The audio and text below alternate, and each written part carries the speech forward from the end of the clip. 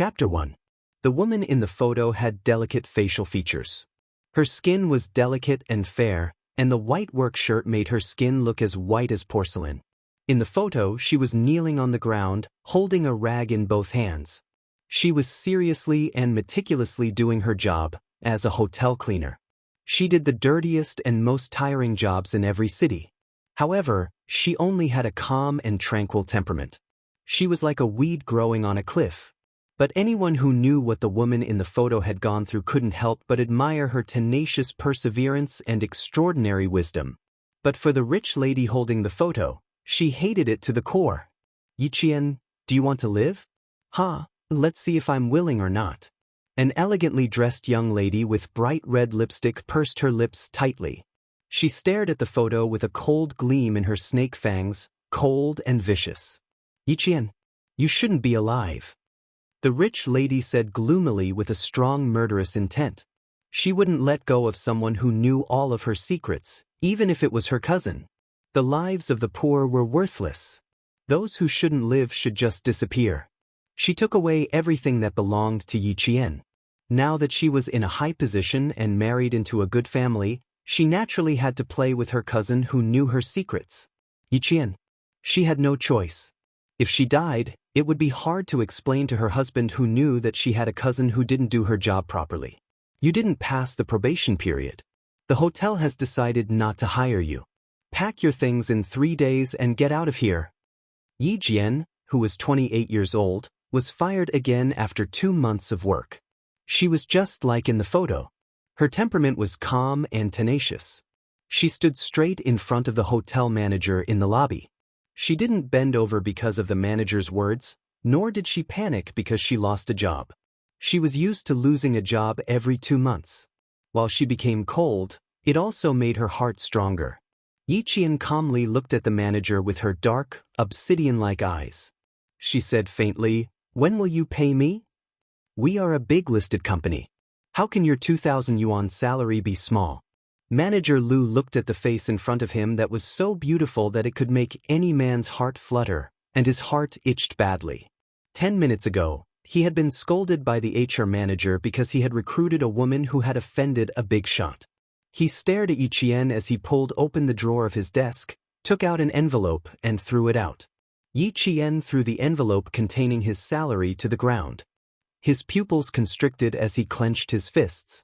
The phone on the desk rang, and Manager Lu picked it up in a bad mood. Damn it, he had to turn off his phone later. "Manager Lu, I know you're a man who has tender feelings for women. Yiqian, who seduced his teacher at the age of 14, you should know what to do. Don't worry, nothing will happen. Just don't kill him." A gentle voice came from the phone. Hearing that voice, Manager Lu felt that the other party was a beauty.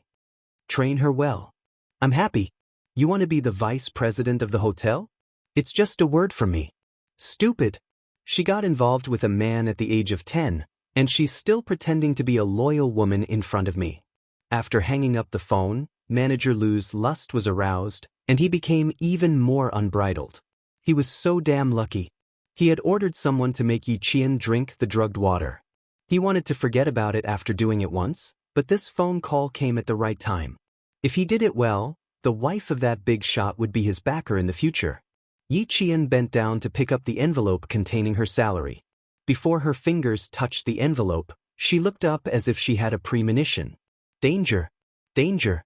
She had to leave immediately. She had been able to survive until now because of her ability to react quickly to danger and avoid it. This was probably the only grace that life had bestowed upon her. At this moment, her body swayed without warning. Yiqian's alarm bells went off in her heart. Before she could stand up, an indescribable feeling of embarrassment spread through her limbs and bones. Her lower abdomen seemed to be on fire, and she fell down beside the desk. "Damn it, why are you pretending to be a pure woman? You're who got involved with your own teacher at the age of 14. Someone told me to treat you well. Let's see how you're going to escape this time." The drugged Yiqian was pressed against the desk. She didn't struggle violently. She clutched her collar tightly with one hand and groped around the desk with the other. When she came in, she saw the display on the desk clearly. With just a glance, she could remember the things on the display where they were placed, and which were things that could be used as tools for self-defense. For example, there were 7 pens, 2 pencils, and 3 fountain pens in the black leather pen holder. One of the fountain pens was not capped. 2 ballpoint pens. Oh, and there was also a pair of office scissors. 2 buttons on her shirt had been ripped off, and that pair of dirty hands was holding onto her collar. Her pearly white teeth bit down on her lower lip. Even if she bit it until it bled, she didn't let go. Pain could make her more clear-headed, and she wouldn't succumb to the drug. Yiqian was a woman who could fight with her life on the line, and she was also a woman who could be ruthless. At the age of 14, she was framed for seducing her own math teacher. So many years had passed, and no matter how much her cousin, who had married into a powerful family, had played dirty tricks, she still managed to survive. Today, whether or not she could survive, she had to fight for it. Yiqian, who hadn't wasted any energy struggling, grabbed the uncapped fountain pen and stabbed it hard into the man's arm. The sharp tip of the pen pierced into Manager Lu's arm. Caught off guard, the man screamed and let go of the pen. Yiqian, who was already battered and exhausted, picked up the envelope containing her salary without any emotion in her eyes. She dragged her weak legs and staggered away without looking at the beast whose arm was covered in blood. Before she could take 2 steps, the hair on the back of her head was grabbed. Damn it! How dare you hurt me? Manager Lu was a man after all. Even if he was injured, he still had the upper hand against a drugged woman. Bang! Yiqian, who was holding her head, was slammed onto the office desk. Immediately, warm liquid flowed out. Manager Lu was furious. He slammed Yiqian's head onto the desk again and again. He roared violently, "You shameless bitch! I'm going to kill you today!" Yiqian knew that she had lost a lot of blood. Her head felt like it was going to shatter from the impact. She placed her hand on the office desk and reached for the scissors in the pen holder. The office phone was swept to the ground. If she moved forward a little more, she would have swept the pen holder over. Holding the scissors, Yiqian used the last of her strength and stabbed it into Manager Lu's chest with extreme precision. The sharp scissors accurately pierced his heart. Yiqian had cleaned the autopsy room at the medical school. She was a woman who was better at her professional classes than medical students who attended formal classes. She knew the structure of the human body very well. She couldn't just stab the scissors in, she had to pull them out. Only by pulling them out could the blood in the heart gush out like water from a high-pressure water gun. You want to save him? Maybe in your next life. Yiqian's face was covered in blood. Even her hair was drenched in blood. It was as if she had just walked out of hell. She leaned against the office desk with her eyes closed and felt for the office phone. Her bloody fingers pressed a string of numbers. Chapter 2.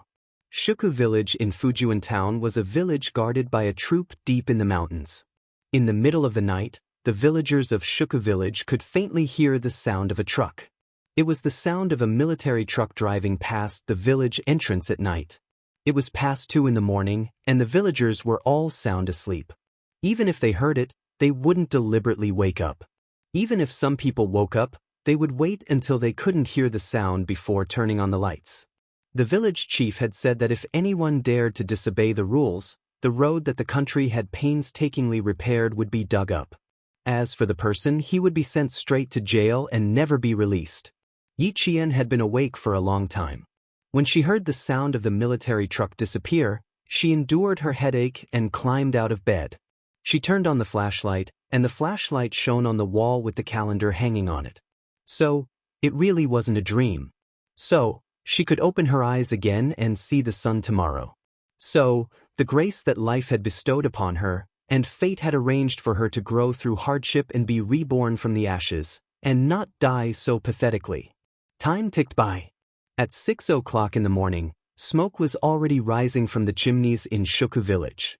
The mountain village bathed in the morning sun was lush and green, and the water gurgled. Outside the window, swallows flew and landed on the power lines, chirping happily. The clear morning sun passed through the thin mist and softly sprinkled down, making the flowers on the branches bloom even more brightly. The tender green buds and leaves supported the flowers, making the flowers on the branches look even more delicate and beautiful. Once again, she saw the flowers bloom in the warmth of spring and the return of the swallows. It was a completely different situation. Yi Qian woke up in the middle of the night and didn't go back to sleep. She looked at the girl sitting by her bed and chattering nonstop. Her dark eyes narrowed slightly. The girl in front of her had red lips and white teeth. Her black hair was braided and hung nimbly from her shoulders. Her eyes were watery, like autumn waves. Her skin was a little darker, and there were small spots on both sides of her nose. These two flaws weren't considered flaws, but she remembered that she had done a lot of post-production work on them. This was Yi Ying, the source of all the hardships in her previous life, the source of her unhappiness in life, and the source of her miserable death. I have an exam on Monday. Remember to help me. Also, I brought back all my homework from school. Hurry up and help me finish it. Yi Ying was born pretty and her voice was also pretty. It was as pleasant to listen to as an oriole. It was just that her tone was commanding, as if Yi Qian deserved it. Yi Qian hugged the blanket and watched as Yi Ying chattered away. He smiled and said, "Ying, long time no see." 14-year-old Ying, long time no see. Long time no see. He had just met him yesterday. You must have gone stupid from the fall. The 14-year-old Ying looked at her cousin who was half a year older than her and said worriedly, "You can't fall and become stupid. You're so beautiful. It'll be terrible if you fall and become stupid." She was so smart and smart. If she fell and became a fool, what would she do with her homework? Yi Qian's eyes curved into crescents. The corners of his mouth revealed a very, very faint smile, as clear as a stream. "If I fall and become stupid, won't you be worse off? There was no one to help you with your homework, no one to give you the answers to your exams, and no one to help you get a good ranking. Sigh, thinking about it, why do I feel like you'll be worse off?" While admiring the changing expressions on Yi Ying's face, Yi Qian chanted Amitabha in his heart. What a sin, what a sin. It felt so good to bully others. Why didn't she realize it before? As a 14-year-old again, she had to cherish this opportunity. "You really fell and became stupid. Do I need you to help me with my homework?" Yi Ying gritted her teeth and said unhappily when Yi Qian said what she was thinking. Her face was a mix of green and white. She tried hard to resolve her embarrassment, but in the end, she was still young and didn't have enough skills. It was inevitable that her expression would be a little twisted. Yi Qian looked at her expression and felt as if his withered heart had been injected with fresh blood. His whole person became much more lively. Chapter 3. In Yi Ying's eyes, it was as if she was going to apologize to her at any time. She lifted her chin slightly, waiting for Yi Qian to apologize. "It's been hard on you. You have to do your own things. I can't even refute you," Yi Qian said with a smile, looking helpless. She raised her hand and rubbed her head. Ignoring Yi Ying, who was so angry that her face was distorted, she asked her to leave. "I want to change my clothes. You can leave first." "Yi Qian, you bullied me." Yi Ying stood up, her watery eyes filled with tears. She looked delicate, but her actions were wild. She slammed the wooden door and left angrily. "Bullied? Ying, I told you, just you wait." She was putting on her clothes slowly when she heard Yi Ying's pitiful cries from the courtyard. She was complaining to her mother. Yi Jian counted to 3 in her heart. When Yi Jian counted to 3, Sun Dongqing rushed in with a bamboo stick in her hand. She glared at Yi Jian and shouted angrily, "Stupid girl, you freeload in my house and bully your sister? Little brat, don't let me feed you until you become an ingrate." She rushed in front of Yi Qian. The bamboo stick was not aimed at his body, but at his face. How much hatred did she have for him? If she didn't hit him well, he would go blind. Yi Qian had already dodged when the bamboo stick was about to hit his face. She had returned to her 14-year-old self. She would not allow herself to be hit again, nor would she allow anyone to hit her. No one could. Yi Ying even needs me to do her homework. It wasn't easy for me to persuade her to do her own things. Aunt, aren't you going to thank me? Why are you hitting me? Sun Dongqing was both an aunt and an aunt. 2 sisters married into the same family. They were sisters in their mother's family and sisters-in-law in their husband's family. Oh, you dare to dodge? You didn't fall to your death yesterday, But today you know how to anger me. Sun Dongqing glared. She rolled up her sleeves and picked up the bamboo stick. Stupid girl, your mother isn't here anymore. I have to teach you a lesson. What a disgrace, seducing your own teacher at such a young age. You should have been thrown out last night. Don't lead my Yingying astray. Sun Dongqing had always been merciless to the daughter left behind by her elder sister. In her maternal family, she was proud and arrogant. She was bound to win in front of her elder sister. Now, there was only one orphan left in her elder sister's house. Shouldn't she discipline her properly? Her words made Yi Jian's eyes turn cold. Her delicate little face tensed up with a frosty expression. Seducing a teacher. When she woke up last night and looked at the wall calendar, she realized that she had returned to the spring when she was 14 years old. The first month of school was when the peach blossoms were in full bloom. That year, when she was 14 years old, she went to call Ying home from school. When she came out, she bumped into Ying, who was running towards her. Before she could say a word, she was pulled by Ying and started running. After running for a few dozen meters, she was tripped by Ying. When she fell, her forehead hit a moss-covered rock and she fainted on the spot. When she woke up, it was already Sunday morning, and there was a scandal about her seducing her teacher. And now, he woke up on Friday night. The difference between 1 day and 2 nights was the key to her life. Chapter 4. Sun Dongqing's rushing footsteps came to an abrupt halt when she saw the pair of sharp scissors shining with a cold light. She saw the viciousness on Yi Qian's face and the coldness in his eyes. For no reason her heart skipped a beat. Her hand, which was holding the bamboo stick up high, dropped instantly. "Aunt, before the matter is investigated thoroughly, don't make a fuss about making my life difficult. I'm not afraid that the whole family will suffer because of me," Yi Qian said coldly. His eyes were very dark, even darker than the night sky. His eyes were especially bright as the stars. When he stared fiercely, the color in his eyes changed.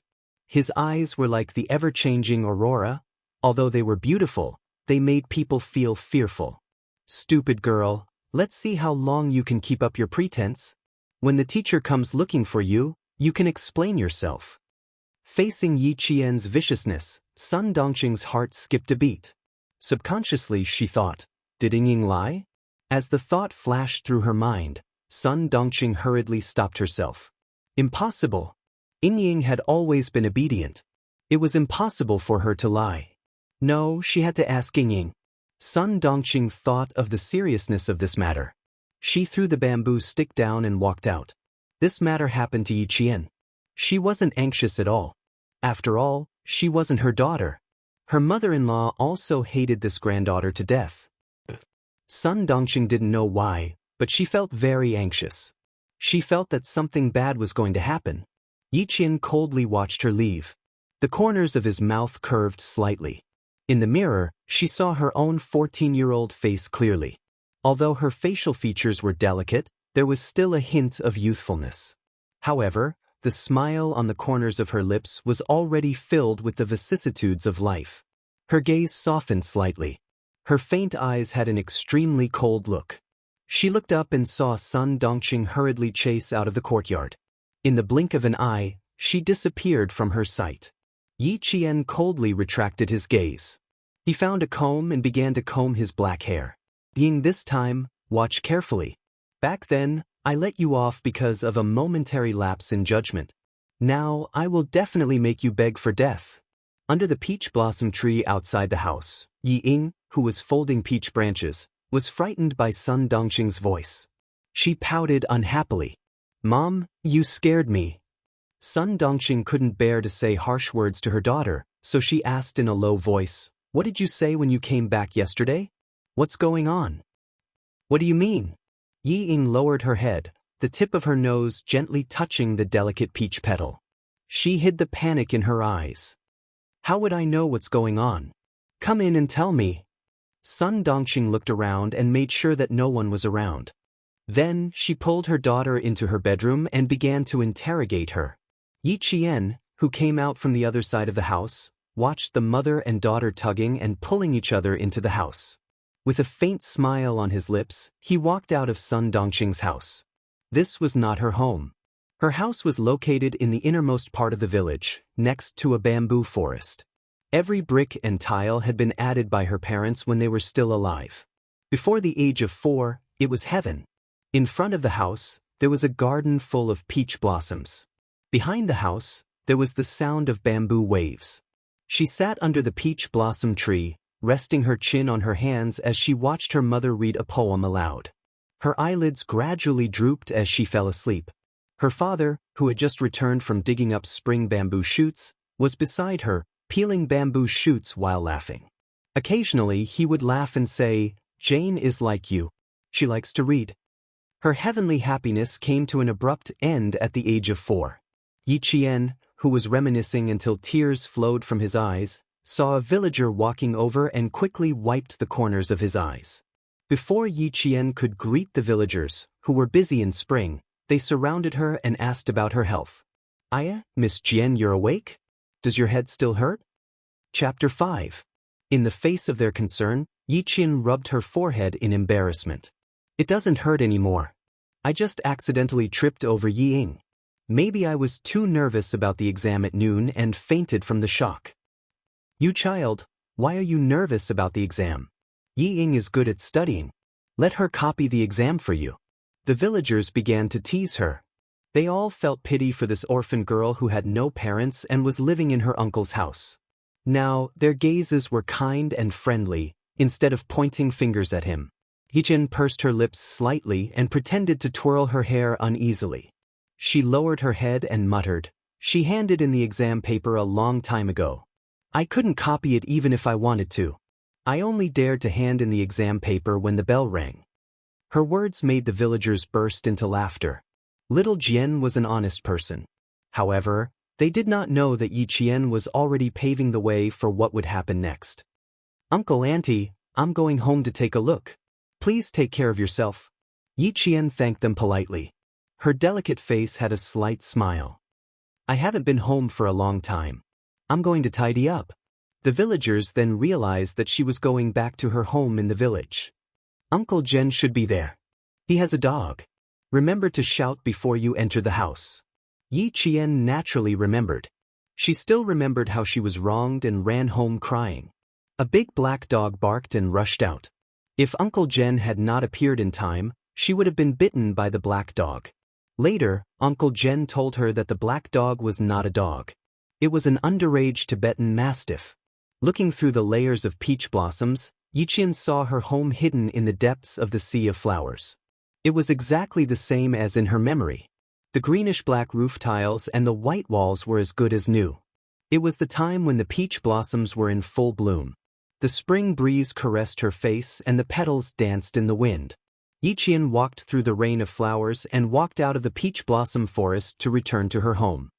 Grandpa Yi Qian, who was just a few steps away from the peach forest, raised his voice. Haiga was a Tibetan mastiff.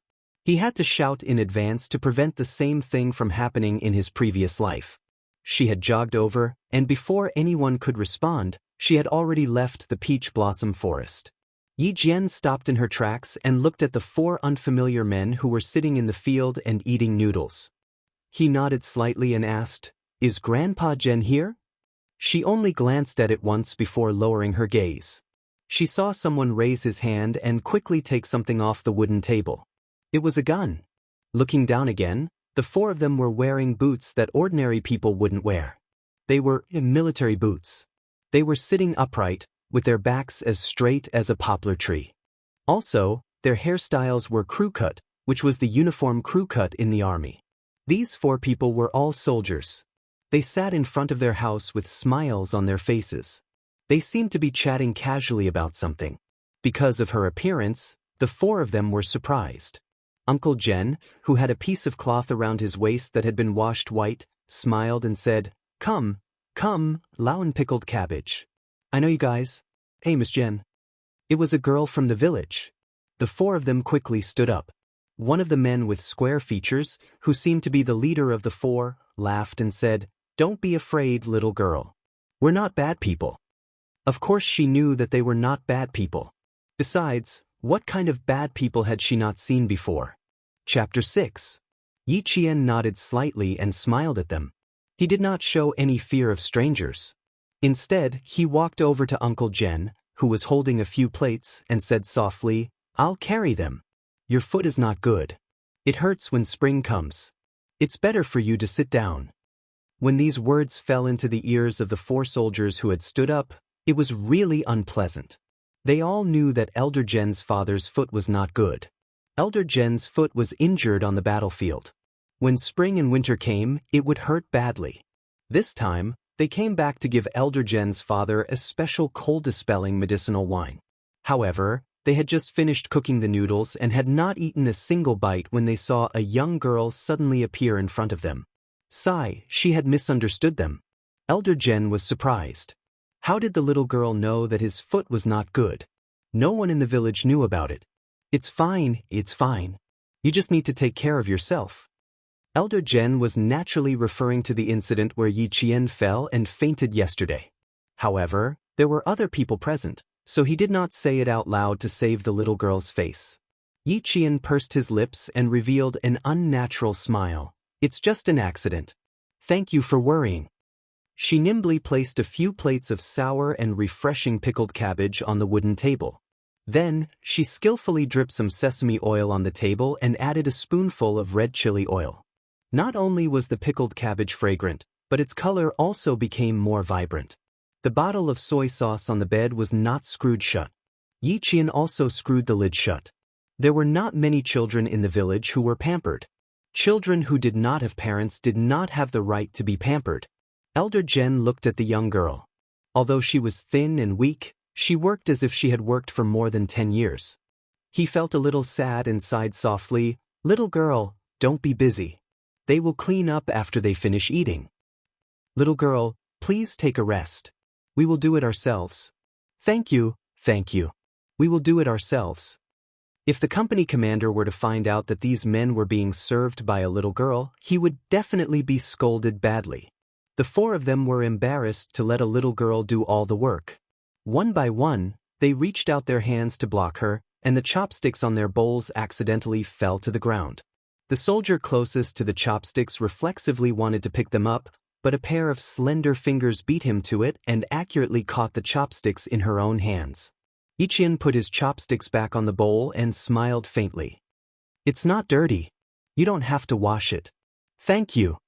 The younger soldier felt even more embarrassed and thanked him repeatedly. The soldier, who looked to be in his early 30s, smiled at Yi Qian and said cheerfully, "Young lady, your reaction is quite fast. Why don't we sit down and have a bowl of noodles together? You didn't even touch the noodles. Just give me a bowl. I've already eaten, thank you." Yi Qian's smile was very shallow, but when she smiled, there was also a hint of a smile at the corners of her eyes. She looked exceptionally comforting. This was the first time he met her, and he felt that she was a very polite young lady. After generously rejecting the soldier's invitation, Yi Qian turned to Elder Jen and said softly, "Grandpa Jen, I want to discuss something with you in the room." Before the word something could be said, a black shadow rushed out like an arrow. It was so fast that the petals that fell to the ground were swept up a few centimeters into the air. There were obviously other people, but the black shadow rushed in front of Yi Qian. It was so fast that even Elder Jen did not have time to react. Yi Qian did not move, because she could not move. Chapter 7. Not only did the black figure rush in front of her, but it also stood up after letting out a low growl and placed its forelimbs on her shoulders. It was so close that Yi Qian could clearly see that Heiga's sharp canine teeth were stained with blood. A strong smell came from its nose and mouth. It was the Tibetan Mastiff. "Heiga, don't move. Don't move." A few voices came at the same time. It was the 4 soldiers behind Yi Qian. They were telling Yi Qian to calm down and not scream or make any big movements. Yi Qian, who smelled the stench of blood, did not move. Instead, she tried her best to relax her shoulders and slowly adjust her breathing rate. The Tibetan Mastiff could fight a tiger, so it was best for her not to move. Uncle Jen did not move immediately. Instead, he clapped his hands lightly 3 times. Heiji, whose fur was standing on end, let out a low growl and bared its fangs ferociously. It looked like it was going to bite Yi Qian's neck in the next second.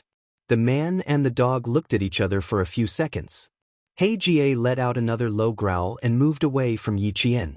It obediently leaned against Uncle Jen's side. Yi Qian, whose expression did not change, took a deep breath and finished what she wanted to say with a smile. Grandpa, I have something to tell you in the room. There were many brave people, but not all brave people could be so calm.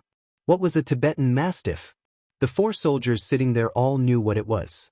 The Tibetan Mastiff by Uncle Jen's side was the first generation of the Iron General. Its fighting ability, reaction speed, and ferocity were all at the first level. A normal soldier would not be scared to the point of peeing his pants, but his expression would definitely change drastically. This little girl in front of them could still finish her sentence so calmly. It was indeed admirable. Uncle Jen seemed to have guessed something. He looked at the 4 soldiers who were looking at Yi Qian in shock. He nodded and brought Yi Qian to a room with new furniture. Little girl Jian, this room has always been prepared for you. This is your home. As long as you want to come back, you can come back anytime. His simple words instantly touched the softest part of Yi Qian's heart. She turned around and bowed deeply to Uncle Jen. Grandman, thank you. This was a big gift. Coming out of nowhere, it really startled this old revolutionary who had walked through a hail of bullets. His calloused hands firmly supported Yi Qian. He said with a deep voice, Little girl, I can't accept your bow. This is your home. I'm just staying here. As long as you don't come back, of course I have to keep watch for you. He was strong and did not give Yi Qian another bow. Little girl, stand up. Man, if you want to establish yourself, you must first straighten your back. Grandpa Jen, thank you.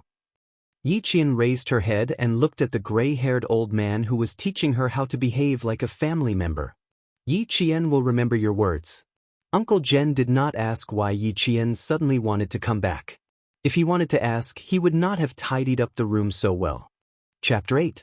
Old Uncle Jen glanced at the empty wooden table and said to Yi Qian in a gentle voice, Girl, you'll know who they are in the future. I can't promise you anything else, but I promise you that you won't be bullied in this house. But she wouldn't let herself be bullied again. Yi Qian nodded lightly. She thought about it seriously and blinked her eyes playfully. Don't worry, I won't say anything. There was no shortage of smart people in this world, but there was a shortage of smart people. Old Uncle Jen laughed loudly and looked at Yi Qian with even more kindness. Okay, Grandpa will wait for you to come home. When Yi Qian walked out, He Jie suddenly appeared. Old Uncle Jen smiled at her. Weren't you afraid just now? You weren't scared? A young Tibetan Mastiff was stronger than an adult dog. Yi Qian glanced at it and smiled. I'm not scared. All intelligent dogs can recognize their masters. Girl, you're a brave person. But this isn't a dog, it's a Tibetan Mastiff. A very intelligent one. Old Uncle Jen saw that she was calm and didn't show any fear. He was happy. Let it smell you. It'll recognize you when you come home. He clapped his hands and He Jie reacted quickly. It dashed over as if it had received professional training. Come, Haga, smell your little master. Old Uncle Jen bent down and gently stroked Haga's head. He motioned for Yi Qian to reach out her hand and let it recognize her as its master. Yi Qian boldly reached out her hand to Haga's sharp fangs. He Jie, I'm Yi Qian. Please take care of me in the future. Recognizing a master wasn't something that could be done quickly. A Tibetan Mastiff would only recognize one master in its lifetime. Only an intelligent Tibetan Mastiff would be able to recognize a second master. He Ting didn't approach Yi Qian immediately. Instead, he shook his fur and circled around Yi Qian's feet like an arrogant general. From time to time, he would sniff and whimper. After sniffing and whimpering for at least 3 minutes, it finally lowered its head and rubbed Yi Qian's little feet. Then it lay down meekly. This was a sign that it had recognized its master. Yi Jian was overjoyed that He Jie recognized her as its master, but Sun Dongqing walked around the village for a while. Early in the morning, she was anxious and angry, so she was sweating all over. Damn girl, where did she die? She was always under his nose when he had nothing to do, but when he looked for her for something, she didn't even appear. After looking around, Sun Dongxing stood on the embankment and cursed. With her sharp eyes, she finally saw Yi Jian standing on the bank of a pond above. Her eyes moved slightly.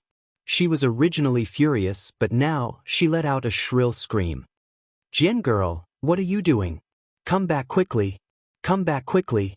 Haida, quick, pull Jian girl back. Damned girl, she's taking things too hard. She's going to jump into the pond." A villager with a hole on his shoulder happened to pass by the embankment. When he heard this, he was so frightened that he dropped his hoe and stumbled a few times. His hands were like iron pliers as he pulled Yi Qian to the side. He was probably frightened. His strength was so strong that he almost threw himself and Yi Qian into the paddy field below. "Uncle Hai, please be careful." Yi Qian reacted quickly. He even pulled the middle-aged man who was about to fall into the paddy field. "I just came out of my house. Auntie yelled at me. I was stunned." The middle-aged man felt cold sweat break out on his back. When he heard Yi Qian's words, his expression turned ugly. "That auntie of yours is always so noisy. She's almost scared my soul out of me." Chapter 9. Yi Qian quickly apologized. "Uncle Hai, I'm sorry.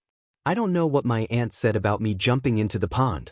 Even though I'm young, I know that jumping into the pond will cost me my life.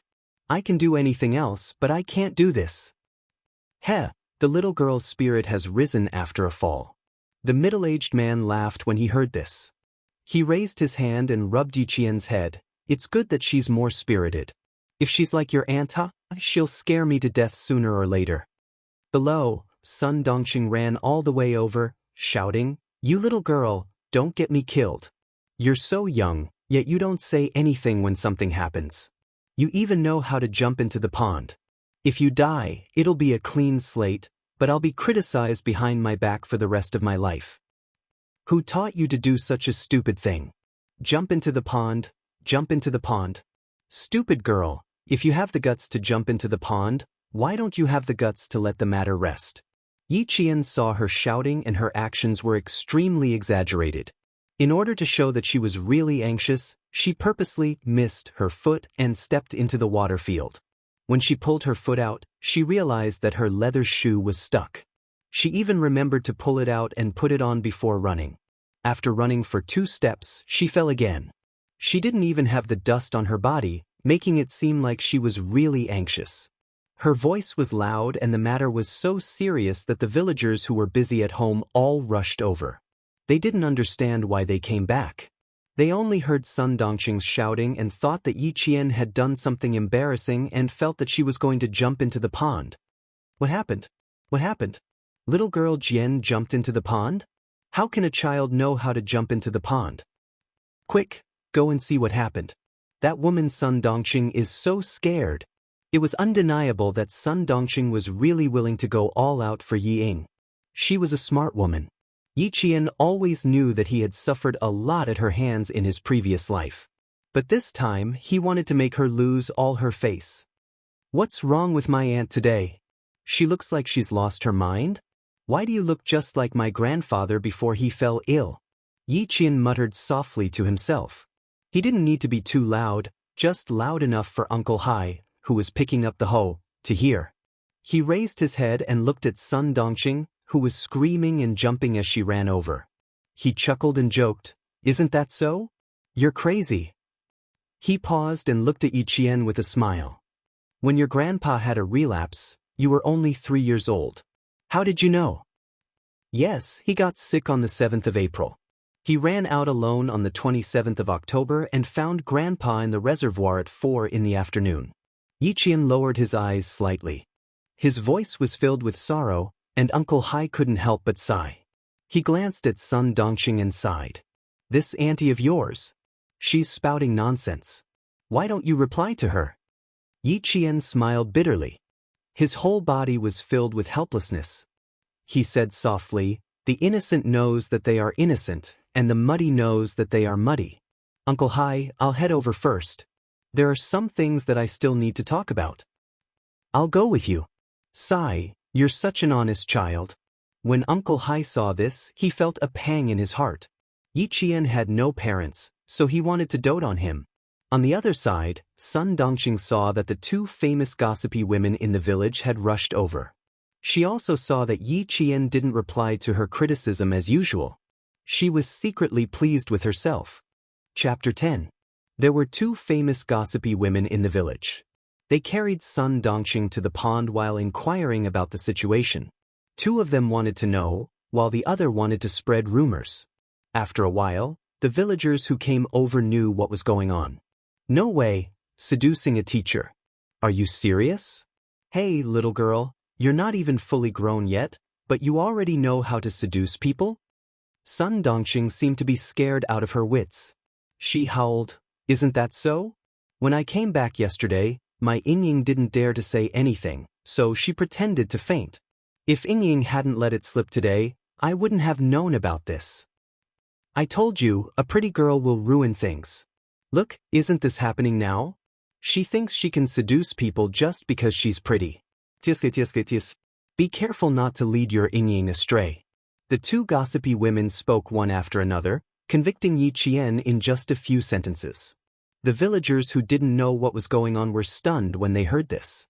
They were all skeptical and doubtful. You all know that the Jian girl is mischievous, unlike my Yingying who is honest and only knows how to study. With such a big thing happening, I only hope that the school won't come knocking on our door. Sun Dongqing howled even louder, throwing all the blame on Yi Qian. Onto you, I've never thought of myself as pretty, and I've never done anything just because I'm pretty. I really can't bear to hear you say that. What would a little girl like you know? Yi Qian walked over and stood in front of them, blocking their way.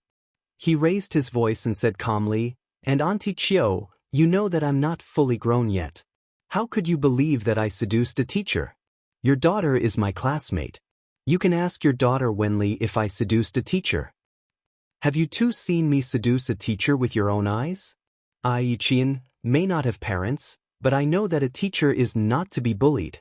The best way to fight back was to stand up bravely in the face of rumors and slanders."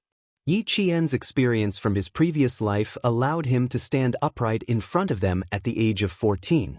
Her gaze was as clear as the sun at this moment, so clear that it was as if all the darkness could be seen in her eyes, and there was nowhere to hide. Sun Dongqing was stunned when Yi Qian stood in front of her and said his first sentence. This wretched girl actually dared to talk back to him, and even talked back in front of the neighbors. After being stunned for a while, he thought to himself, "Oh no, I'm afraid that this wretched girl is not easy to deal with." Throwing a tantrum and pestering endlessly was her specialty. When she saw that the situation was not right, she cried out, "Ayaya," and started to make a fuss. "Elder sister, you left a troublemaker with me. She even knows how to talk back. Are you trying to piss me off? Are you trying to piss me off?" Aunt Yu and Auntie Chiu were still supporting her on either side. After Yi Qian finished speaking, they couldn't help but look embarrassed. When Sun Dongqing started to make a fuss, the two of them tactfully let go of her. She continued to make a fuss. Yi Qian looked on coldly, pursed his lips, and calmly said, "I was an orphan when I was young. This is something that everyone in the village knows. Auntie, you don't have to talk about it every day. It's precisely because I'm an orphan that I have to be more careful. Because I don't have the qualifications to cause trouble." Chapter 11. When Sun Dongqing heard this, she immediately stood up from the ground. She stopped complaining and slapped her thigh.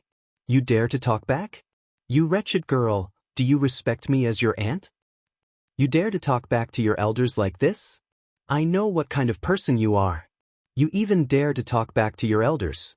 Seducing a teacher, you think you can't do it? Aunt, you said that I seduced a teacher.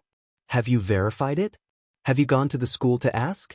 Have the teachers come to our house? Did you ask Ying what's going on?" Yi Qian calmly dragged Yi Ying into the conversation. Not only did she stand upright, her words were even more upright. A few villagers that Yi Qian met early in the morning also gathered around. They understood what was going on and started talking about what happened yesterday. Little Jian was in the middle of an exam. "What do you mean by seducing a teacher? Wasn't it Ying who dragged Miss Jian away and tripped her? How is this related to seducing a teacher?" Sun Dongqing could no longer keep up with Yi Qian's pace, especially when Yi Ying was mentioned. She panicked and wanted to interrupt, but there was no chance. The villagers started talking among themselves and comforted Yi Qian. There's no smoke without fire. You didn't do it, so why would others accuse you? Sun Dongqing was furious. She pulled apart the neighbors around Yi Qian and pointed at Yi Qian. Flies don't bite a flawless egg. If you were a good person, no one would dare to criticize you. Yi Qian looked straight at her and even smiled faintly. No matter how good an egg is, it can't withstand being slandered. Aunt, uncles, and aunts haven't heard of it, but only you know. Your niece wants to ask you, where did you hear about it? How about this? Why don't we confront each other face to face? You are my aunt, my relative. I don't think you want me to be wronged. Yi Qian knew that this was the only way to prevent the villagers from thinking that he was really going against Sun Dongqing. Sun Dongqing, who had made up her mind, clenched her teeth tightly. On the surface, she put on a pained expression as she beat her chest and stomped her feet. Do you know what I've wronged you and what you've done? That damned girl was still being stubborn even now. I want to keep it a secret for you, but can I? When the villagers heard this, they felt that something was amiss. This kind of thing. If Sun Dongqing hadn't told them, they wouldn't have known.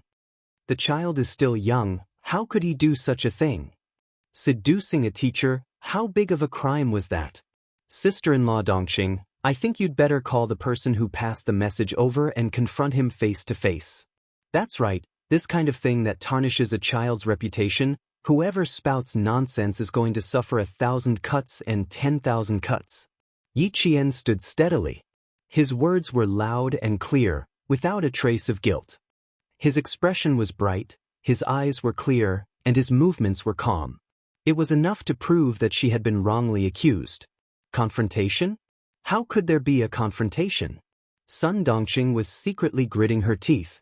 She glared at Yi Qian with a fierce and gloomy expression. Yi Qian, now that you've grown up, your wings have hardened, haven't you? I haven't grown up, I've just become more sensible. I know the severity of the matter, and I know that I have to stand up for this kind of thing. Seducing a teacher requires a time and place. Since Aunt is so sure that I'm shameless, then you must know everything. Chapter 12. Yi Qian didn't back down and instead advanced. This made Sun Dongqing a little nervous. She said firmly, "Stupid girl. I really took your kindness for granted. Fine, when the teacher comes, I'll see what you say." She couldn't stay here for too long. If she stayed any longer, Sun Dongqing felt that she wouldn't be able to handle it. Stupid girl, did she change her personality in one night? She even knew how to bring the villagers here to testify. She couldn't be bothered with her. Seeing that the situation wasn't right, she, who had always been clever, quickly shook her hand and left while cursing. At this moment, the surrounding villagers all understood what was going on. They all criticized Sun Dongqing for being unreliable. It was Yi Qian's bad luck to have such an aunt. After saying a few words, a few of the more thoughtful people gently nudged the people beside them, indicating that it was better to speak less. Sun Dongqing had a husband who was the deputy mayor of Fujian town. It was said that he might be promoted to mayor this year. Yi Qian, who had calmly observed this scene, lowered his eyes slightly. His long eyelashes gently covered the coldness in the depths of his eyes. She knew who the villagers were afraid of. This was also Yi Ying's capital. With a father who was the deputy mayor, no matter what happened, the school teachers wouldn't go overboard and blame her. As for herself, after the sighing villagers left, Yi Qian gently opened his hand. His palm was delicate and the lines on his palm were clear. It was like the path he wanted to take. In the end, it should be in his own hands. Uncle Yi Jifan was someone she didn't want to go up against at the moment. She understood this man too well. He was a man who didn't care about his own family in his pursuit of power. But he had a weakness. He cared a lot about his reputation.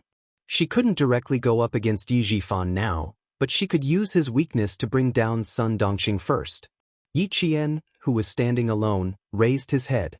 His smile was bright and beautiful. There was nothing to be afraid of, nothing to worry about. The path was in his own hands, and this was a very good start. 14th's smile was bright and carefree, full of vigor.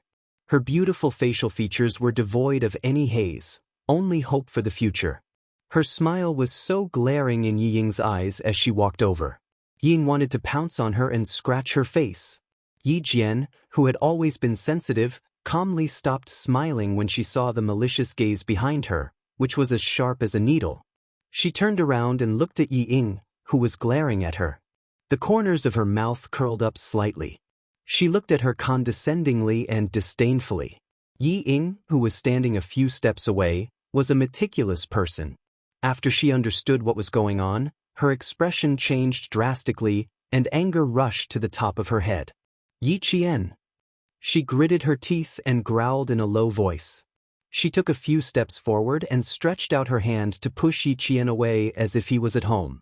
Suddenly, out of the corner of her eye, she saw a few villagers looking over. She reacted quickly and immediately put on a sisterly expression. She reached out and placed her hand on Yi Qian's shoulder. Ying, you disgust me, and I disgust you as well. Yi Qian avoided her easily and didn't let her act disgust him even more. He chuckled coldly and said, "You know what I mean. Don't put on an act for others to see." In the eyes of the villagers, Yi Ying from the deputy mayor's family had always been obedient. She was good-looking, good at her studies, and had a good personality. Chapter 13. I'd like to see if you've really changed. Yi Ying couldn't be bothered to keep up the act. She wasn't the scheming Yi Ying anymore. Yi Ying couldn't be bothered to keep up the act. She was no longer the scheming Yi Ying. Yi Ying couldn't be bothered to keep up the act. She pulled a long face and said fiercely, "You eat my food and live in my house. You're worse than a dog when you leave my house." Yi Qian looked at her. His dark eyes were like the calm sea, vast and boundless, but also extremely deep and cold. Yi Ying swallowed uncomfortably and stammered, What are you looking at?" She then smiled faintly and said slowly, "Go home and ask your mother where the food I eat and use comes from. Also, Ying, you better remember this. You're the one who's worse than a dog when you leave my house. I'll see you on Monday." Monday, Fujian Town Middle School's second-year mock exam. Don't underestimate this town's middle school. Due to the presence of a military unit, the curriculum was very strict. At the mention of Monday, Yi Ying's face froze. She was angry, but she also felt that she had suffered a great injustice. Her pair of watery eyes were like pearls, dripping down drop by drop. "Sis, I was wrong. I was wrong. Don't be angry, okay?" Yi Ying's heart was filled with hatred, but she immediately admitted her mistake. She was like a temperamental child who could easily be forgiven by an adult. Yi Qian glanced at the hand tugging at his sleeve and looked over with a half-smile. "I've seen plenty of two-faced people. The more you hate me now, the more aggrieved your expression is. I know what you told your mother." As Yi Qian spoke, he suddenly leaned over slightly. His dark eyes were cold as he carefully stared at the flustered Yi Ying. "So, the reason you dragged me away yesterday was because you were seducing the new math teacher." Yi Ying, who was flustered, heard this and felt guilty. In order to cover up the truth, she raised her voice and said sharply, "Nonsense. You know very well whether I'm talking nonsense or not." Yi Qian raised his hand and patted the back of Yi Ying's hand gently. He smiled faintly. "Yi Ying, you've never been good at language. You definitely didn't remember this sentence." At that moment, Yi Ying felt as if something was branded on the back of her hand that had been slapped. She was so scared that she quickly flung her hand away. She then looked at Yi Jian, who was clearly smiling faintly. She seemed to be the same as before, but there was something vaguely different about her. Yi Jian's dark eyes looked at her, and there seemed to be a slight smile, but she saw more coldness. "Yi Jian." Yi Ying wanted to raise her voice as usual, but when she opened her mouth, she realized that her voice was trembling. "I'm going to tell my dad. You bullied me. You bullied me." Yi Ying saw that Yi Qian, who had always acted weak in front of her and whom she looked down on, left without looking back. She was anxious and scared, and she cried even harder. Chapter 14. When Yi Ying chased after her, she happened to see Sun Dongxing talking to village chief Zhang Difu, who had gone to the town government office early in the morning. She vaguely heard her mother asking about the town's middle school teacher. Yi Qian, who was in front of her, turned around and naturally heard it too. He looked at Yi Ying with a half-smile. He didn't say anything, but it made Ying's hair stand on end. Isn't there a new math teacher in the city? I heard that. Hearing this, Ying forgot to cry. Like a cat whose tail had been stepped on, she shrieked, "Mom, what are you asking about all day?" Ying, who had a guilty conscience, was most afraid of mentioning the teacher. Her sudden shriek made Sun Dongqing's heart skip a beat. "What are you shrieking about? All day long play. Do you think you're a concubine? I'll take care of you. If you were a concubine, you'd still be living here." It sounded like she was criticizing Ying, but she was actually scolding Yi Qian indirectly. Yi Qian just smiled and pretended not to hear. Yi Zhifan wasn't back yet. With a guilty Ying around, seducing the teacher wouldn't cause a stir in the village for the time being. Sun Dongqing saw Yi Qian's nonchalant expression, as if he didn't care about her at all. She, who had finally calmed down, felt a sharp pain in her heart. She rolled her eyes and sneered, "Oh, you're back to pack your things and leave. That's right, my house is small, how can it accommodate a big Buddha like you?" Her original intention was to threaten Yi Qian. "Stupid girl, let's see if you still dare to talk back to me. How dare you be naughty? Without this house, where can you go?" Village Chief Zhang Difu was already frowning. He wanted to ask a few more questions, but he saw Yi Qian's eyes fill with tears. His eyeballs were about to fall out. He sobbed and said, "Aunt, how long are you going to accuse me? What's seducing the teacher? If I admit to this baseless accusation, will I still be able to live? And I beg you, please give me a way out." With that, Yi Qian covered his face and ran away. She still had to go to the neighboring village to look for her classmate, Zhang Bin, who had handed in the papers with her yesterday. Back then, the matter of her seducing her teacher was settled as soon as she woke up. When she woke up from the fall, she was scared silly. By the time she came back to her senses, everything was settled. Only Zhang Bin, who had handed in the papers one after the other, was the only one who stood up for him. Yi Qian looked as if she had suffered a great grievance and even ran away with tears in her eyes. Sun Dongqing and Ying were dumbfounded. Village Chief Zhang Difu couldn't stand it and said unhappily, "Jifan's wife, Jifan only has one niece. You're his aunt. Do you think you're speaking like an elder?" After saying that, he flung his sleeves and left. Sun Dongqing was so angry that she slapped her thigh and cursed herself for being so unlucky. She also said that she was so nice to Yi Qian. Anyway, after Yi Qian covered his face and left, she couldn't explain herself anymore. Yi Qian, who had already gone to the neighboring village, couldn't hear them. Even if he did, she wouldn't take it to heart. She didn't take the main road, which was a waste of time. Instead, she took a small path that only required her to climb over a mountain. When spring came, all the hibernating animals came out. Even the hibernating snakes started to come out. Yi Qian casually picked up a twig that was 2 fingers thick. It wasn't to ward off snakes. She wasn't afraid of snakes since she was young. Holding the twig in her hand was just a habit. Chapter 15. The flowers on the mountain were in full bloom. As they walked along the mountain path, the white birch trees blocked out the spring sun. Deeper into the mountain, Yi Qian could see an iron fence that stretched along with the mountain. This was a fence set up by the troops stationed deep in the mountains to prevent civilians from trespassing into the restricted area for fear of accidentally injuring the children in the mountains. Halfway up the mountain, Yi Qian heard the rustling of leaves. Someone was walking in the mountains. It was normal for villagers to walk in the mountains, but Yi Qian felt unreasonably nervous. He instinctively hid under a tree and covered himself completely. Gently brushing aside the bushes, Yi Qian saw 3 unfamiliar men carrying something on their shoulders. They seemed to be searching for something. "Fuck, that kid took the money and didn't do anything. What can we get from this place?" The man who spoke was only in his mid-20s, but he was the shortest of the 3. He carefully placed the thing on his shoulder against the tree. "We have to climb up." The tallest man was probably tired from walking and leaned against a white birch tree to rest. "Let's take a break." "Fuck, we've been walking in this deep forest for days. If we can't do it, we can go down the mountain and find a farmer to get some food." "If you're not afraid of death, then go down the mountain and get some food." The man with a pair of gloomy eyes, who was of average height and also the strongest, snorted coldly. He reached into his pocket and took out a cigarette. He sniffed it and put it back into the cap. Let's go. Let's go up. If we can't complete the task, we'll be starving for the rest of the month. The other two men obviously only listened to him. When he said to go, they immediately packed up and left. The shorter man was struggling to carry the thing, so he said to the taller man, "Give me a cannon barrel. My shoulders are peeling." Cannon barrel? Camera lens?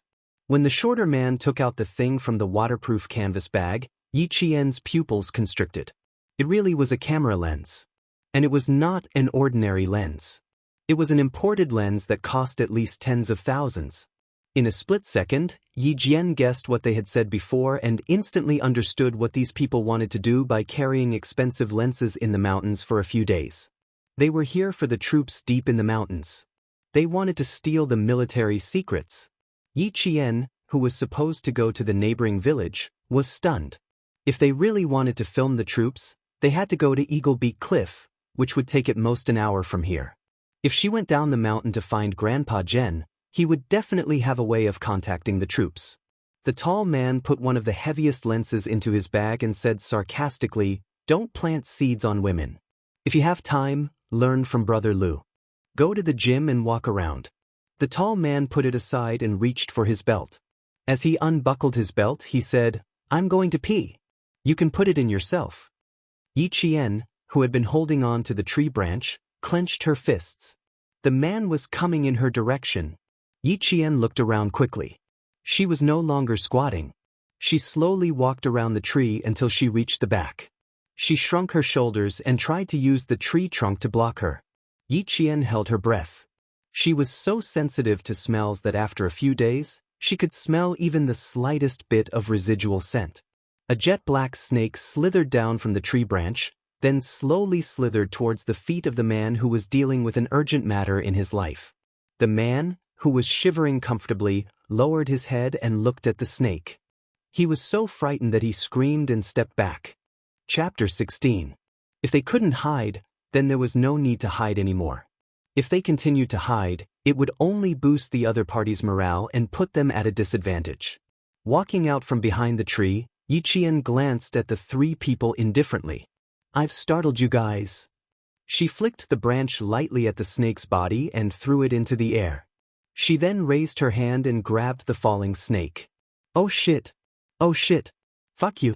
The tall man who was frightened by the snake saw a mountain girl whose face was still covered in mud walk out from behind the tree. She nimbly picked up the snake and threw it into the air. Then she grabbed it lightly. The black snake, which was at least 50 centimeters long, twisted in her hand. The snake's 7 inches were pinched and its entire body wrapped around Yi Qian's arm.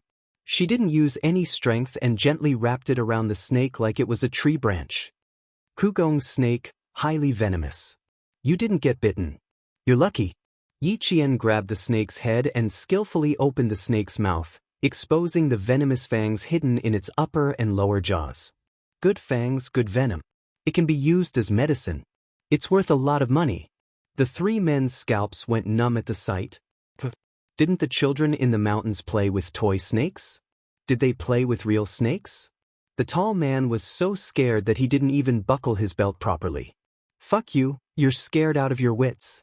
The man in the lead quietly placed his hand behind his back before gently retracting it. He stared darkly at the girl in front of him, whose face was so dirty that he couldn't even see her facial features. After sizing her up for a while, he squeezed out a question and asked, "Little girl, where are your parents?" Yi Qian, who used to work in a top security company, narrowed his eyes slightly when he saw him pull his hand back. This person had a gun on him and it was behind his waist. Bitten by a snake. I couldn't save her. With one hand holding the snake, Yi Qian replied coldly. She calmly walked away from the leader and let the shortest man stand in front of her. Using the man in front of her as a human shield would at least make her safer. Even if the opponent had a gun, she could still escape. Not only was he bold, but he was also extraordinarily calm. The short man who was closest to Yi Qian raised his hand and blocked Yi Qian's path. "Little girl, you want it?" Yi Qian did not let him finish his sentence. His eyes narrowed slightly, and the venomous snake with its mouth wide open suddenly moved closer to the other party's eyes. If you want it, sure. I caught the snake. Pay for it. Her movements were so fast that the short and small man was so frightened that he shuddered and took a few steps back. He gasped and shouted, "Fuck! You scared me to death. Who the hell wants to buy it?" The mountain path was only so wide, and he bumped into the leader, who was unprepared for the sudden retreat of his men. Crush! Both of them fell into the bushes on the side of the road. The leader who fell accidentally revealed the gun at his waist. This made Yi Qian's pupils contract. He nimbly turned around and walked down the mountain. When the tallest man saw his men fall into a mess, he, who had gathered his courage to stop Yi Qian, hurriedly shouted, "Brother Kuan!" Brother Kuan, who was the cushion, fell until his face turned black. The guy who was on top of him was still scrambling to get up. Out of the corner of his eye, he saw the village girl who caught the snake walking down the mountain. Brother Kuan fiercely shouted, "Stop her!" Chapter 17. All snakes were agile. As long as their weak spots were not pinched, they were extremely aggressive, especially poisonous snakes. The free Mr. Crow moved its body and opened its mouth wide, biting Brother Kuan's arm. Ah! Brother Kuan, who was bitten, grabbed the Mr. Crow snake and threw it into the forest. He gritted his teeth and said, "Get them back here. This stupid girl knows what we're talking about." It was not easy to catch up with Yi Qian. After her first accident in her past life, she had developed the habit of running in the morning to make her body stronger. She had a strong personality and never stopped running even if it was raining or snowing. Otherwise, how could the boss of the security company, who also ran every day, let her into the security company when she did not have an identity card and a household register? A 28-year-old soul and a 14-year-old body combined so well. The mountain wind blew past her face and the trees behind her. She was able to shake him off from afar. It took less than 10 minutes to run from the mountainside to the foot of the mountain, but Yi Qian did not choose to run on the mountain path. Instead, she ran into the forest. The sound of leaves rustling made one of the soldiers raise his hand and cover his comrades who were scouting. "Someone's here," he said softly. The sound of leaves rustling suddenly reached his eyes. She was extremely fast and rushed out like a chamois in the forest. She bumped into the muzzle of the soldier's gun. Yesterday at around 5 o'clock in the morning, the soldiers patrolling the mountain discovered traces of someone squatting in the mountain. Until today, the person was still searching. Just in case, their group steel guns were not equipped with bumpers. They could shoot directly. Yi Jian's forehead bumped right into the muzzle of the gun. She did not get scared, but the soldier who was holding the gun was scared out of his wits. "You little girl." The soldier who broke out in cold sweat recognized Yi Qian, whose face was covered in dirt. He quickly put away his gun and said, "Go back quickly. Don't come to the mountain to play for the next few days." The patrolling soldiers had to remember which children lived in the villages in the area they were patrolling. Yi Qian's makeshift face was easily recognized by the soldiers. Then he saw that Yi Qian's forehead had a round bullet hole. The soldier wanted to laugh, but he didn't want to be too serious. He lowered his head and quickly took out a spray from his sanitary bag. "Spray it on his forehead. It's all red." Yi Qian, whose vision was blacked out, did not take the spray. Instead, he said to the soldier in combat uniform, "There are 3 people with imported lens equipment. They are 500 meters above us. One of the leaders is called Brother Kuan, and he was bitten by Yugong's snake." Yi Qian raised his hand to rub his aching forehead. He finished speaking in one breath, without the slightest pause. "Stay here and protect her. The rest of you follow me." Yi Jian, who was rubbing her forehead, heard a voice that sounded like gold and jade coming from below. The man's voice was clean and low, and it was a voice that could be used in a golden palace. Yi Qian lowered his eyes and looked down. "Yes, sir." Among the orderly responses, Yi Qian saw an exceptionally young man with 2 bars and a star on his collar. The man's back was facing him as he stood against the light. He was very tall. His straight back looked like a pine tree that was about to soar into the clouds under the warm spring sun. He was steady, cold, and exuded a majestic aura.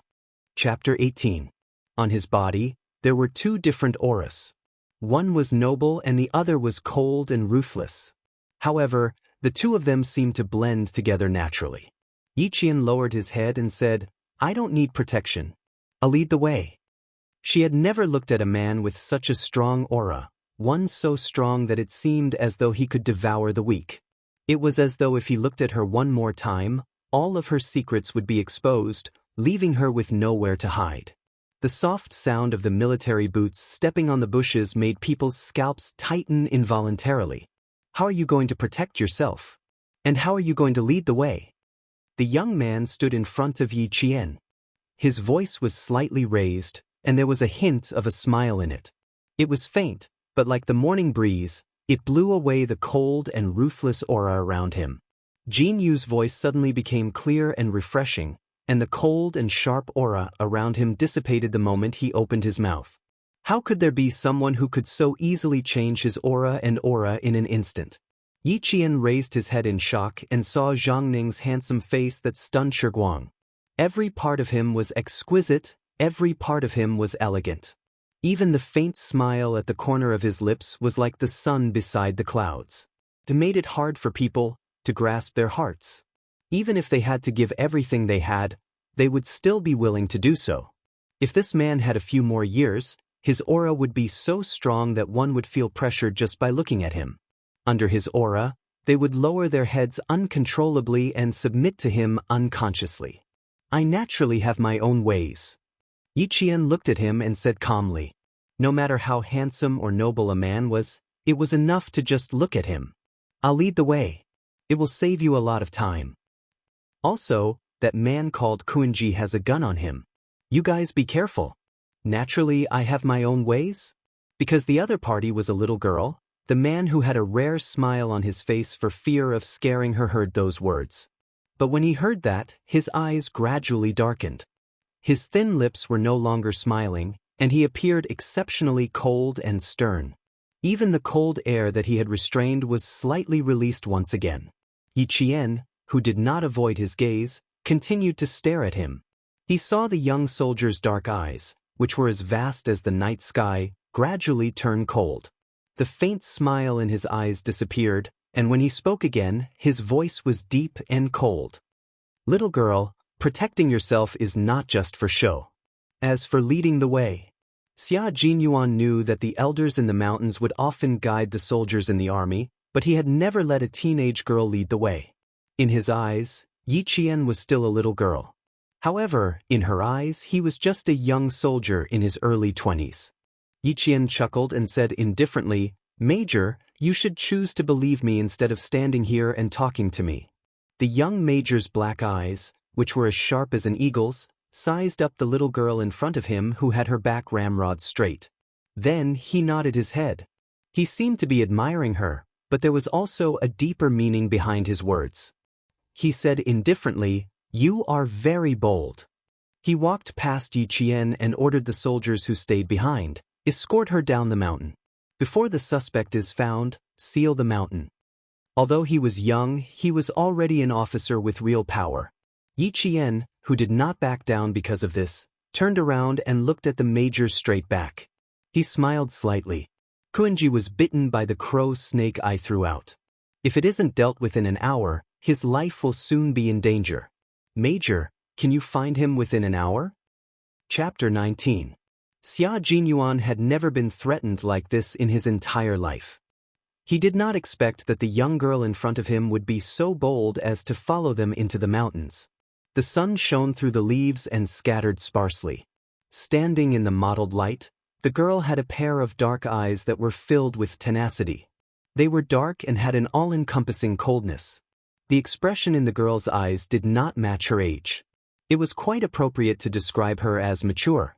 The determination in her eyes made him feel a little reluctant to reject her. "Little girl, if you want to lead the way, you have to follow us yourself. Lu Bing, take care of her." Xia Jinyuan did not choose to believe that she would lead the way because he did not want to continue talking to this young and mature girl. He wanted to take her to the mountains and let her know what danger was. Only then would she be completely obedient. His strides were huge. Dressed in a combat uniform and army camouflage, he held onto a bush with one hand and jumped lightly. His arched back made him look like a ferocious beast that had its eyes on its prey in the forest. The soldier who was left behind, Lu Bing, took off his helmet and laughed. "Little girl, you actually have the guts to threaten Captain Xia. Fortunately, you are not his soldier. Otherwise..." He took off his helmet and placed it directly on Yi Qian's head. "Otherwise, you would have to fix it. Wear your hat and follow closely." Captain Xia was referring to the young major. What was there to be afraid of? She naturally had her own reasons for bringing it up. Yi Qian did not even have the chance to refuse to wear his helmet. He held onto the bush with both hands and followed closely behind her. "There are traces of squatting here. There are traces of a tripod. Take a picture of this as well." Yi Qian quickly caught up and saw the soldier who was supposed to be chasing the criminal and the man called Captain Xia standing together. He pointed to a spot and a soldier took a picture with his camera. Xia Jinyuan had already heard the rustling of the bushes behind him. He was a little surprised. The little girl was quite wild. She caught up so quickly. "I met them a little on the other side. But they're gone now." Yi Qian pointed at the slope in front of them and pursed his lips. "However, I'm sure they won't dare to walk up the mountain." After being bitten by a snake, walking on the mountain was a dead end. Xia Jinyuan obviously understood what she meant. He turned to look at her and smiled faintly. "That's right, so we can collect evidence first." All signals in the surrounding area had been blocked. It was impossible for the people who had escaped into the mountains to send out information or call for help. Although this was a man with a cold aura, when he smiled, he was indeed very charming. Yi Qian had always thought that she was not a woman who would be dazzled by a man, but at this moment, she could not help but take another look. The cool mountain breeze blew over, and when it blew away the flash of light for a moment, it also carried a trace of smell. Holding her breath, Yi Qian took another light breath. Her eyes suddenly lit up and shone with a diamond-like light. She took a few light steps to Xia Jinyuan's side and said in a youthful voice, "How much longer do you need to collect evidence? They haven't gone too far. We can catch up with them immediately."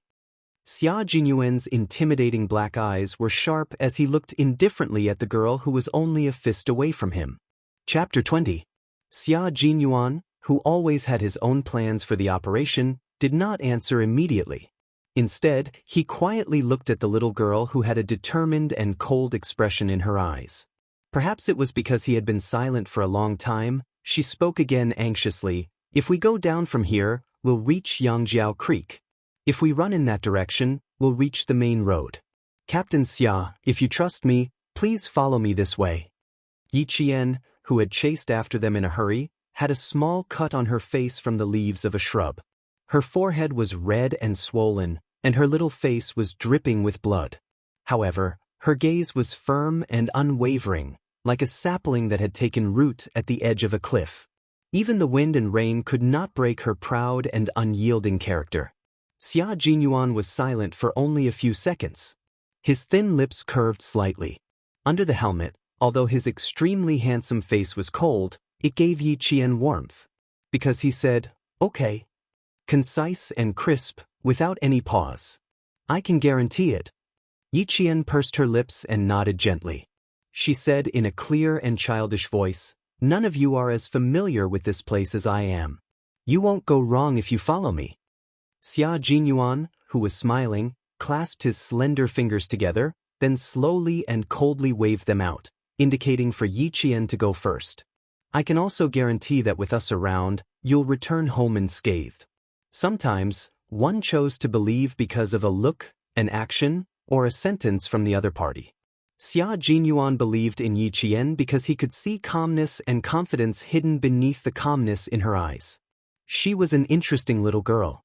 She was wild and knew when to advance and when to retreat. Believing in her was actually not a difficult thing to do. In order to make himself believe in her, her face was tense and her eyes were filled with defiance. It was like the sun shining down from the sky, bright and dazzling. She really wanted to help them. Xia Jinyuan smiled faintly and nodded. He said in a low voice, "We'll be in front, and you'll be at the back. Don't act rashly under any circumstances." "Okay, I won't be a burden to you." Yi Qian knew that he heaved a sigh of relief. The wind blew gently again, and the smell in the wind grew fainter. The soldier in charge of the map glanced at Yi Qian and whispered to Xia Jinyuan, "Captain Xia, she's right. This is the fastest way to escape to the main road." "You three this way."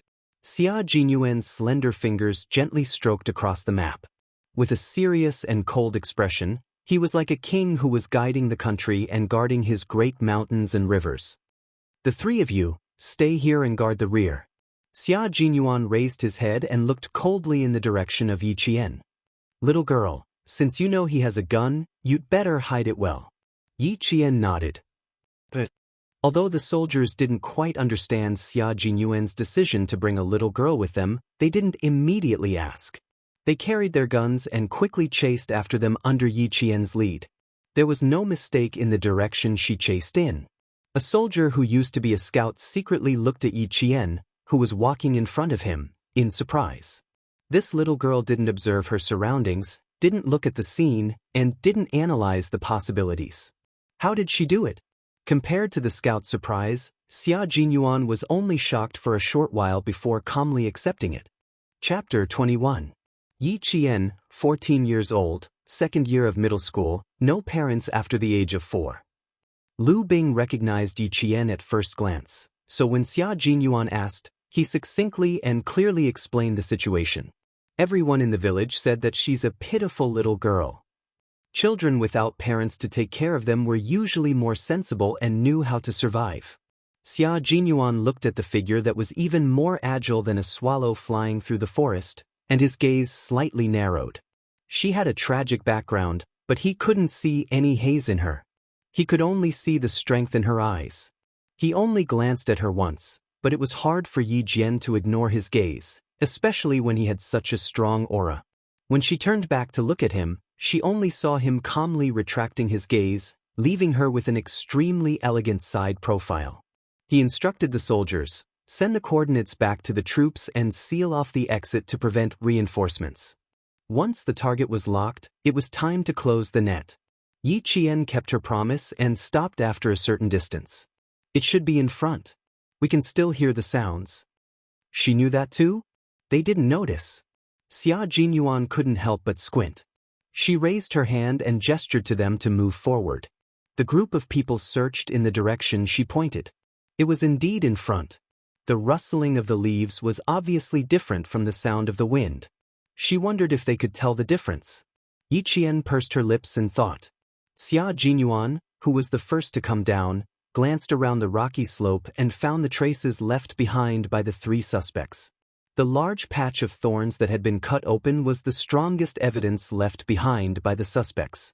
How did she know the exact direction the suspects had gone? How did she know that the suspects had stopped here? Yi Qian came down after her. Before she could steady herself, she felt a questioning gaze on her. She looked up and met the gaze of the person who was looking at her. What a sharp girl. Xia Jinyuan suppressed the growing doubts in his heart and reminded Yi Qian again, "Hide well and wait for us to come back. I'll send someone to send you back to the village later." Who asked him to send someone? As soon as they left, she immediately turned back. She only helped them because in her previous life, when she was at her lowest point, a soldier wearing the same military uniform bought a ticket for her. This was a favor that he would never forget, no matter what. Brother Kuan and the other 2 were captured while they were resting. As Yi Qian was leaving, he vaguely heard the sound of a gunshot behind him.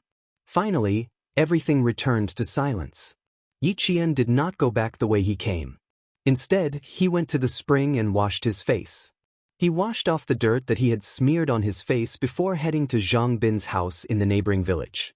By the time Yi Qian returned home, it was already past 4 in the afternoon.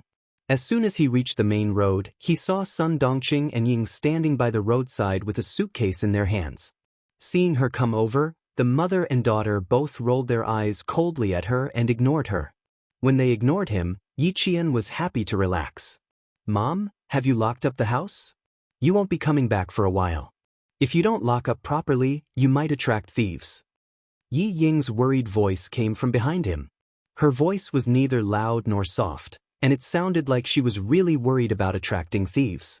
Sun Dongqing snorted coldly and continued her daughter's words with a fake smile. If she dares to come in, I'll beat her up. Beat her until she doesn't dare to do it again. He turned around, thinking that Yi Jian would stop.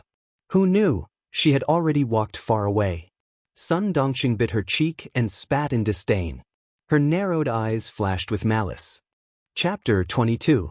On the mountain, Xia Jinyuan ordered the soldiers to stop looking for her through his earpiece. This little girl, he had told her to hide well, but she actually left without saying goodbye. Was it that difficult to say goodbye before leaving? Captain Xia, should we send someone to the village to ask if she has returned? Lu Bing, who had just returned, was a little worried. There were wild boars in the mountains. Don't let them hurt her. The order to return to the team came from the headset. Looking at the darkening sky, Xia Jinyuan smiled faintly and said, "No need.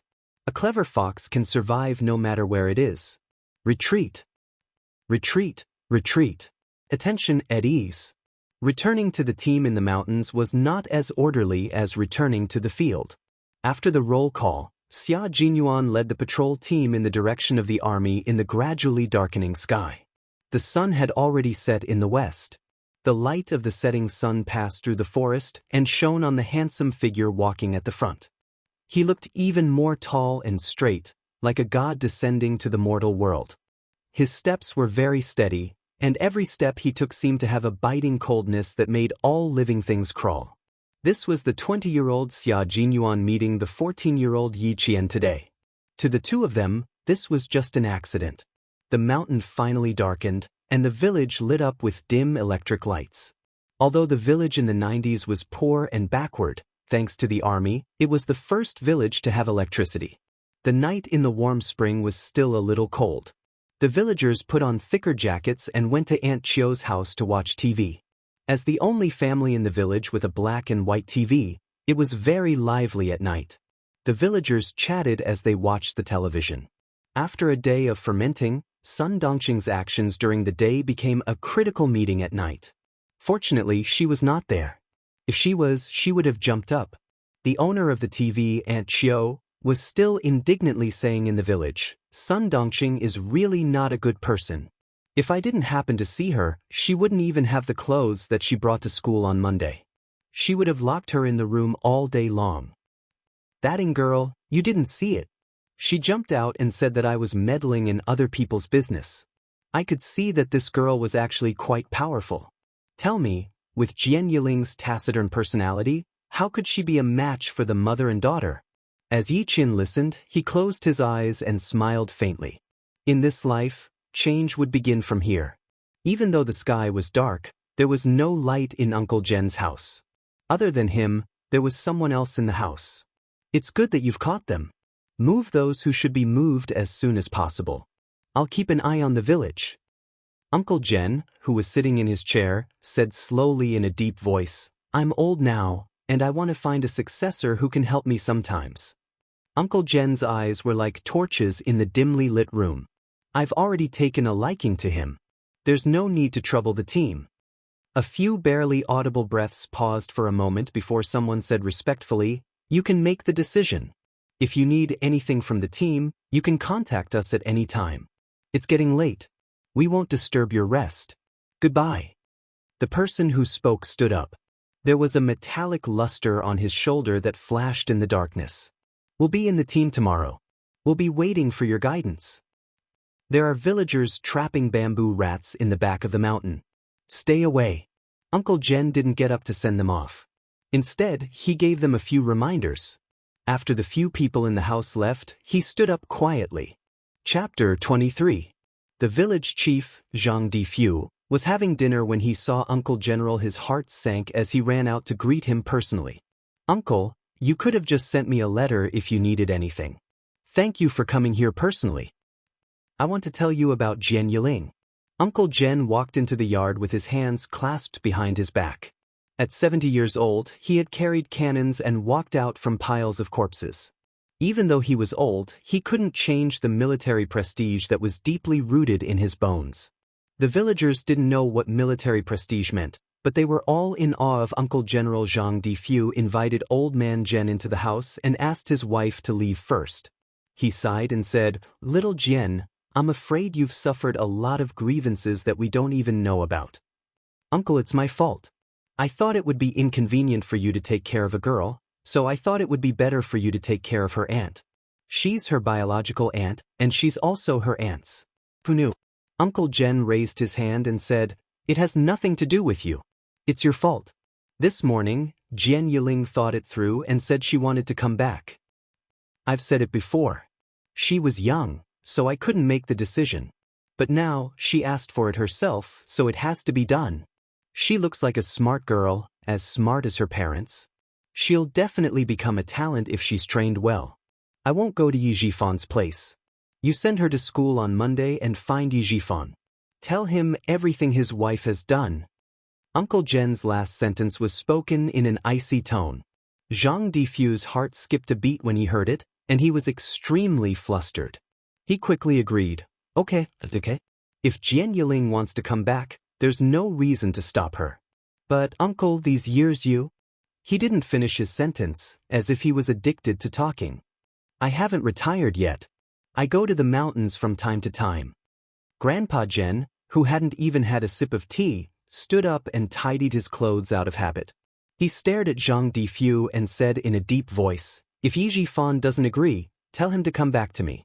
He sent her back the same way I sent her to his house back then. Zhang Difu felt that his forehead was covered with sweat. He couldn't stand it anymore. Uncle, don't worry. You don't have to worry about this. I'll take care of it, Zhang Difu said anxiously. This was the second time he had seen Uncle Jen lose his temper. The first time was when Yi Qian's mother came home pregnant. The second time was when Yi Qian was kicked out of the house by Sun Dongxing. Zhang Difu wiped the cold sweat off his forehead as he watched Uncle Jen walk out of the house. He didn't even finish his dinner before he called Yi Jifan in town. He couldn't handle his uncle's temper. Yi Jifan, who received the call, didn't know at all that his wife had brought his daughter over. After hearing the news, his anger rose. Brother De Fu, I'll personally apologize to Uncle when I come back tomorrow. However, I'll have to trouble you to help me deal with Jian Yiling's matter. My deputy mayor, please don't make things difficult for me. Can I call you brother? I can't make the decision on this matter. Uncle said that you should send her back in the same way that he sent her to your house back then. Zhang Difu made up his mind not to interfere. Who was Uncle Jen? Did he dare to? Back then, when the army sent the banner over, although it was done secretly, he was still a village official. He knew a little about it. Chapter 24. Okay, I know this is hard on you. How about this? Let Yi Qian come over and talk to her. Yi Fan's face was livid as he suppressed the anger in his heart. Stupid woman. If she dared to delay his promotion and wealth, he would not forgive her. When she received Yi Jifan's call, Yi Qian's heart clenched fiercely. When she left school that year, it was impossible that her uncle, the deputy mayor, did not play a part in it. After a clear, hello, Yi Jifan's voice came from the other side of the phone.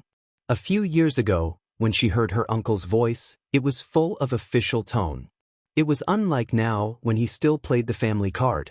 Uncle, you told me not to mess around the moment you opened your mouth. Forgive me for needing to defend myself. I was wrongly accused by Auntie and kicked out of the house. This was something that the entire village saw. Me messing around? Uncle, based on your indiscriminate behavior, I don't dare to go back. Sorry, Uncle. Auntie Chio is still waiting for me to go back for dinner. I'm hanging up. Goodbye. That home that did not belong to her, she would definitely not go back. Even if it was just a little bit closer, she would not be willing. That night, Yi Qian stayed at Auntie Chio's house. She slept in the same room as her daughter, who was her classmate, Wen Li. She did not immediately go back to her own house. Since Grandpa Jen had sent her a message, then she would wait for Yi Jifan to personally send her home. On Sunday afternoon, Yi Qian and Wen Li went back to school together. Although they were in the same class, they did not live in the same girls' dorm, so they separated when they entered the school gate. Yi Qian walked back to her dorm alone with her luggage. Although she had left the middle school campus for more than 10 years, she still remembered where her dorm was and where the school building was. Yingying, you're amazing. She got first place again, and your cousin got last place again. Yi Qian had yet to enter the dormitory with his luggage when he heard the sounds of little girls playing inside. This voice. Yi Qian narrowed his eyes slightly. After thinking for a while, he remembered who the owner of the voice was. When she pushed open the dormitory door, Yi Qian was like a pause button, stopping all the laughter in an instant. Everyone looked at her. "Io, isn't this Yi Qian?" A girl in a red coat glanced at him and laughed. "You're the last in 10,000 years. You're famous in school now." They're both surnamed Yi, but why is there such a huge difference? In response to the little girl's provocation, Yi Qian placed his luggage on the upper bunk near the door. He turned around and looked at He Jimin with a half-smile. "That's right. We both have the same surname, but why is there such a big difference?" Her bright eyes looked at He Jimin as she answered. As for the meaning behind her words, anyone could understand what she meant. There were two other people in the dormitory who were also on Yi Ying's side. It couldn't be helped. Students with good grades were usually popular in school. For example, Yi Qian, who was last in 10,000 years, could only be friends with the second, third, or fourth last in 10,000 years. Coincidentally, the second last in 10,000 years was also in the same dormitory. However, he hadn't come to the dormitory yet. Yi Ying, who had a reserved expression and accepted the adoration of her classmates with a smile, heard this.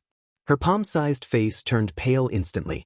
Her eyes, which had been faintly proud of herself, were now flickering slightly. Chapter 25. But He Jimin didn't know the inside story, so she couldn't tell. Hearing this, she raised her good-looking eyebrows. Her eyes were full of contempt as she chuckled. "So you're quite self-aware. Aren't you ashamed?" She turned around and smiled at Yi Ying, who didn't look too happy. Ying, go back. She's much more pleasing to the eye than before." Wasn't she much more pleasing to the eye? She even knew how to admit that she was inferior to Yi Ying. Oh, and her hair was tied up too. As she looked, He Jimin's gaze became a little strange. She stared at Yi Qian and raised her voice. "Let your hair down quick." When she shouted, the two girls who were laughing with Yi Ying looked over. At first, they didn't feel anything, but gradually, their expressions changed.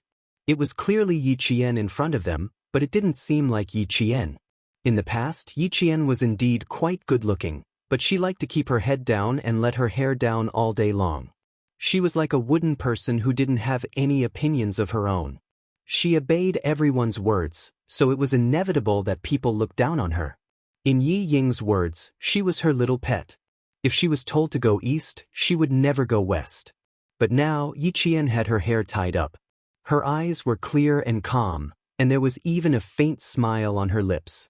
She stood there gracefully. Even if she didn't smile or speak, she was still bright and beautiful. She was like a blooming flower. Her face was beautiful, and her eyes were like ice, making people unable to look away. This was not the Yi Qian they knew. It was as if she was a completely different person. The girls slowly pursed their lips. They didn't like it. They really didn't like it. "Yi Qian, make our beds." He Jimin suddenly pointed at her bed and shouted, "Quick! I want to sleep." With her speaking, the other two girls' eyes flickered. They looked at Yi Qian as if they were watching a good show. So what if she was pretty? She was still being bullied. Yi Qian raised her eyebrows. Her calm eyes contained some coldness. She said calmly, "If you admit that you're disabled, I can be kind and help you." "You?" He Jimin was so angry that her face turned red. Without thinking, she raised her hand and swung it at Yi Qian's face. Raising his hand, Yi Qian fiercely grabbed He Jimin's wrist. He stared coldly at He Jimin and said word by word, "You still want to bully me like before? He Jimin, you can try." He swung his arm and pushed her forward, pushing He Jimin down without any hesitation as she was caught off guard. Yi Ying and the other two girls, who had wanted to watch a good show, screamed when they saw her push He Jimin down. Yi Ying was the first to stand up. She reprimanded him sternly. "Yi Qian, why did you hit him? Beat someone up? What a huge crime. Hit people? Student Yi Ying, if this is called hitting someone, then you're wrong. I was just defending myself." Yi Qian laughed coldly. He glanced at Yi Ying, who was the embodiment of justice, and turned around to make his bed. He Jimin, who felt that she had lost face, could not take this lying down. She got up from the ground and threw herself at Yi Qian. Yi Qian, you dare hit me, you dare hit me. A delicate girl facing off against Yi Qian, who used to work in a security company. The outcome was clear, a shoulder throw, and she fell to the ground again. I said, don't provoke me. Yi Qian clapped his hands and looked at He Jimin, whose face had turned pale from the fall. He looked up and coldly glanced at the other two girls, who were so scared that their shoulders shrank back. Tan Wei, Xie Xifeng, if you want to play tricks behind my back, I don't mind playing with you. Chapter 26. There had been no news of these girls ever since they graduated from junior high school. Yi Qian didn't really want to do anything to them. He just wanted to intimidate them. There was no need for him to do anything. Ying helped He Jimin, who was scared out of her wits, sit up on the bed. She looked at Yi Qian with a faint smile in her eyes. You came at the right time. He just didn't know how his mother was doing. Yi Qian, let's see how long you can be smug for. Ying laughed coldly. Her eyes were not only smug, but also certain. She patted He Jimin, who was crying with her head down, and said softly, let's let her be smug for a while. Don't worry, she'll cry soon. Her words revealed a lot of information. She wasn't afraid of Yi Qian finding out. Since she had returned to school, Yi Qian was already mentally prepared. Similarly, she also had an idea of how to deal with it. Why wasn't Ying afraid? It was because of her parents. The corners of his mouth curled up coldly as he looked at the overly confident Ying with dark eyes. The coldness in the depths of his eyes was faintly mixed with a trace of hostility. He gave Ying a cold smile and said softly, all right, let's see who will have the last laugh. She was also confident. The difference was that Yi Qian's confidence was based on her own confidence. Seducing the teacher? How could such a big thing be just a show between Sun Dongqing and her mother? In the face of Yi Jian's faint smile and calmness that came from within, Ying, who was secretly pleased, suddenly felt her eyelids twitch a few times, and panic gradually rose in her heart. Ying clenched her fists and pursed her lips. Don't be afraid, don't panic. She had mom and dad, but Yi Qian, that damned girl, had nothing. What did she have to fight with her? What right did she have to fight with her? As long as Teacher Ku came forward to testify, she would be safe and sound. That damned girl's reputation would be ruined. She would have to live under her nose in the future. Thinking of this, Yi Ying's withered arrogance burned again. She looked away in disdain, lowered her head, and gently comforted He Jimin. However, Tan Wei and Xie Xifeng didn't dare to stay in the dormitory. They found an excuse that they wanted to go back to the classroom to study and left in a hurry. In the classroom, there were already more than 20 students. More than 10 boys were gathered together, and it was unknown what they were whispering about. Sitting in the middle was a boy with pimples on the tip of his nose. He held a physics book in one hand, lowered his voice, and said mysteriously, "Guess what I found today?" A student writing a love letter to a teacher aroused the interest of this group of youthful boys. They stared at the boy who was deliberately trying to tempt them and said excitedly, "Fuck, do you still need to guess? Of course it's a love letter, a love letter. Quick, let us see the love letter that Yi Ying wrote to the teacher. Her Chinese results are so good, so she must have written a lot of nice words. Come, read it out. We can use it for reference." Amidst the roaring laughter, the boy cleared his throat and read the love letter that Yi Ying wrote to the teacher. All the boys and girls in the classroom knew what it was. Wow, this love letter is so mushy. You are the blue sky, I am the white clouds, you are the mountains, I am a tree. Did Yi Ying write it? Why does it seem like she copied it from Jean magazine? Chapter 27. Tan Wei and Xie Xifeng, who had run into the classroom, were dumbfounded. They stood at the door of the classroom in a daze. They had heard every single word of the love letter. Zhang Bin, what nonsense are you talking about? Xie Xifeng's reaction was a bit faster. She rushed into the classroom and yelled at the boy who was reading the love letter, "Shut up. There's no way Ying would write to the teacher. Don't accuse Yi Ying." The girl was thin-skinned, so she vaguely said the word love letter. How could there be a mistake?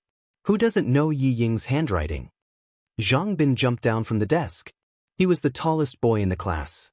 standing in front of the girl who was only 1.5 meters tall. Zhang Bin was already 1.7 meters tall. His height alone was enough to scare people. Why would I accuse her? These words are her handwriting. They can all testify. The boys laughed even louder. Ha, Xie Sifeng, you follow the class leader every day. Don't you know? Ha, you must know. Come, tell us how many love letters the class leader wrote to our teacher. You're talking nonsense. All of you shut up. What do I know? I don't know anything. When Xie Sifeng heard that she was involved, she couldn't help but feel anxious. She still wanted to argue, but Tan Wei grabbed her arm. Don't argue with them. Go back to the dorm and tell Ying. Tan Wei's face was pale. She didn't say anything to defend herself. Clearly, she knew something. The two of them quickly ran back to the dorm, but there was no one there. After asking the dorm next door, they found out that Yi Qian was called away by the teacher. Yi Ying accompanied He Jimin to the town's hospital. In the principal's office, the teacher in charge of class 2-2, Teacher Ku, said righteously, "Principal, this kind of problem student can't stay in school anymore. She's so shameless at such a young age. If she continues to stay in school, she'll lead the whole class astray." Vice Mayor, I know you want her to stay, but I'm sorry. I, Ku Yu, will never accept a girl who would seduce a teacher. The principal, Mr. Ku, Yi Jifan, Sun Dongqing and her husband were all in the office. There was also Yi Jian who couldn't be left out. In the face of her homeroom teacher's reprimand, she had been indifferent since she came in. Her gaze was calm, and her posture was as straight as a pine tree. There was no trace of panic on her face, only an extraordinary calmness. When Sun Dongqing heard Teacher Ku's words, she quickly stood up and reprimanded Yi Qian. Why are you still standing there? Hurry up and apologize to the principal. You're so young, but instead of studying, you're thinking about finding a boyfriend. You're trying to drive me and your uncle to death. She wanted to force Yi Qian to confess to the crime of seducing a teacher. Principal Chen, this niece of mine has been an orphan since she was a child, so she lacks proper discipline. How about this, Teacher Ku? I'll transfer her out of your class, but she'll drop out of school. Principal, please make an exception. After all, she's still young, and our country has a 9-year compulsory education. Although she has made a big mistake, I ask the principal to give me, Yi Jifan, face and let her finish her junior high school here. I promise that I'll educate her well when she gets home. I'll make sure she doesn't cause any trouble for the school during her 3 years in middle school. Chapter 28. Teacher Ku of Grade 2, Class 2, was a 40-year-old female teacher. She was dressed very formally and looked like a model of a teacher. However, she had a son who spent money like water and was studying in the provincial capital. She had always doted on her son and sent almost all her money to him. She only kept a little for herself and her husband for food. No one suspected that she received red packets in private. Yi Qian did not suspect her in her previous life either. Until the middle school exams, she saw Sun Dongqing hand a red packet to Teacher Ku when she visited her home. Later on, she gradually understood why Ying was so arrogant back then. It turned out that she had Teacher Ku's support. Yi Qian, who had been silent all this time, stepped forward and blocked Teacher Ku's path. His dark eyes held a faint smile as he looked at Teacher Ku, who was in a hurry to leave. He said calmly, "Teacher Ku, don't be in such a hurry to leave. I'm afraid you can't leave until I've resolved this matter." Teacher Ku could not accept being blocked by a student. She shouted angrily, "Yi Qian, don't you dare." "I don't dare. I just want to ask you to wait a little longer." Yi Qian smiled and turned to lock the door to the principal's office. After locking the door, it was time for the show to begin. Yi Qian was not in a hurry. His voice was slightly restrained as he said, "Principal Chen, I know you're from the military. You've emphasized to us that integrity and justice are essential to a person's character. And I've engraved that in my heart and never dared to forget it." The moment she spoke, Headmaster Chen was shocked. This little girl was very calm. She did not panic in the face of such a serious matter. Indeed, this is the foundation of being a person. I'm very pleased that you've engraved it in your heart. Although Principal Chen's expression was stern, His eyes were full of encouragement as he looked at Yi Qian. Tell me what's going on. A little girl who was so calm that her eyes were calm and her every move was calm and unhurried. She had the charisma to make people trust her. Teacher Ku's expression changed slightly. She pursed her lips and said, Principal, no student will take the initiative to admit their mistakes after making a mistake. Yi Qian, Teacher Ku, even if it's a death sentence, the court has to give him a chance to refute. This is your student, but he is also a student of our town's middle school. Deputy Mayor Yi, I don't want there to be any misunderstanding. Principal Chen interrupted Mr. Ku with a serious expression. He turned to look at Yi Jifan and said in a deep voice, If a student makes a mistake, the school will definitely punish him. But we will never wrong a student, especially when it comes to this kind of thing. Thank you for giving me a chance to speak. Yi Qian spoke at the right time. Out of the corner of his eye, he saw Yi Jifan secretly pull Sun Dongqing, who was about to stand up to speak. He sneered in his heart, but his mouth spoke slowly and calmly. First of all, I will never admit that I seduced the math teacher. As for confessing to the math teacher on Friday, Teacher Ku, I handed in the test paper with Zhang Bin at 2:45 in the afternoon. I walked to the school building at 2:50 in the afternoon. I went to Chaoyang to find Yi Ying at 2:55 in the afternoon. I fell and fainted at 2:58 in the afternoon. And the math teacher left the school with Zhang Bin at around 3 o'clock in the afternoon. In terms of time, Teacher Ku, there's no way I could have gone to find the math teacher. Chapter 29. It was even more impossible in the past. Yi Qian smiled. Her facial features were bright and beautiful. She was a natural beauty. When she smiled, her bright eyes shone like pearls. I can tell you where I am every day. In the first month of school, I can tell you where I am and what I do every day. I can tell you. Oh, she was really good at blowing her own trumpet.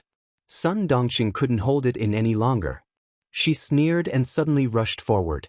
She said sharply, Damn girl, you're still so stubborn. She rushed forward and waved her hand to slap Yi Qian's face. This was her habit. When she was unhappy, she forgot to hide it. Principal Chen had a military background. When he saw this, he reacted quickly. He slammed his hand on the desk and shouted, Stop! You! Amidst the sound of a chair being dragged, he stopped shouting and stood up to walk out. Aunt, are you trying to force me to confess under torture? Yi Qian put her hands on the back of the chair. She was the one who dragged the chair in front of her to block Sun Dongqing's slap. She smiled faintly and said, How impressive! You dare to hit me in front of the principal? Principal Chen walked out and waved at Yi Qian, indicating for her to come to his side. He then said to the silent Yifan, So this is what Deputy Mayor Yi meant by educating her properly. I've learned something new. He didn't stop his wife's actions, so there was an element of tacit agreement. However, he didn't expect that not only did he fail to hit her, but it also made Yi Qian even more unruly. If he couldn't do it the first time, he would have to plan again. Yi Jifan looked at Yi Qian and smiled apologetically at Principal Chen. Principal Chen, we've embarrassed ourselves in front of you. My wife is just a little impatient.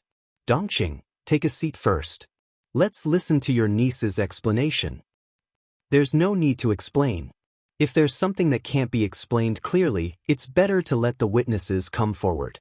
Yi Qian ignored Yi Jifan's warning look and smiled faintly. Next up, we might have to bother Principal Chen. Interesting. Principal Chen had said this to Yi Qian. He had asked him to name a date, and she would be able to tell him what had happened that day. This piqued his interest. It was normal for a person to be able to remember roughly what happened in a week, and remember clearly what happened in 3 days. However, for a person to remember everything that had happened within a month, what he had said, and what he had done, that was incredible.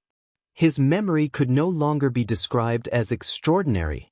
Teacher Ku, who had been humiliated by his student, sat down and sneered. A student who has never passed and is the last in class dares to boast so shamelessly in front of the principal. I want to see how you're going to deal with this. Classmate Yi Qian, are you sure you want to do this? Headmaster Chen looked at the little girl standing beside him with interest. She had always been calm and composed, and a smile appeared on his stern face. Yi Jian nodded and said with a smile, "Every word I said is true, not a single lie. Principal, please." She even cupped her hands in greeting. Principal Chen immediately laughed out loud. "Interesting. Then I'll draw a date." After laughing, Principal Chen gradually restrained his expression and his gaze became more serious. "Classmate Yi Qian, if this matter really gets out, I'm afraid it won't be good for you. You have to think carefully." Actually, Principal Chen already believed her in his heart. Chapter 30. It also made him believe that the so-called seduction of a teacher did happen. But it was definitely not Yi Qian. Yi Qian first invited a few students over. They were all students that she had met before and unintentionally overheard their conversation. Every student who was called in was confused at first and thought that they had gotten into trouble. Who knew that when Yi Qian asked them and clearly said what they had said at a certain point in time, a few of the students who had secretly spoken ill of the teacher were so scared that their legs turned to jelly.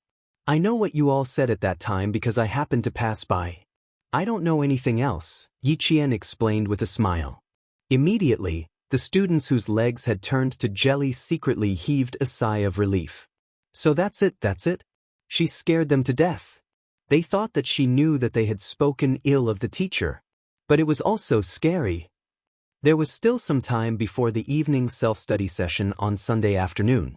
As the students and teachers who entered and left the principal's office changed again and again, Teacher Ku's face was already as white as paper. If she could still accuse Yi Qian of colluding with the first batch of students who came in, then the next few batches? What else could she say? "That day, you didn't answer the questions in math class, so you said something to Yu Jing?" Yi Jian recounted what had happened on the 16th of March, the people she had met, and what they had said to each other. Yu Jing comforted you and said, "The questions just now were really difficult, so it's normal that you couldn't answer them." She also said, "There's a beautiful butterfly hair clip from the school's canteen, and she wants to buy it so that she can wear it on her birthday." Yi Qian's voice was soft and gentle. He repeated the conversation between the two girls on the way to the cafeteria without missing a word. The two girls were stunned and their eyes widened in shock. They were both scared stiff. Oh god. How could she still remember it so clearly? The girl named Yu Jing pointed at Yi Qian, then pointed at herself, then looked at her classmates. She was so shocked that she stuttered, "You're too scary. I forgot what I said that day." "Oh god. How did you get this brain? This way, I can still remember it." She wasn't the only one. The rest of the boys were already saying, "Fuck." Looking at the little girl who recited everything they said that day without missing a single word, "I fucking forgot what I said, but she actually remembered it all." The boy raised his hand and clasped his fist. "Classmate, I'm impressed. You can even remember this?" For 2 whole hours, a total of 16 groups of students came. Principal Chen was surprised at first, but now he left his office chair. Still in shock, he carefully looked at Yi Qian and said to the last group of students standing in front of him, "All right, you guys can leave first." The boys almost ran away. "Oh my god, the girl inside. What is her background? What the fuck?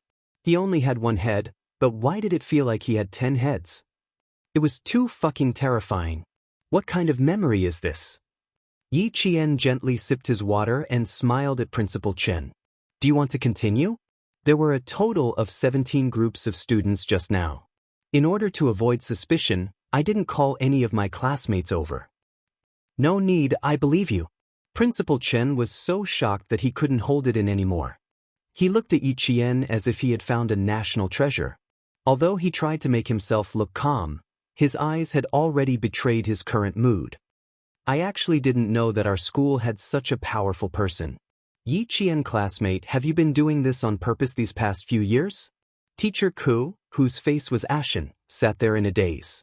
His eyes were already dull. Yi Jifan, on the other hand, glared fiercely at Sun Dongqing, who was scared out of her wits. He was a public official after all, so he could still say calmly, "It seems that my niece has been wronged. President Chen, I hope?" Chapter 31. Yi Ying had no idea what was going on in the principal's office. She was helping He Jimin back to school from the town hospital when the bell rang for the evening self-study session. The classroom of the second-year class was on the third floor. When the two of them appeared at the door, the noisy classroom instantly quieted down. Everyone looked at Ying. A few girls who were not on good terms with Ying had already started to chuckle. Their chuckles caused the quiet classroom to be filled with low buzzing noises once again. Tan Wei had already run over from his seat. He grabbed Ying's hand and pulled her outside. Ying, let's talk outside. Teacher Ku was not here yet. He had to tell her quickly. Ying could not help but frown. She pursed her lips and asked, "What happened?"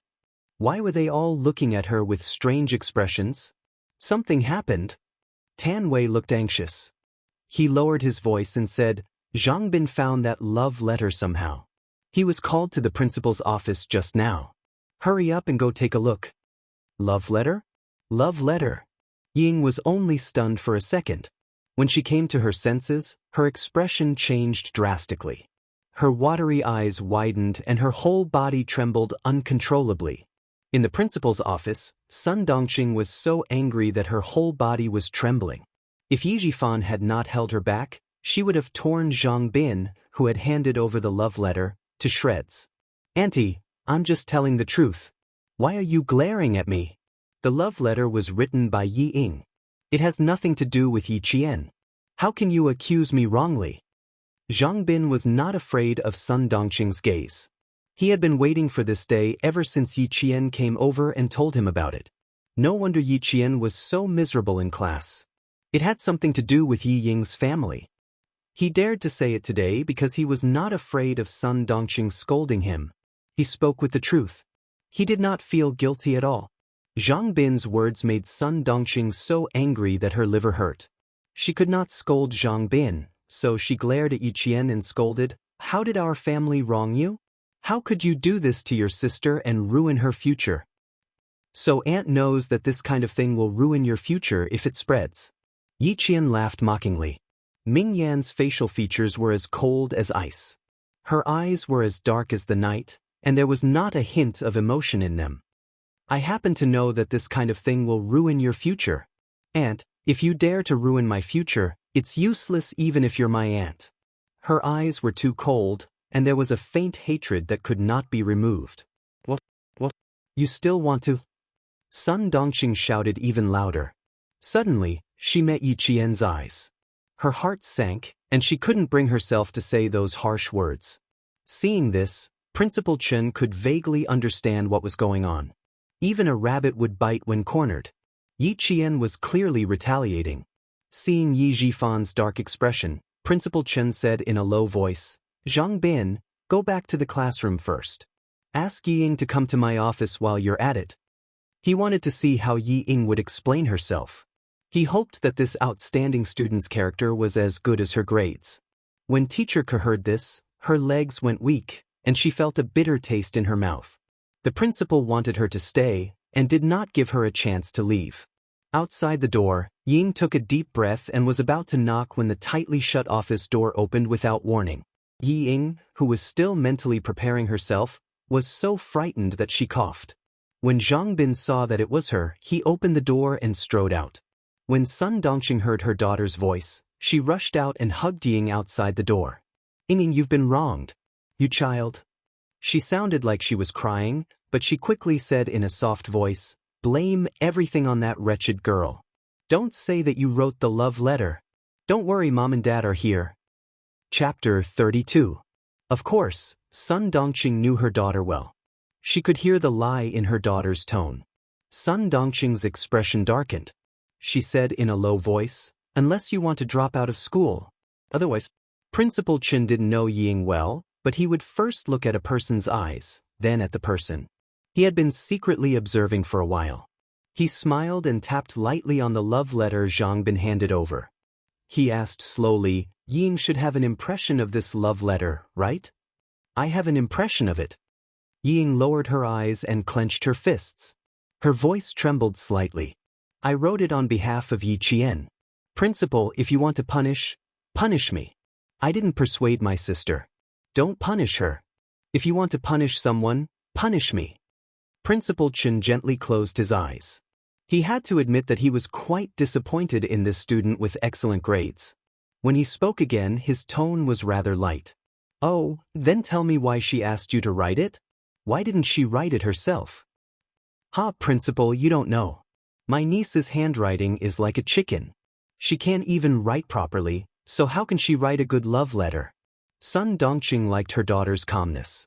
That was how it should be. If her daughter didn't admit it, would the school force her to admit it? Under Principal Chen's gaze, Ying pursed her lips and nodded for a while. She didn't speak, but she had already agreed with her mother's words. Sun Dongqing couldn't wait to jump out and confirm her daughter's words. Principal, our Ying never lies. She's a very honest child. You can tell just by looking at her grades. She has excellent grades every year. Teacher Ku was already looking up and rubbing her temples. Ying was taking one step at a time. Who knew that an adult wasn't as steady as a child? You're good at studying. As for your character. Headmaster Chen paused for a moment, and his gaze became extremely sharp. Yi Jian, you ask him. I want to see who dares to wrong you with me here. This meant that they were completely on Yi Qian's side. Yi Ying, whose heart was thumping, suddenly had the urge to rush out of the door. In the tense atmosphere, she clenched her fists tightly, and her brain was spinning at high speed. Principal Chen had complete faith in Yi Qian, so she definitely couldn't do as her mother wished. Then, she abruptly turned around and looked at Sun Dongqing. Seemingly puzzled, she asked, Mom, you and Dad didn't come to school just because of a love letter, right? It's true that I wrote the love letter on behalf of Yi Qian, but it's normal for us little girls to write love letters in private and only show it to ourselves. Are you making a fuss over nothing again? Yi Qian had always known that she was a very scheming woman, but he did not expect the young Ying to ruin her mother's reputation for him. She didn't even recognize her own family. As expected of Yi Yifan's daughter. Sun Dongqing, who could not keep up with her daughter's pace, was dumbfounded. Before she could regain her senses, Yi Yifan slammed the table and stood up. Sun Dongqing, can you stop making trouble for me and my daughter? Isn't it just a love letter with the thoughts of a little girl? Why did you have to make such a big deal out of it? You made me think that my niece really seduced the teacher. Hearing this, Ying covered her mouth and exclaimed, Seduced the teacher? What nonsense are you talking about? Yi Ying, whose face was so shocked that she looked like she was about to faint, turned around and grabbed Yi Qian's hand. She hurriedly explained, Sis, you know how my mother is. She likes to shout about everything. Just ignore her. Chapter 33. Of course, Yi Qian had never thought of using this incident to bring Ying down. Fortunately, what she wanted was simple. She just wanted to make sure that this incident that would ruin her entire life never happened again. This time, Sun Dongqing vaguely understood. When she was at home, the family listened to her. But when she was outside, if she wasn't listening to her husband, then she would listen to her daughter. She rolled her eyes and said, What? This. I'm so embarrassed, so embarrassed. I wanted to prevent my niece from going astray, but who knew that I'd misunderstood my own niece? I'm so embarrassed that I can't face anyone. I can't face anyone. Yi Ying heaved a sigh of relief in her heart when Yi Jian understood her so quickly. She held Yi Jian's hand and kept apologizing. Sister, don't be angry. I didn't keep it well. I didn't expect my mother to misunderstand. I apologize to you on her behalf. Can you forgive us? Sister, you're so kind. You'll definitely forgive us, right? The corners of Yi Jian's mouth curled up slightly as he looked at Yi Ying, who was so anxious that tears were flowing out. He withdrew his arm and smiled faintly. He slowly said, Look at you, you're doing it again. You're always forcing me to forgive you, as if I don't forgive you, I'm an unforgivable evil person. Yi Ying, don't use my kindness as a weapon to hurt me. Didn't you say that I seduced teacher? Do you dare to say that to your mother in front of Principal Chen? Do you dare? Damned girl, she was forcing her to confirm with her own mouth that she, Yi Qian, had never seduced teacher. How is that possible? How could I say something like that? Yi Ying shook her head. Her tears kept flowing, and her small face was flushed red. She seemed to be really anxious for Yi Qian. That's impossible. How could you seduce teacher? Absolutely not. She then said to Sun Dongqing, Mom, if you make a fuss over nothing, I'll never forgive you. Sister would never do something like that. Don't talk nonsense. Seeing this scene, Headmaster Chen's face turned gloomy. How heartless of a family to bully an orphan child. Come Yuqian, come to my side. Principal Chen waved his hand and took down the fountain pen pinned to his chest. Write a line for me. I want to know if your handwriting is so bad that you need Yi Ying to write a love letter for you. Yi Ying's face stiffened when her name was called out. Why did she have to ask the wretched girl to write? However, as for writing, she pushed Yi Qian and secretly gloated, Sis, write well. Don't be afraid. You're innocent, I know it. It's all my mother's nonsense. I'm so angry. I'm not afraid, but I'm afraid that I'll embarrass you if I write it out. Yi Qian smiled coldly. Seeing the other party's frozen expression, he felt a wave of satisfaction. He took the fountain pen and wrote a line of words on the white paper that was spread out. His movements were as smooth as flowing water. He put down the pen and handed the line of words to Principal Chen. Yi Qian smiled and said, Take a look. Do I still need Yi Ying to write a love letter for me? To be honest, I really don't like her handwriting. Yi Ying, whose expression was stiff, turned pale. She secretly clenched her teeth. Chapter 34. Deputy Mayor Yi, who didn't want to say much due to his status, took the paper and looked at it. He felt that he had lost all face today. You call this ugly? You call this handwriting from chicken scratch? Are you fucking blind? Yi Jifan wanted nothing more than to slap the thin piece of paper in his hand on Sun Dongqing's face. He stood up with a cold expression and said to Principal Chen, Principal Chen, I still have some work to do here. I'll have to trouble you with school matters. He stuffed the paper in his hand into his wife's hand and said through gritted teeth, I fucking came out with you to make a fool of myself. And I even implicated my daughter. After he finished speaking, he turned and left. Yes. I really made a fool of myself today. Sun Dongqing opened the paper and was completely stunned. She couldn't even speak. At this moment, Yi Ying saw that her mother had taken all the blame. She calmed down a lot, but when she saw that Sun Dongqing seemed to have suffered a huge blow, she started to worry again. Mom, don't blame yourself. Sister will. When her gaze fell on the paper, Yi Ying's eyes instantly widened. How could it be? How could this be written by Yi Qian? The paper gently floated down from her hand, and she saw a line of elegant words written on the pure white paper. The words were like the person. They looked beautiful and long, but in fact, they were slightly hidden and contained a sense of horizontality. Yi Qian reached out and gently caught the paper that was about to fall. He smiled at Yi Ying, who looked as if she had been electrocuted. Do I need you to write a love letter for me? Yi Ying, you're really ruining your own image. Stay here and explain to the principal. At that moment, Ying wished that she could faint.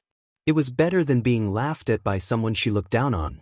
Yi Jian, who had returned to the classroom for her evening self-study session, received the attention of the entire class.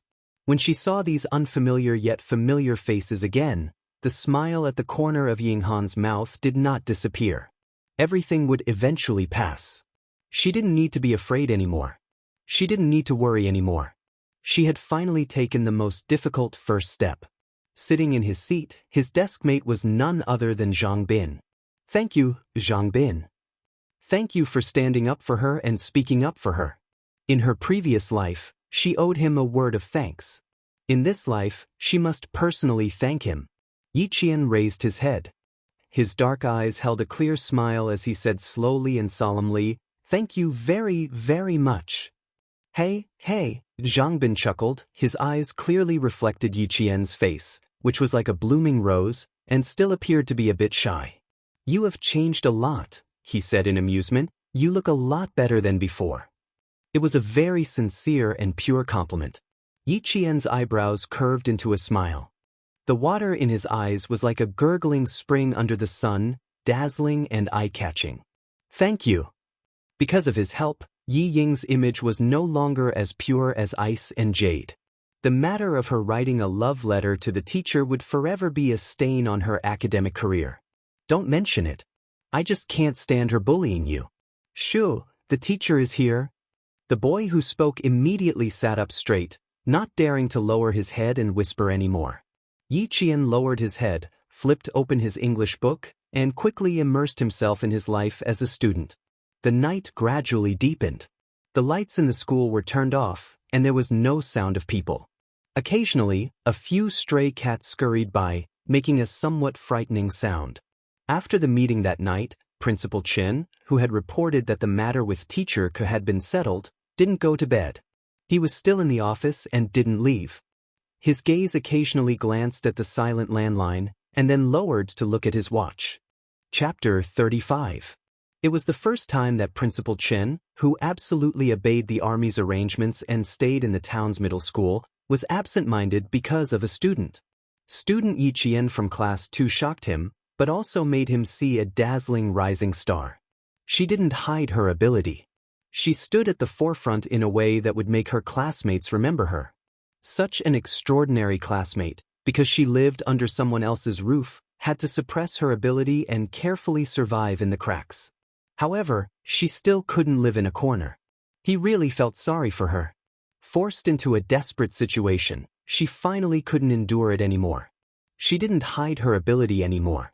She appeared in a way that would make all the teachers and students remember her.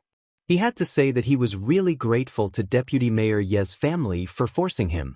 Otherwise, a bright pearl would be covered in dust and very likely be silent forever. The quiet phone suddenly rang, interrupting Principal Chen's thoughts. Principal Chen, who picked up the phone, lost the scholarly temperament he had during the day and gained a steel-like coldness. "I'm Chen Dongfeng." A steel-like cold voice faintly came from the phone. "I'll be there in 5 minutes. But Principal Chen hung up the phone, picked up the black coat on the office chair, and turned off the office lights. He, who was at least 1.8 meters tall, blended into the thick darkness. He walked directly to the back of the office building. That was the school's freezer, which was funded and built by the army. Everyone knew that the town's middle school specially built a freezer to store fresh meat, vegetables, and fruits in order to ensure the quality of the students' meals. However, no one knew that under the freezer was an oil depot transfer station. Logistics needed to be guaranteed. The army would never put all its eggs in one basket. Principal Chen had been the principal here for as many years as he had been guarding the freezer. No one knew that this middle school principal, who had a scholarly temperament and faint white hair at his temples, was a world-class sniper before he retired from the army. The soldiers who came here didn't know, but the deputy company commander who accompanied them knew. Not only was there a world-class sniper here, but there was also a 70-year-old first-grade sergeant major who even the chief would salute when he saw him. Jumping down from the front passenger seat, the deputy company commander trotted to Principal Chen, who had been waiting for a long time. He stood at attention and saluted without hesitation. "I'm here to disturb you again. Recently, the oil depot has been tight. The time it will take to replenish the reserve oil depot will be extended. When war breaks out, resources will be tight." Principal Chen briefly mentioned that Rwanda in 1994, Yugoslavia and Bosnia in 1995, these 3 wars affected the international community. In the past few years, the Chinese border has been guarded by a large number of troops to prevent people from taking advantage of the chaos to challenge the prestige of our country. Fujian Town was a town that had to be passed through when transferring weapons between the north and the south. The oil reserves and supplies had to be followed closely and could not be delayed. The oil depot was in the basement. It was pitch black down there, without a trace of light.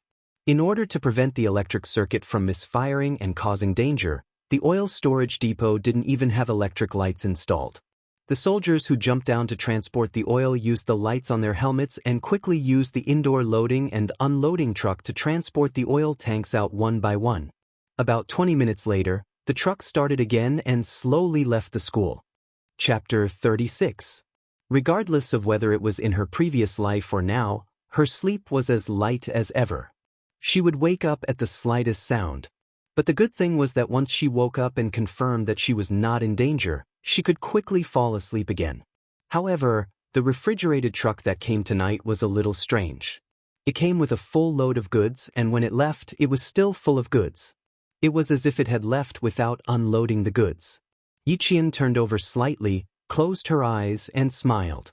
Not long after, she fell asleep again. Before 5:30 in the morning, Yi Jianjian had already washed up. She put on her school uniform and ran to the playground alone. The playground of the town's middle school was as big as 2 football fields. 14.5 laps around it was almost 12 kilometers. Her experience from her previous life told her that training required perseverance. With enough stamina and a strong body, she could protect herself in times of danger without relying on others. After 14.5 laps, the school bell rang, and there were already students on the field who had started their morning run. When Yi Qian returned to the dorm, he bumped into Xie Sifeng, who was about to wash her face and rinse her mouth. She was probably not fully awake yet. She yawned and said out of habit, "Hey, did you get us some hot water?" Just as she finished speaking, Xie Sifeng realized something and her face froze. Her eyes flashed with obvious fear, and she rushed out of the dorm. "Good morning." Tan Wei pursed his lips and greeted her in a low voice before leaving in a hurry. They used to be all high and mighty, but now they were like mice that had seen a cat. Yi Qian laughed and shook his head. He got some hot water to wipe his sweat, then took his textbooks to the cafeteria for breakfast. "Look, that's the girl. Do you guys know her?" "What about her?" "She's quite pretty, and her skin is good too. She's the one I told you guys about last night. The girl with super good memory. Oh my God, now that I think about it, she's quite scary." After a few girls passed by, they whispered to each other. They were afraid that Yi Qian would hear them, so they lowered their voices to a whisper. "Oh, it's her. She's really pretty. How come I've never heard of her before?" Not only were the girls discussing her, but the boys were also discussing her. During breakfast, Class 2, which had not been alerted yesterday, learned about what had happened in the principal's office. When they returned to the classroom one by one, they saw the upper and lower grades discussing Yi Qian. They had mixed feelings. Good memory? He could remember the events of a month? Could she still remember every word spoken by everyone at that time? Why did it sound so scary? A boy in the class who usually liked to bully Yi Qian walked over with a steamed bun in his mouth. He sat down on Yi Qian's desk and said in disbelief, "Yi Qian, what did we talk about last night?" Yi Qian, who was reviewing Chinese, looked up from his textbook. He tapped his finger on the desk and said calmly, "I don't like this behavior of yours. Please leave." Yin didn't come. "You've become bolder." The boy chuckled and deliberately twisted his body to shake the desk. He said provocatively, "So what if you don't like it? What do you want?" It hurts. Let go, let go." His provocation instantly turned into a plea for mercy. Yi Qian stood up, grabbed the boy's index finger, and pressed it down forcefully. Chapter 37. Yi Qian had seen a lot of retired soldiers in the security company, even retired Special Forces soldiers. She had seen how they trained hard, how they fought, how they could kill with one move, and how they could gain the initiative in an instant. They were so outstanding that she could even see them on TV. From the age of 21 to 23, that was the happiest time of her life. At the same time, it was also the time when she learned the most. Only now did she realize that the hardships she had gone through in the past were actually blessings bestowed upon her by God. Does it hurt? It shouldn't hurt too much, right? I didn't use too much force. Yi Qian smiled faintly. Her bright eyes rippled like black stones. When I invited you, you didn't want to get off. You wanted me to stand up and invite you. When I stood up to invite you, you said it hurt. Liao Jian, you're really making things difficult for me. Listening to her clear and melodious voice that sounded like the gurgling of a mountain spring, her person, her smile, and her voice made people feel as if they were sitting beside a mountain and listening to the sound of the spring water. Was this really Yi Qian? Was this really Yi Qian? The Yi Qian they knew was overly docile, overly gentle. If you scolded her, she would just listen with a smile. If you scolded her, she would just listen quietly. She was like a puppet without a soul. She only knew how to obey them and had no opinions of her own. At this moment, Liao Jian's cries of pain made the students in the class realize that the Yi Qian they knew had disappeared. Under the bullying of the students, under the pressure of Yi Ying, the docile Yi Qian had disappeared. Michi, you can be gentler, gentler. It won't be good for anyone if you break a bone. The other boys hesitated and spoke up. Looking at Liao Jian's finger that was bent at an odd angle, one or two of them felt pain in their own fingers. Yi Qian smiled as she looked at them. They were all from the depths of her memory. Whenever she saw them again, she would remember their names. They were also the boys who liked to bully her. Including the one in her hand. Not bad, there were exactly 5 of them. He's the one in pain when his bones are broken, not me. What's wrong with me? Yi Qian exerted a little more force, and Liao Jian's cries of pain became a few decibels louder.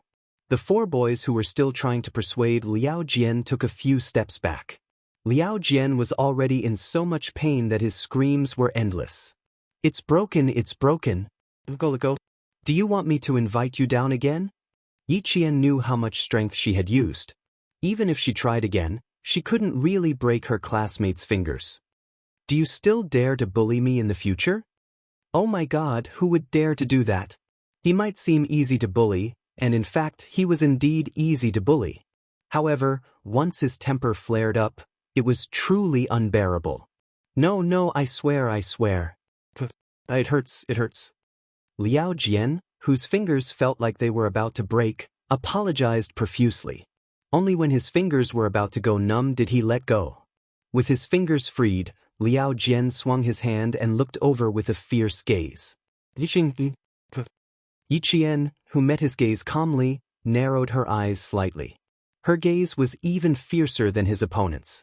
This made Liao Jian, who had said, okay, 3 times, feel his heart skip a beat. In the end, he reluctantly returned to his seat. Chapter 38. His father has some connections in town. Be careful. Zhang Bin came in from the back of the classroom and sat in his seat. He reminded him in a low voice, I heard that he has some connections in the city. My dad specifically told me not to provoke him in school.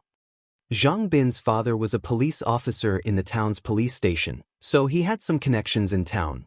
Yi Qian smiled calmly. I was just returning the favor. If he has connections, what can he do to me? That's true. After thinking about it, Zhang Bin quickly put his worries aside and asked with interest, You were so cool just now. Who did you learn grappling techniques from? With a father who was a police officer, Zhang Bin could more or less figure out what was going on. Yi Qian took out the math textbook that he needed to test this morning and placed it on the table. He flipped to the exercise page, lowered his head, and smiled. I didn't learn. I just looked. After looking, she could memorize it. Once she memorized it, she could learn it herself. She answered so casually that Zhang Bin was stunned for a while. He panicked and said, You can learn it just by looking at it. Can't you be a little more reserved? He had suffered another blow. The sound of neat footsteps came from outside the classroom. The 2 of them immediately adjusted their posture and sat up straighter than all the other students. The first to enter was Teacher Ko, and behind her were 3 soldiers in formal military uniforms. They looked cold and mighty. It was not strange for soldiers to often appear in school.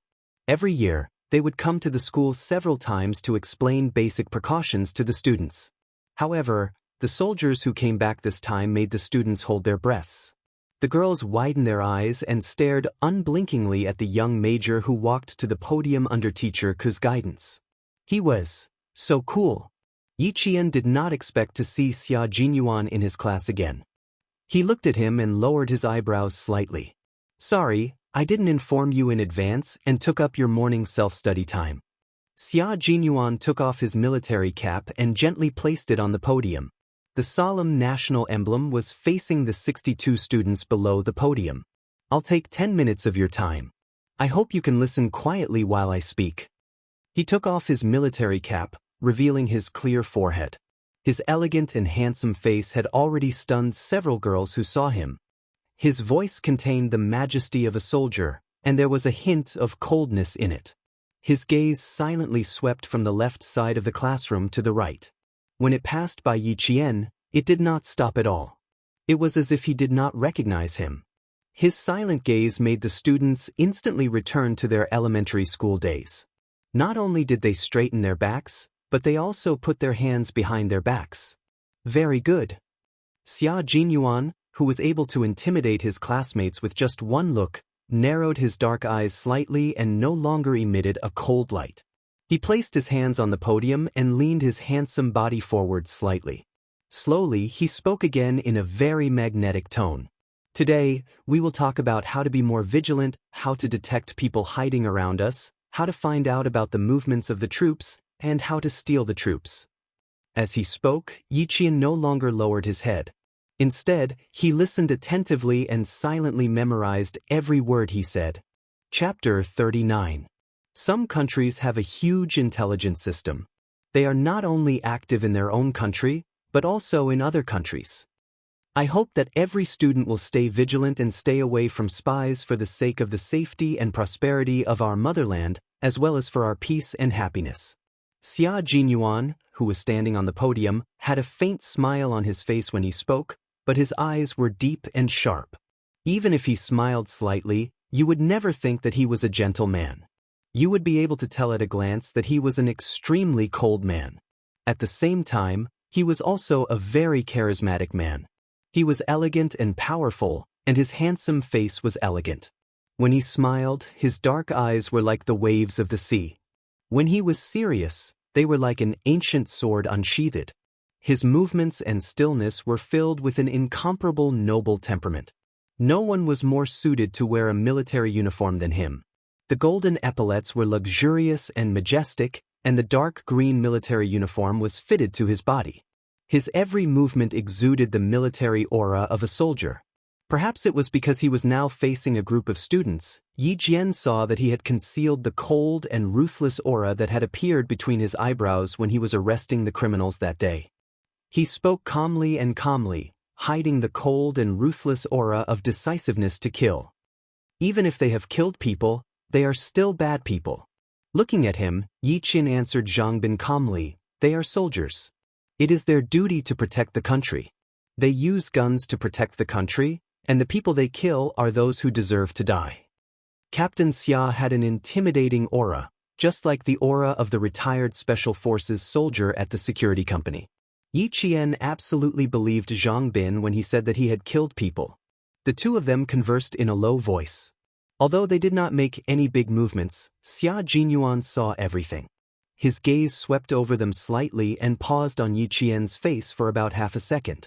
His deep eyes darkened slightly. So this little girl is a student of grade 2 class 2. Although you are only students, you are the main targets of foreign spies. At this point, Xia Jinyuan's smiling eyes paused slightly in a certain direction. He held onto the podium and quickly made a gesture to the two soldiers' left hands. Yi Qian's gaze instantly froze. He followed the direction of his gaze and tried to use his peripheral vision to see who their target was. However, just as she was about to take a look, Xia Jinyuan suddenly called out a name on the stage. The third last female student in Group 5. Can you answer my question about how many tests you usually use to lure students? Third from the bottom in Group 5. Wasn't that Yi Qian? The moment she was called out, the 60 or so gazes of the entire class all turned to look at her. They didn't quite understand why she had to be called out when there were so many students in the class. Yi Qian immediately realized that he was trying to prevent himself from looking over to avoid alerting the enemy. Under the gaze of the entire class, she stood up with a faint smile on her face and slowly answered, students looking for help, invitations for research, payment by piece. Most of the time, it's in these seemingly reasonable scenarios to open the curtain and lure students into the trap. Chapter 40. However, how would she know that this was a Special Forces hand signal? He timed the 10 minutes very precisely. He didn't need to look at his watch to know that the 10 minutes were over. If the students have any questions or find anyone suspicious, you can contact our team or the local police immediately. Sorry to disturb you, goodbye. He picked up the military cap on the podium and habitually patted the brim before putting it back on. The brim of the military cap covered his clear forehead, leaving only a pair of dark eyes that were as sharp and deep as an eagle's. When this pair of eyes swept across the students below the podium again, they paused briefly on Yi Qian's face. The other students didn't notice, but Yi Qian did. She smiled slightly and met his gaze calmly. Her petal-like lips moved slightly. Hello, Captain Xia. What a bold girl, she even greeted him. The smile on his handsome face seemed to deepen. Xia Jinyuan nodded at Teacher Ko, who was standing next to him, looking a little dispirited. He politely said, "Sorry to disturb you." Then, under the gaze of all the students, he left with the two soldiers standing by the door. Although they only appeared for 10 minutes, Xia Jinyuan's influence was too great. As soon as he left, the sighs of AI could be heard continuously. Naturally, most of them were girls, who couldn't restrain their thoughts for a while. It wasn't until Teacher Ku slapped the blackboard on the podium a few times in warning that the girls who had yet to restrain their thoughts secretly stuck out their tongues and obediently picked up their books to prepare for the lesson. The first lesson is math. Listen up, if anyone dares to drag our class down again, copy the test paper 100 times and stand outside the classroom for a week as punishment. When the self-study session was about to end, Teacher Ku, who had been silent all this time, angrily said a few words before she left. Her gaze swept across the students who had been dragging the class down again and lingered on Yi Qian's face for at least 10 seconds. It seemed that this sentence was only directed at Yi Qian. Yi Qian, who was flipping through his book, completely ignored the gaze that swept over him. No matter how she looked or stared, he did not take it to heart. The school's music broadcast was interrupted. Then came the slightly sweet voice of the third-year school's announcer, who spoke in Mandarin with a bit of a local accent. Students from Year 2nd Class 2, Yi Qian, please come to the principal's office. Students from Year 2nd Class 2, Yi Qian, please come to the principal's office. Teacher Ko, who had just walked to the door of the classroom, stopped in his tracks. There was a trace of hesitation on his gloomy face, and he quickly left with a cold face. Yi Qian walked briskly to the Principal Chen's office. After knocking on the door and entering, he saw Xia Jinyuan sitting in the guest chair, but Principal Chen was not there. "I'm the one looking for you." Xia Jinyuan looked up at the girl with sparkling eyes. His thin lips couldn't help but curl up slightly. Seeing that she was still standing at the door and had no intention of coming in, he waved his hand and smiled gracefully. "Come in, I have a few things to tell you." He had a wary look on his face. What did she think he was going to do? Yi Qian saw that he was treating her like a child and lowered his head to look at his 14-year-old body. He was indeed a little small. He was considered short in class. Chapter 41. It's not good for people who know too many secrets. Xia Jinyuan took off his military cap, and the smile on his face became clearer. "How do you understand hand gestures? Who taught you?" That handsome face with a slight smile looked elegant and gentle, but it made Yi Jian's nerves begin to tense up. He was smiling, but his eyes were extremely sharp, like a sharp blade that could split a person's soul in half, and could flash a cold light at you at any time. Yi Jian did not sit directly in the seat that he had designated. Instead, she sat on the guest chair that was closest to the door. Her expression was somewhat indifferent as she replied, "No one taught me. I just happened to see your movements." "That good? You just happened to see it and you know what it means." Xia Jinyuan raised his eyebrows, and his eyes darkened. His expression was still calm as he said, "You've changed a lot, but Uncle Jen is still protecting you." The 70-year-old first-grade sergeant major stood in front of the regiment commander. His vigorous voice resounded through the air as he told the regiment commander, "There is absolutely no problem with Miss Jen. She had the protection of a first-grade sergeant major and the appreciation of a world-class sniper. What other surprises could this little girl have for him? Grandpa Jen?" Yi Qian moved his fingers, and his eyes became sharp. He stared at him and said coldly, "You're related to Grandpa Jen? Aren't you just suspecting me?" Not only was his temper bad, but it was also bad. Xia Jinyuan smiled and looked at her. He pondered for a moment, then said casually, "Relax, don't be so tense. We only have deep respect for Uncle Jen, and we will never offend him. I asked you to come here not because I suspect you, but because I want to remind you. Liao Jian, you can treat him like you normally do." This was the reason why Xia Jinyuan asked her to come over.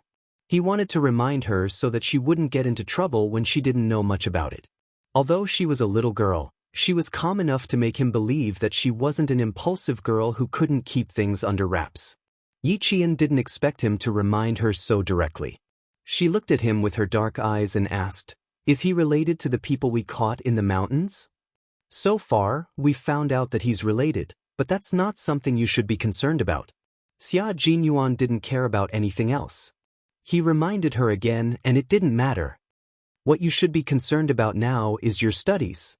Just now, when I was retrieving Liao Jian's student file, I accidentally flipped through your results."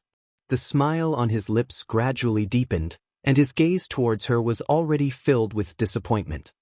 "Student Yi Jian, you still have to work hard." He wasn't the only one who knew about his terrible results. Almost the entire school knew about it. Hearing it again, Yi Qian accepted it calmly. He smiled and said disapprovingly, "I didn't show my ability, so it's nothing."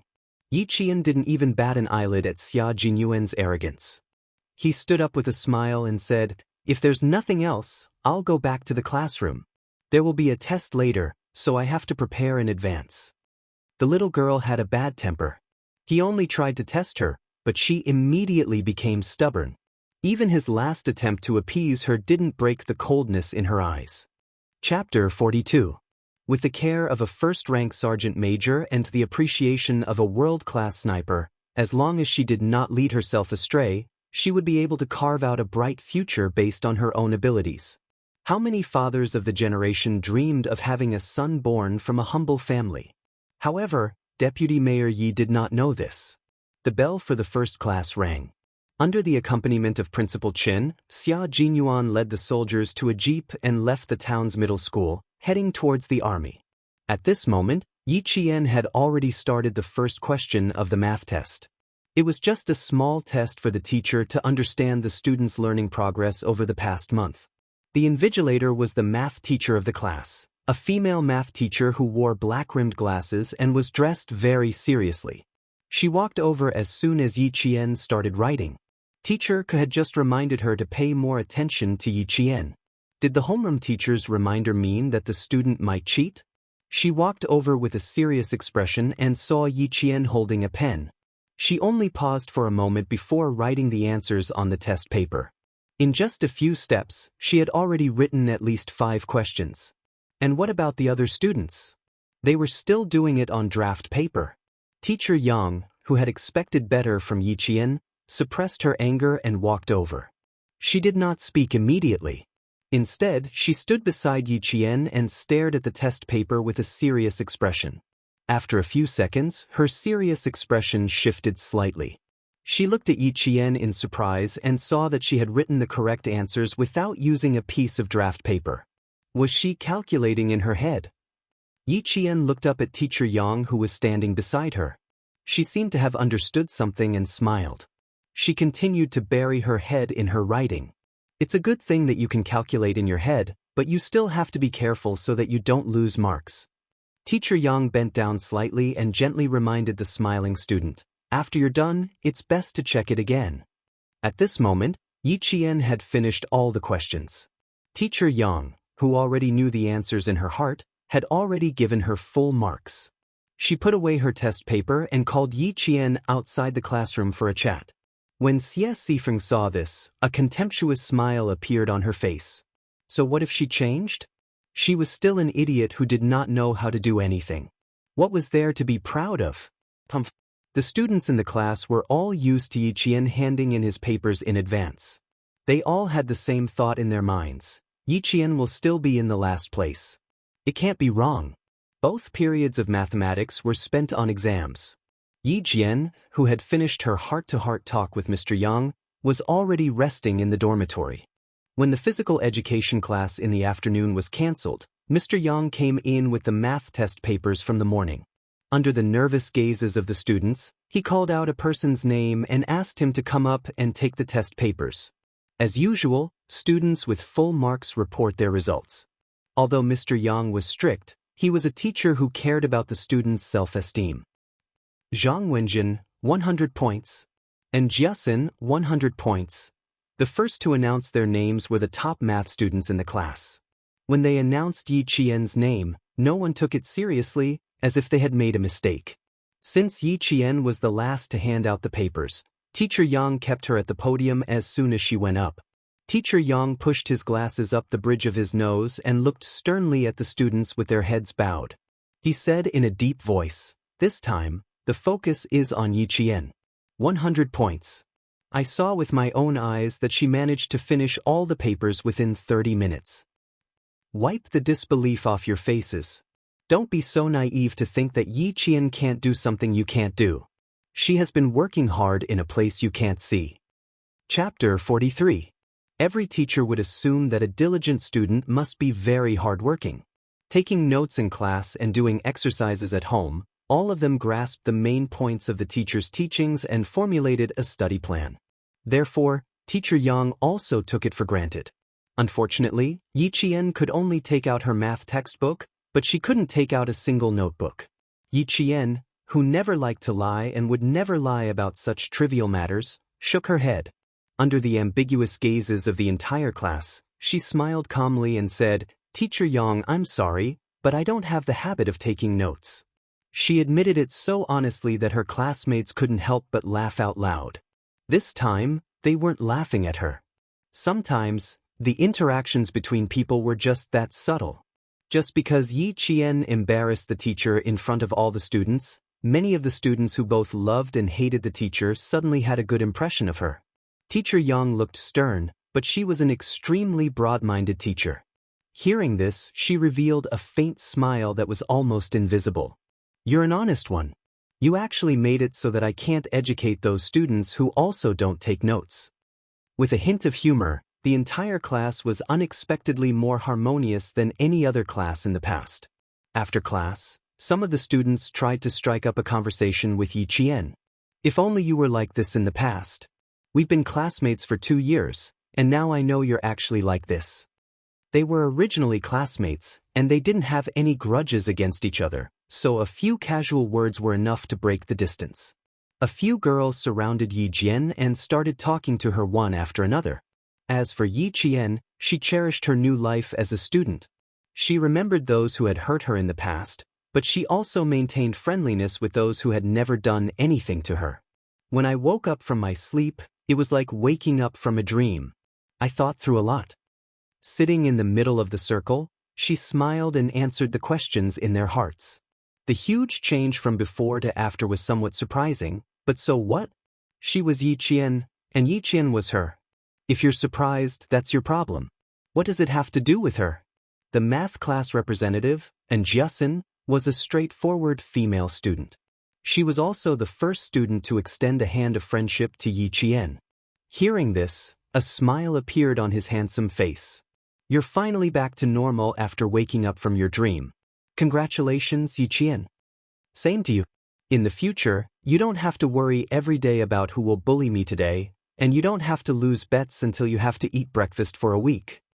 Yiqian raised her eyebrows and winked mischievously. She joked about the past, and it became a way to improve their friendship. And Xianxia laughed out loud when she heard that. "So you knew about it?" "Haha, I lost for 2 weeks last semester. It's winter. Yiqian, I've been getting breakfast for them for 2 consecutive weeks."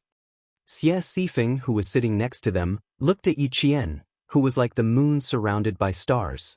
She felt as if she had spilled a bottle of 5 flavors, and her face was full of discomfort. She slammed the math textbook in her hand on the table and walked towards Yiqian with gritted teeth. "Don't be so smug. What's so great about getting full marks? Who knows how much you copied? Yingying gets full marks every time." Chapter 44. "Xie Sifeng, you're being unreasonable." And Xianxia frowned as she spoke. She had always disliked these girls who always bullied Yiqian. After a few times, she realized that Yiqian was willing to do so, so she stopped bothering. Xie Sifeng, who was in a fit of anger, glared at Xianxia, who was blocking her.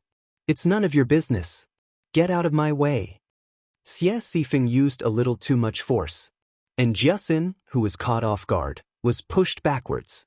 Just as she was about to hit the desk, a pair of slender hands caught her firmly. "Go back to your seat. I'll handle it myself." Yiqian steadied her. His smile had completely turned cold. He stood in front of the furious Xie Sifeng and said coldly, "It seems like last night's lesson wasn't enough. Do you think this school is your own home?" Xie Sifeng's father was a contractor. Her family had some money, so she usually looked down on others. She never cared about the consequences of her actions and only wanted to feel comfortable. When she saw Yi Qian stand up, she instinctively took a step back. Just as she was about to take another step back, Yi Qian, who wanted to return the favor, raised his hand and pushed Jiasin back the way she had pushed Jiasin. Crash! Bang!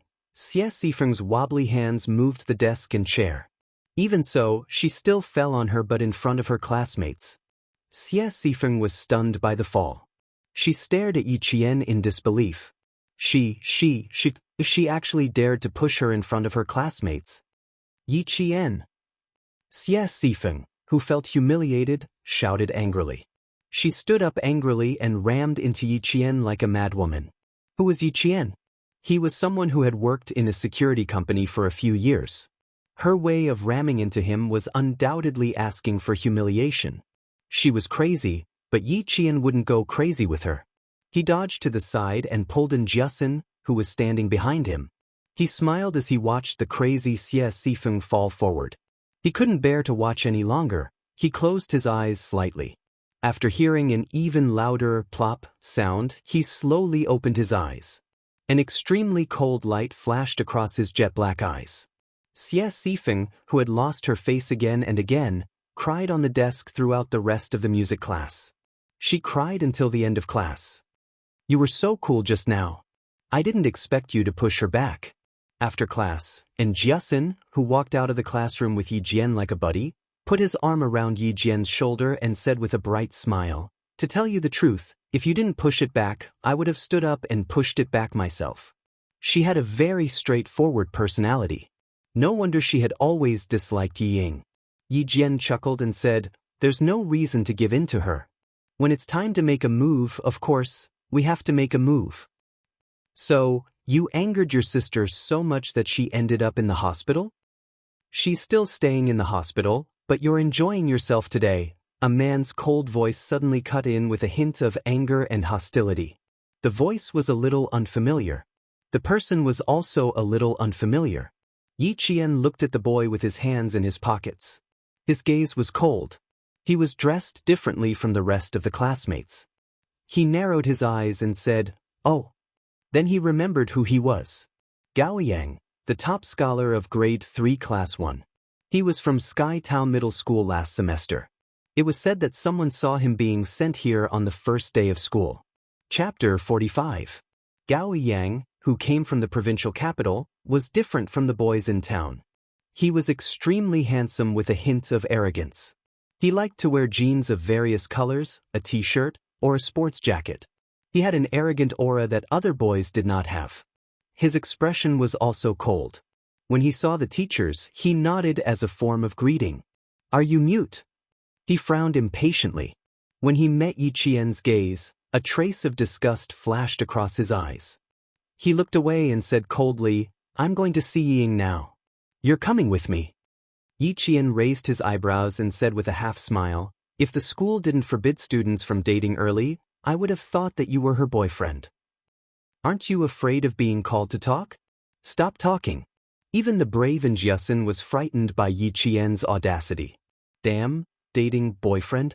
How could she dare to say it out loud? Yi Qian gave her a reassuring smile and said softly, "It's okay. Just listen. My relationship with Yi Ying is not for you to tell me anything." Gao Yang's lips were pressed tightly together. The disgust in his eyes was so deep that he could not hide it. His voice was changing, so if he raised it slightly, it would sound gravelly. He also realized this and immediately lowered his voice. "She's been crying. You're the older sister. Shouldn't you go and see your younger sister? Student Gao, right? May I ask, what does it have to do with you if I don't go and see her?" "Even if it does, it's not for you to say anything," Yi Qian retorted with a faint smile. She really did not like this student Gao. However, Ying did have many suitors in school, and Gao Yang was one of them. Probably because he was not used to Yi Qian's change, Gao Yang's handsome face instantly darkened. He reached out and blocked Yi Qian's path. "Stop right there. If you stop me one more step, I'll call you molestation right now." Blocked again, Yi Qian's eyes suddenly turned cold. He looked up and stared at him with his dark eyes. Student Gao from the provincial capital, you should know what molestation is. And Jiasun felt her legs go soft, and so did her hands. Seeing the boy's gloomy expression, she pulled Yi Qian, who was so daring that he wanted to go to heaven, and their bodies pressed against the wall. They quickly moved away. You scared me, And Jiasun's face was pale with fear. She patted her chest and stared at Yi Jian blankly. She was a courageous girl, but now, she was frightened by her boyfriend, puppy love, and molestation. Her heart was beating wildly. She was just a high school student. At most, she would say that someone was good-looking or had good grades. Even if she had some ulterior motives, she would definitely hide it well. Unlike Yi Jian. He even dared to say molestation. Yi Qian patted her shoulder. His faint smile was like a gentle breeze blowing through the treetops. His ink-like brows were filled with joy. He won't molest you. Gao Yang is still a good boy. The girl, who had just caught her breath, was once again choked by Yi Qian's shocking words. Student Yi Qian, don't say anything. Let me catch my breath. Let me catch my breath. If she didn't catch her breath, she would really be scared to death. You understand? What are you afraid of? Yi Qian's eyes were clear. He smiled like water. You know the difference between a boy and a man. And Jiasun rolled her eyes. I know, but don't say it out loud. Then she laughed out loud. Chapter 46. On the 4th floor of the school office building, Principal Chen walked out of the office with a white-haired old man as he said, Uncle, don't worry. I will take good care of Yi Qian. You don't have to worry. I will take care of everything. The white-haired old man was wearing an old-style military uniform from the 1970s. Even though he was old, his footsteps still carried the air of a soldier. Even a world-class sniper had to be respectful in front of Uncle Jen, who had enjoyed a lifetime of special benefits from the country. I feel guilty towards her. I hope you can teach her more. Uncle Jen sighed softly. This child is smart. She is a good seedling. You can give her some pointers from Monday to Friday. When she gets home, I will give her some pointers. It will be easier for her in the future. At least, it would be easier for her than her mother. Principal Chen paused on his right foot as he walked down the stairs. He said happily, It seems like I have the same idea as you. But I still have to observe this child's results. However, I heard from Teacher Yang that she got full marks on her math test today. Maybe I am just worrying for nothing. Speaking of this, Headmaster Chen's face darkened slightly. Deputy Mayor Ye's family is too outrageous. Do you want to give them a warning? They are enjoying the glory that sister brought to them, but they are treating Yi Qian so harshly. Bad people have bad people to deal with. I am old. I don't really want to care about the outside world. I just want to nurture Yi Qian into a talent. Yi Qian, who was already playing badminton with her classmates, did not know that Uncle Jen had specially come to the city for her. He had a 2-hour-long talk with Principal Chen and also developed a very strict training program for her. After the evening self-study session, Yi Qian was called to the principal's office for a talk. This made Teacher Ku, who was the messenger, so tired that she was even a little scared to look at Yi Qian. She was called to the principal's office for no reason. What if she made things difficult for her in front of Principal Chen? Even though there were only 2 pieces of paper, Yi Qian felt as if they weighed 1,000 pounds. Her eyes were fixed on the first few words. After a while, she looked up and smiled bitterly. Principal, you really think too highly of me. The 4-year plan was developed just for her. Just this kindness alone was as heavy as a mountain. Her eyes were slightly red. Even her voice was a little hoarse. You think so highly of me? Really? Girl, you don't have to thank me. I'm the same as your grandpa, General. We're both loners with no descendants. You should learn well so that our efforts won't be in vain. Headmaster Chen smiled and patted her on the shoulder. He was a teacher, a friend, and an elder as he sincerely taught her. In life, one should be indomitable. No matter if you are a man or a woman, you must live up to your conscience and be able to carry the sky. You are a good child. Let bygones be bygones. Walk the path under your feet. If you are happy, smile. If you are sad, look up at the sky. Look around you and look at the world. Fight for yourself. You are also responsible for your life. Do you understand? Chapter 47. To live up to the heavens above and the earth below. She did not have that much self-awareness yet. She only hoped that she could live up to the teachings of her two elders and live up to their expectations. Go back to the dorm tonight and calm down. After self-study tomorrow night, go straight to the school's back door. I'll pick you up. She knew that the road ahead was difficult, but she was fearless. Principal Chen admired this kind of Yi Qian. If she wanted to go far and stand high, she could only rely on herself. This child had a clear mind. Principal Chen admired Yi Qian's self-improvement. In the face of the current, she also maintained a calm mentality. From how she handled Yi Ying's matter, it could be seen that she was very clear about the severity of the situation. On Tuesday night, Yi Qian began his first training. Yi Qian, I'm a sniper. What I can teach you is all the experience I've accumulated in my career as a sniper. You still have a choice now. Retreat or advance. I'll give you 1 minute to consider. In the dimly lit training room, Principal Chen stood in the darkness like a leopard roaming in the night. Even though his voice sounded old and weathered, it was impossible to ignore the murderous aura around him. Sniper, under the dim light, Yi Qian's entire body trembled slightly. It turned out that this seemingly amiable principal was actually a sniper. No wonder he exuded a murderous aura that made people feel fear from the bottom of their hearts. He pursed his lips and suppressed the trembling in his heart. His calm gaze was like an ancient well without ripples in the dim light. He said calmly, "There's no choice. I can only advance. I will never retreat. From now on, there's no turning back." Principal Chen nodded. Standing with his hands behind his back, he began the first training session in a low and serious voice. Snipers are the grim reaper in the eyes of the enemy, but in the eyes of their comrades, they are heroes. They are the most outstanding comrades. They go deep into the enemy's camp alone and use the guns in their hands to win the first victory of the war. Yi Qian, you better be mentally prepared. The snipers I train will not stay in peaceful countries. They will go deep into the front lines of any country and complete the mission given to them by the country. Since he wanted to train this lass well, the training program he came up with was so harsh that it would make a soldier's scalp tingle. Yi Qian, who was listening intently, had already adjusted his breathing. Under the cold gaze of Principal Chen, he pursed his lips, straightened his back, and listened intently. In the recruit assembly camp in town, the cold-eyed Principal Chen began the first step of his 4-year plan.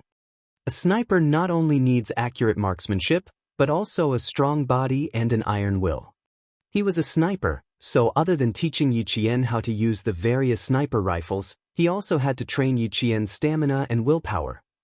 In addition to implementing sniping concepts and mastering the weapon system, professional sniping training also requires you to learn a lot more.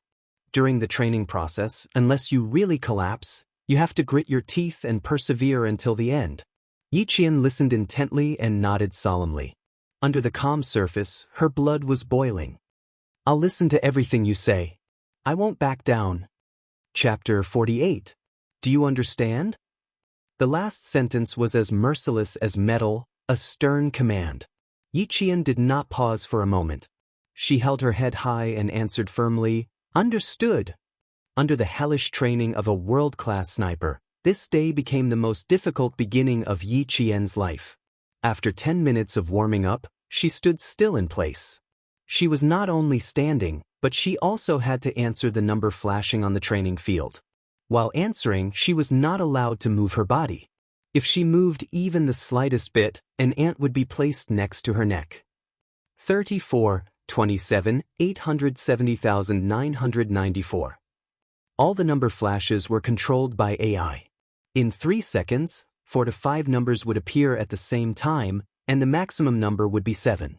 From 1 to 100, Yi Qian had to answer correctly in the blink of an eye. This was to train Yi Qian's reaction and observation skills to her surroundings.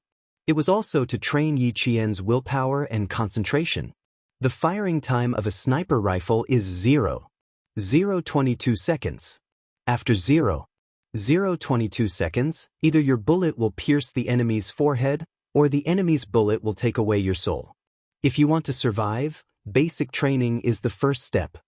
Because he was concerned that Yi Qian was still a child, Principal Qin did not use the real thing at the beginning of the training. It was like ants crawling into a person's neck. This was child's play. Even ordinary soldiers would encounter it when they were in hiding. After standing for an hour, Yi Qian's concentration did not waver because of the passage of time. Instead, she became more and more focused. By the time the number flashes appeared, she had already called out the exact serial numbers from beginning to end. Left 187, right 591. Over. Not only was her concentration high, but her reaction was also at an excellent level. Principal Chen, who had a folder in his hand, scribbled on it, recording Yi Qian's performance on the first day of training. Basic training and sniper training were carried out simultaneously. After 2 months of intensive basic training, he would let Yi Qian touch a real gun, a loaded gun. From Tuesday to Friday, Yi Qian was an ordinary student during the day. At night, he would become a sniper in training, constantly learning and strengthening himself. In just a few days, the changes from inside to outside were obvious. Her clear and beautiful face was no longer delicate. She was no longer a budding flower, but a pine tree that could withstand the scorching sun and the torrential rain. That kind of change was not something that could be seen at a glance. It was like the spring rain that moistened things silently.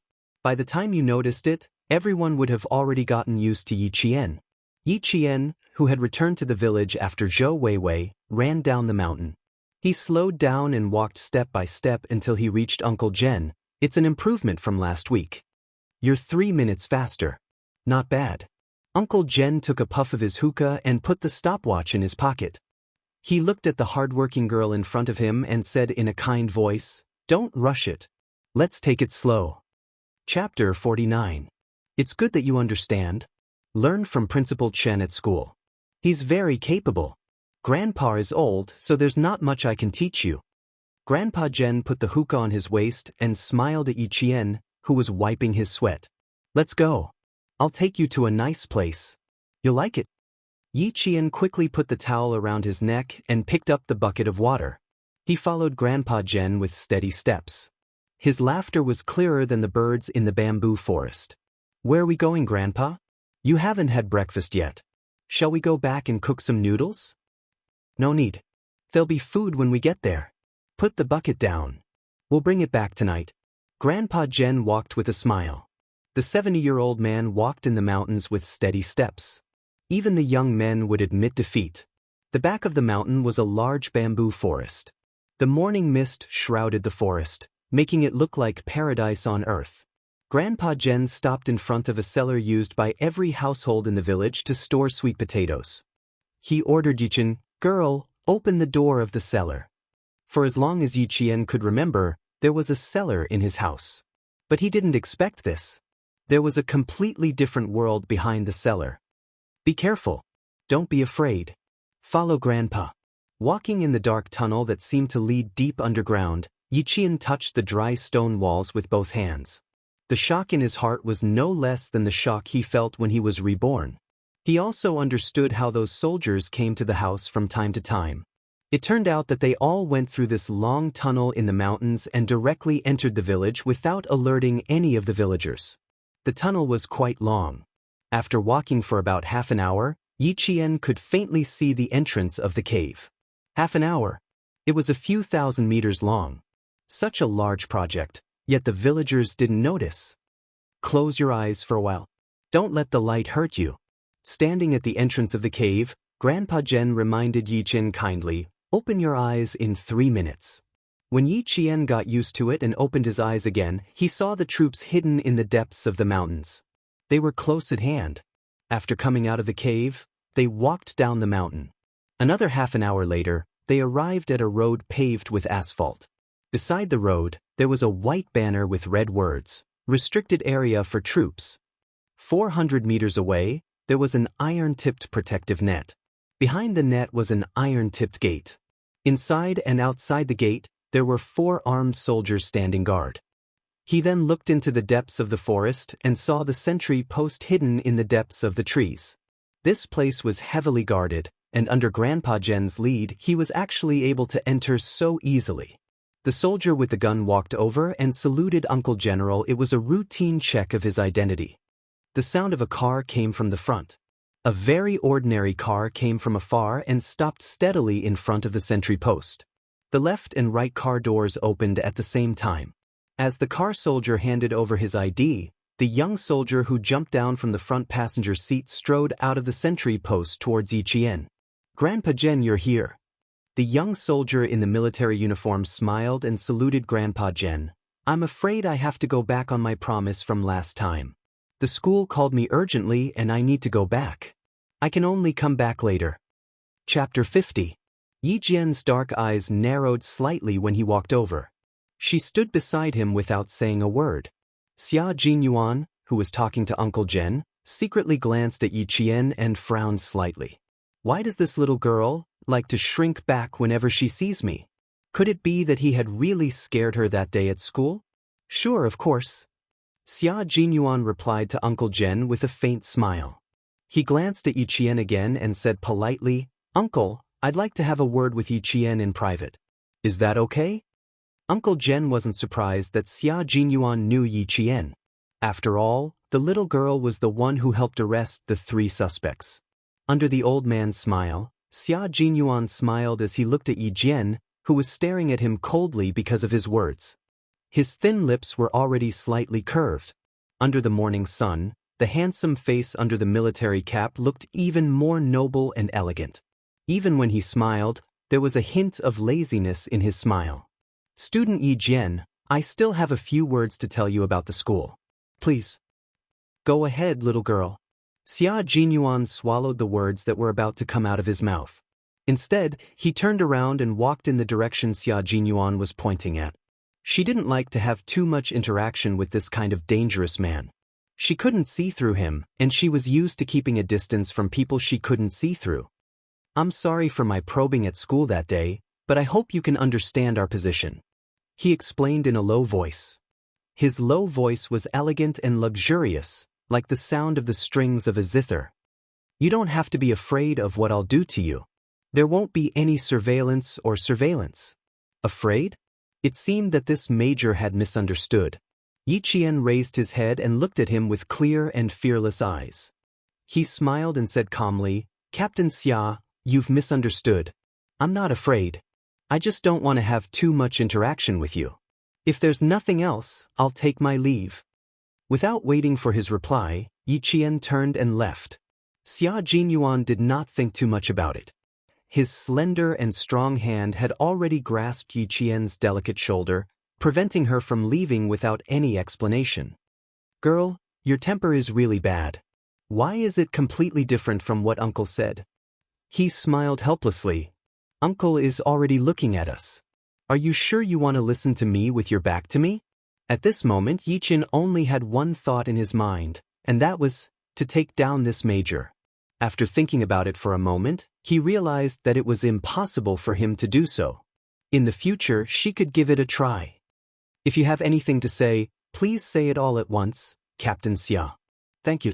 When he turned around, he skillfully swung his shoulders. His whole body was like a fish, and he escaped from Xia Jinyuan's control. After nearly half a month of training, coupled with Yiqian's talent, she had learned a lot. Her nimble movements made Xia Jinyuan raise his eyebrows. He smiled slowly and looked at her quietly with his dark eyes. His handsome face was solemn and cold. "Listen carefully, Yiqian. We have already confirmed that there is a problem with Liao Jian's parents. Liao Jian is the same. Please help us keep an eye on his movements in school." Chapter 51. Yiqian wasn't stupid enough to ask him why he chose her. Since he chose her, he must have his reasons. After listening quietly, she nodded. "Okay, I'll keep an eye out." She paused for a moment, then said, "If there's nothing else, I'll leave first. Goodbye." She said goodbye as she turned around. She left as soon as she said goodbye. She didn't hesitate at all. Xia Jinyuan raised his hand and adjusted the brim of his military cap. The faint smile at the corner of his mouth was like a gentle breeze, so light that it disappeared in an instant. This little girl. Does she see me as a scourge? He jumped into the car that was already driving over. From the rearview mirror, he saw the backs of the old man and the young girl gradually moving away from him until they disappeared. The sound of the car finally disappeared among the trees. When Yi Qian entered the military barracks, he turned around to look at the winding mountain road behind him. All he saw was lush green trees. Under the blue sky and white clouds, birds flew and left behind a graceful shadow. As soon as he entered the barracks, whenever he encountered a soldier, they would stop and salute Uncle General. Their words and actions were full of respect. Yi Qian obediently followed Uncle Jen's footsteps. He didn't look or ask anything, as if he was a frequent visitor to the barracks. He wasn't curious at all. Fifth Company, arrange for the soldiers to come over tomorrow night. Have the squad leader prepare a list of names. I want to test them. Standing in front of the soldiers, Uncle Jen's expression was extremely serious. Every word he said was an unquestionable command. Suddenly, a series of consecutive gunshots rang out in front of them. Yi Qian, who had his head down, suddenly looked up. As the gunshots rang out one after another, his heart trembled with the sound of the gunshots. It was as if something in the depths of his body had suddenly awakened. It wanted to break through the restriction and fiercely hit the ground. It's gunshots. The soldiers are hitting targets. Uncle Jen, who had signaled for the soldiers to leave first, looked sideways at Yi Qian and smiled. I'll show you the shooting range later. Today, I'll take you to another place. Their destination was also in the direction of the shooting range. They didn't stop until they reached a barracks where soldiers were standing guard. This was a restricted gun room that normal soldiers could only enter twice a week. Familiar with understood, precise, and professional. The forward banner was hung right in front of the gun room. All the soldiers entering and exiting could see it as long as they raised their heads. The moment he entered the room, Yi Qian's dark eyes lit up like a small flame. When a normal person saw the rows of pitch-black steel spears that were suffused with a cold light, a sense of fear would have already quietly risen from the bottom of their hearts. But Yi Qian only knew that his blood was boiling. It was a thirst for power. It was an urgent desire to touch them. He turned around and looked at Uncle Jen behind him. His clear voice trembled with excitement. "Grandpa, can I touch them?" There was a cry that came from the depths of his heart. It kept calling him to walk over, reach out, and pick up the rows of guns that were gleaming with a dark, cold light. Chapter 52. She finally knew what it was that wanted to break through the restriction in her body. It was a desire to become stronger and more perfect. Haha, aren't you afraid, little girl? Uncle Jen laughed as he looked at the little girl whose eyes lit up when she saw the gun. His wrinkled face was full of smiles. These are all guns, real guns that can be used once they are loaded with bullets. They are not the toy guns you have seen before. Yi Qian shook her head and smiled. I'm not afraid.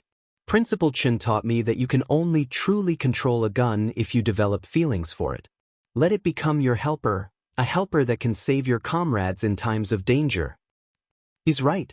Before you develop feelings for a gun, you have to understand it first. The little girl's eyes were filled with excitement, but there was no sign of fear. Uncle Jen saw this and laughed in his heart. He walked to the front of the rows of steel guns and casually picked up an assault rifle. As he quickly disassembled it, he energetically said, N70AB2, Russian Kalashnikov AK-101 assault rifle, NATO 5. 6mm ammunition. It was designed by the former Soviet Union's famous gun designer, Kalashnikov, commonly known as a submachine gun. Uncle Jen dismantled the gun very quickly. At the same time, he used special tools. In less than 5 minutes, the assault rifle was dismantled by him into a pile of parts. How many parts did I dismantle just now? Uncle Jen pointed at the scattered gun parts on the table and suddenly asked, Give me a number. From the moment he picked up the gun, he was already in the middle of training. Yi Qian pointed at the parts on the table. Her clear black eyes contained a faint smile as she said, This is the last part that you put down. This is the 47th part that was dismantled. This is the part that you dismantled at step 74. Grandpa, you dismantled a total of 80 parts. Am I right? Not only was he right, but he was very accurate. After half a month of teaching, Yi Qian had already developed the ability to enter the training state at any time. Whether it was Principal Chen or Uncle Jen, they loved to ask questions suddenly. Uncle Jen laughed again and said, not bad at all. While observing, you are also better at understanding. The 47th part is the recoil spring lock. When the bullet is fired, the bolt will lock the thinnest part of the gun so that the gun won't return to its original position. Thus, the gun can continue to fire continuously. The 74th part is called the gun buckle. This function is, as Uncle Jen picked up the parts one by one and explained them one by one, Yi Qian, who had zero knowledge of the gun's structure, began to understand it. For the whole day, Uncle Jen kept dismantling the guns, while Yi Jian kept repeating how many parts each gun had and what they were used for. Assault rifles, shotguns, semi-automatic pistols, manual rifles, revolvers. Not only had she touched a series of firearms, but she had also disassembled them herself. She had a deeper understanding of them. Revolver, ejector lever, central spring, rebounding block lever, camera body. Yi Jian mumbled as she walked towards the classroom with her textbook in her arms.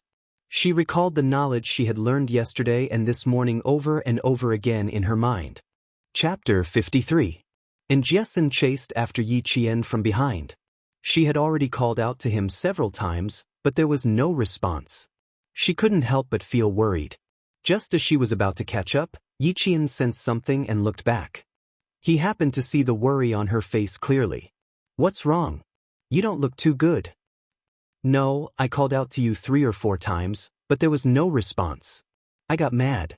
Yi Qian's smile was still bright and beautiful. There was no change in his expression. And Jiesin secretly let out a sigh of relief. Sorry, I was studying and didn't hear you. Yi Qian saw her expression and calmly waved the book in his hand. He smiled and said, once the holidays are over, the midterm exams are coming up. I have to hurry up and study. There was no time at night, no time on Saturday, and no time on Sunday. She could only squeeze in time to study for the entire semester. That's right, Yi Qian was studying for the entire semester, not just what he had already studied. And Jiesin's worries were swept away. She giggled and said, okay, it just so happens that I also need to study. After the evening self-study session, let's each do 10 questions in the classroom before we go back to the dorm? She waved the test papers in her hand and looked at Yi Qian with a pleading expression. Do me a favor and finish this test paper with me. My mom bought it. Was this what you were worried about? Yi Qian took the 2 sets of test papers from her hands and casually flipped through them. He smiled at her and said, these are very simple questions. What's there to worry about? Listen, Ying, listen. Some people just don't know the immensity of heaven and earth. Xie Sifeng's cold voice came from behind her. She mocked, does she really think she's that great? And Jiesin stopped in her tracks. She tugged on Yi Qian's sleeve and said in a low voice, she took half a month off. Isn't she afraid that she won't be able to keep up? She's the one who thinks she's infallible. She was referring to Yi Ying, who took 2 weeks off. Based on my understanding of her, taking half a month off is definitely not a break. Yi Qian didn't turn around. He smiled faintly and said, Teacher Ke has to leave the school during the lunch break. He even brought along the math teacher from class 3. Guess where the 2 teachers are going? And Jiesin immediately thought of something and exclaimed, it can't be. Of course.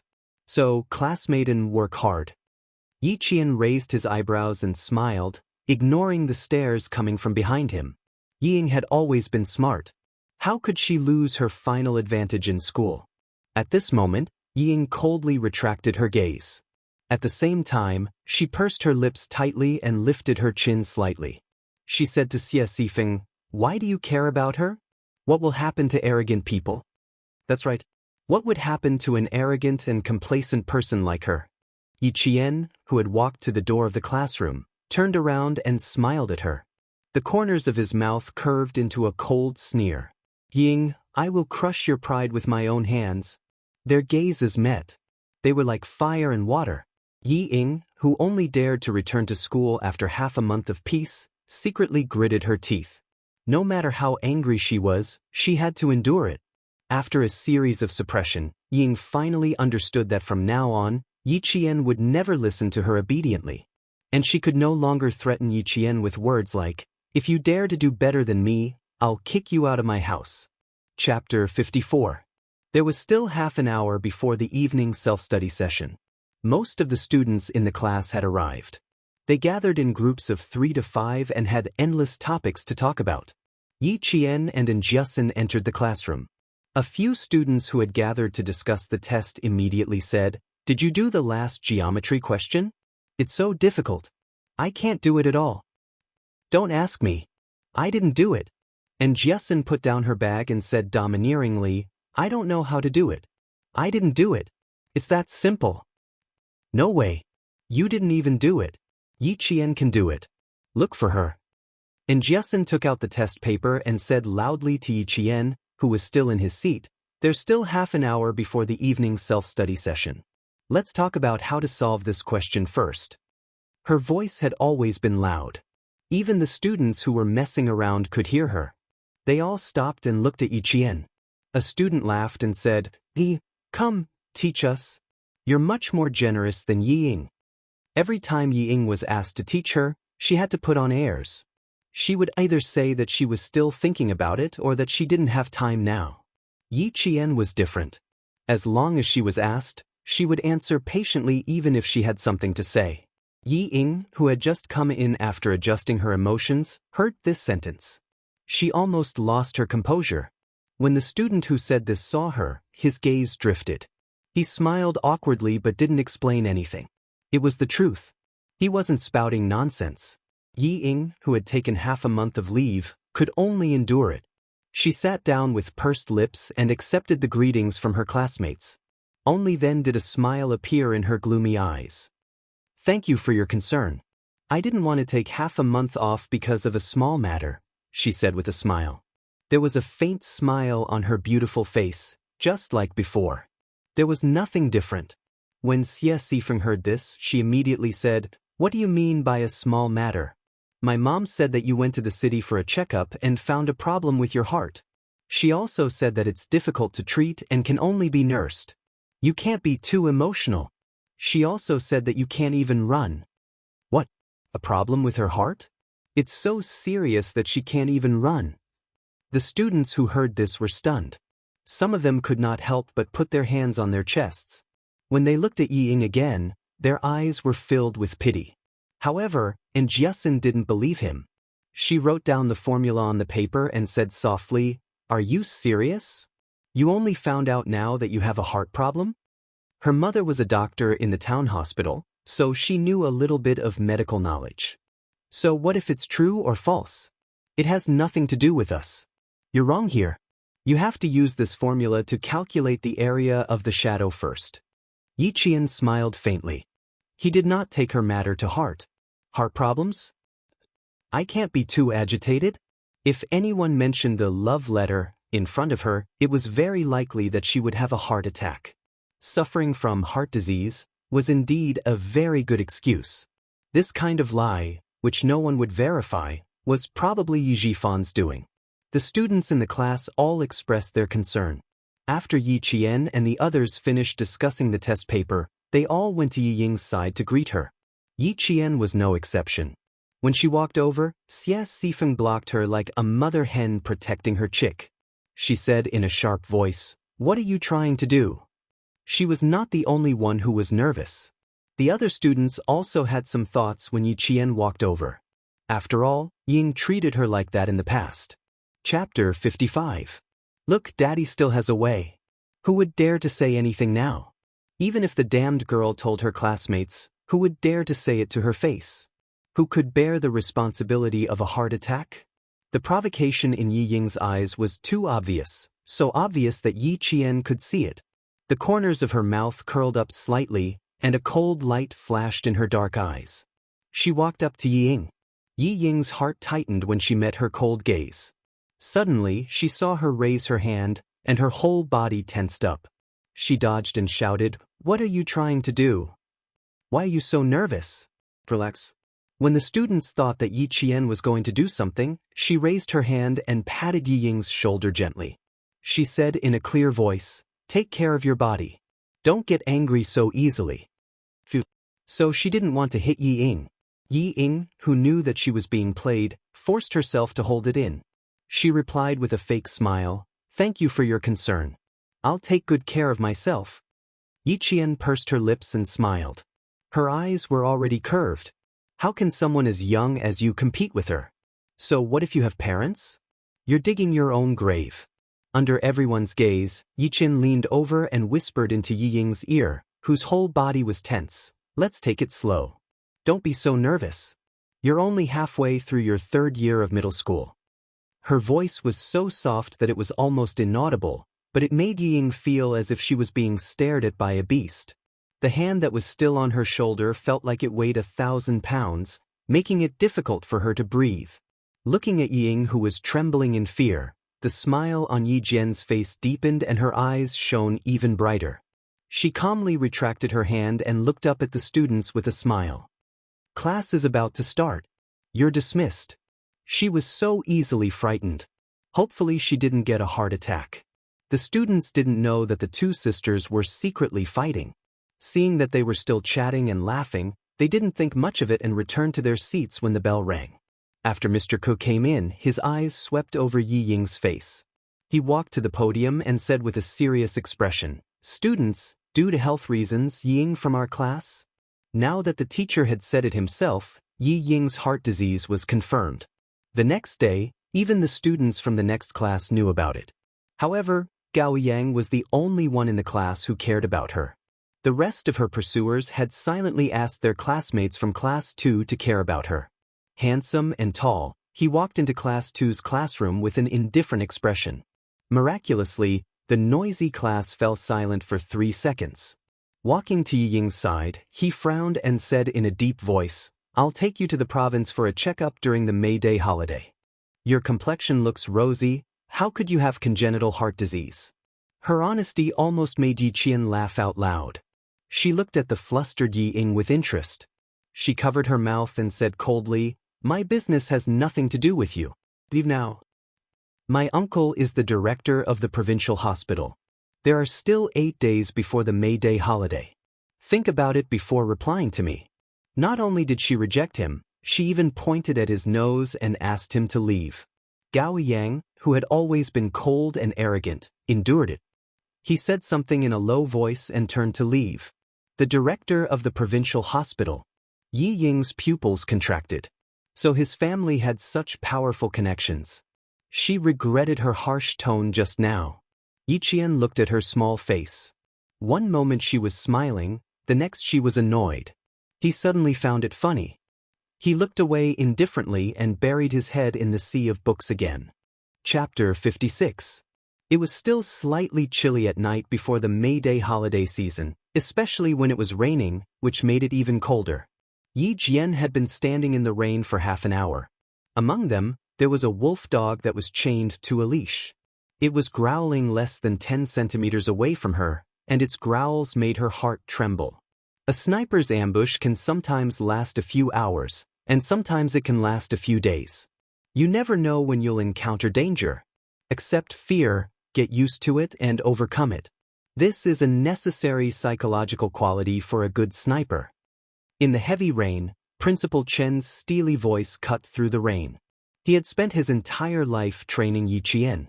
Be on standby and ambush 24 hours a day. You'll face wind and rain, lightning, blizzard, and scorching sun. Learn to ignore the effects of nature and the environment on you. That way, you won't waste a single bullet. The rain was getting heavier, but his words were like a heavy drum in the rain that struck Yi Qian's heart. If you want to see the rainbow after the storm, you must first be able to withstand the baptism of the storm. Yi Qian stood motionless. The wolfhound treated her as an intruder and growled madly. The chains rattled as if it would break free and pounce on her in the next second. It wasn't that she wasn't afraid, but that she was afraid and had no way to retreat. If she swayed even a little, she would be pricked by the steel needles at her feet and bleed. In Principal Chen's words, if you retreat, Your comrades will be the ones bleeding. Remember, once you pick up a sniper rifle, you have no way to retreat. You must complete the mission beautifully and eliminate the target. If you don't want to bleed or sacrifice your comrades, then you must become stronger. After an hour of standing in the rain, Yiqian felt as if her legs didn't belong to her anymore. Principal Chen walked over with a towel and slowly squatted down. He looked kindly at Yiqian, who had fallen into the rain because of her weak legs. He said slowly, word by word, "Girl, you chose your own path. Walk it with blood and tears in your eyes.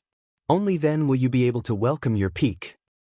He gently placed the towel on Yiqian's head and sincerely taught her, "You will be brighter than a flower in a greenhouse. You will grow little by little under the sun. Without your parents to protect you, believe me, my child, you will live a more exciting life than anyone else." Principal Chen had already heard about what happened during the day. He had been silent for a long time before he added tonight's training. He was telling Yiqian that she was different. You relied on your own two hands to get what you want. That is your true ability, and no one can replace it. Yiqian, who had caught her breath, raised her head. Her eyes were as bright as a mirror after being washed by the rain. They were so clear that they could reflect the beauty and ugliness of everything. Raising his hand, Zhang Xian wiped the rainwater off his face. Under the gaze of the elder, he smiled and said, "I will persevere on, not for anyone else but for myself. Don't worry, I, Yiqian, will never give up halfway on the path I've chosen, nor will I let difficulties surpass me." With a sharp sword in hand, she would cut through the difficulties, cut through the thorns, and walk on a broad path. Headmaster Chen laughed out loud and said, "Good," 3 times in a row. He stood up and said, "Good child, you are fearless and magnanimous.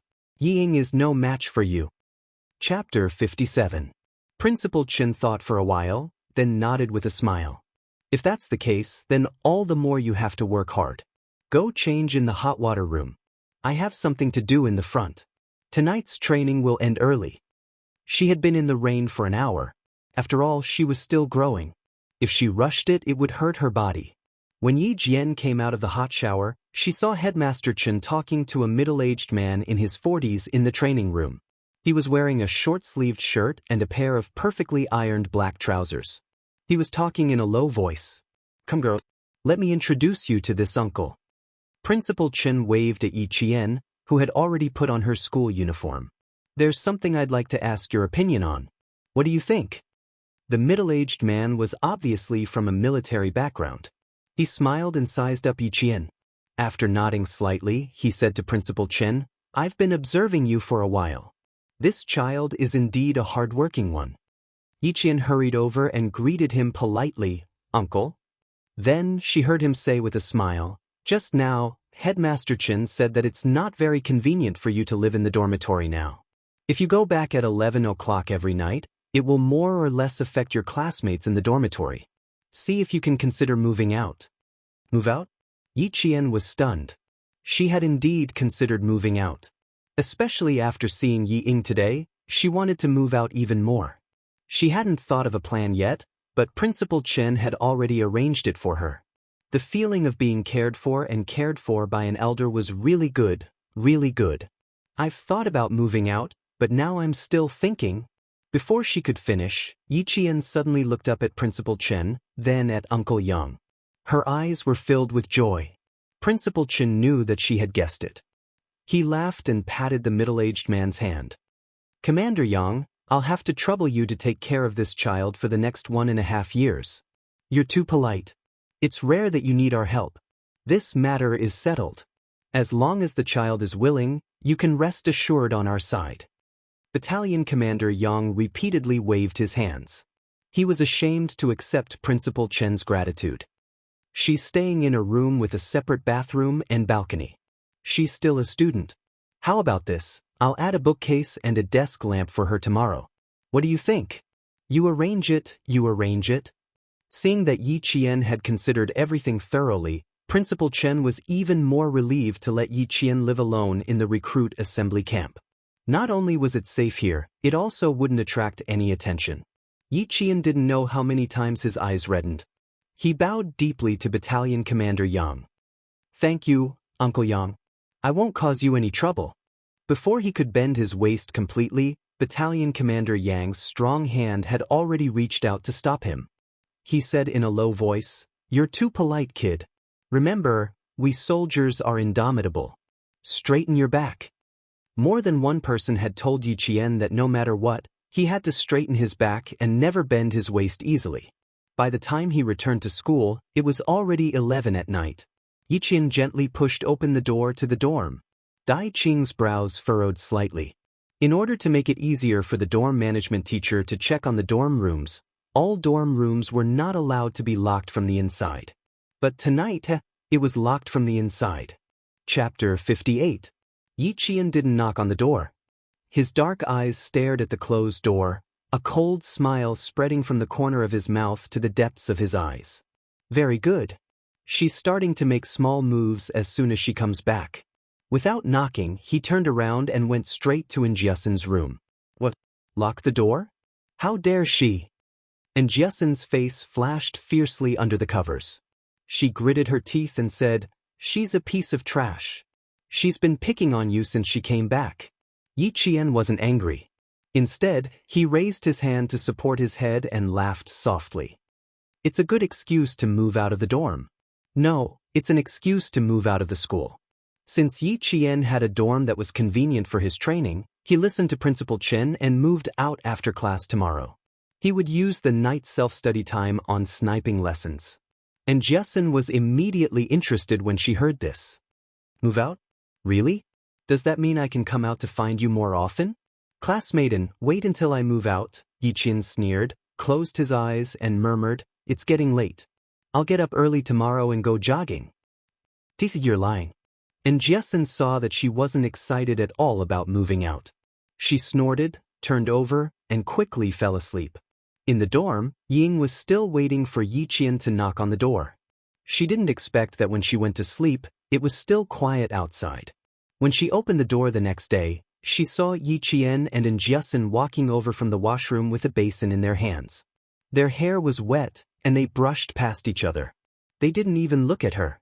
She didn't return to the dorm until 11 at night for the past few weeks. What could she be doing? Yi Ying stared at the figure that was getting slimmer and slimmer. Even her figure seemed to have grown taller.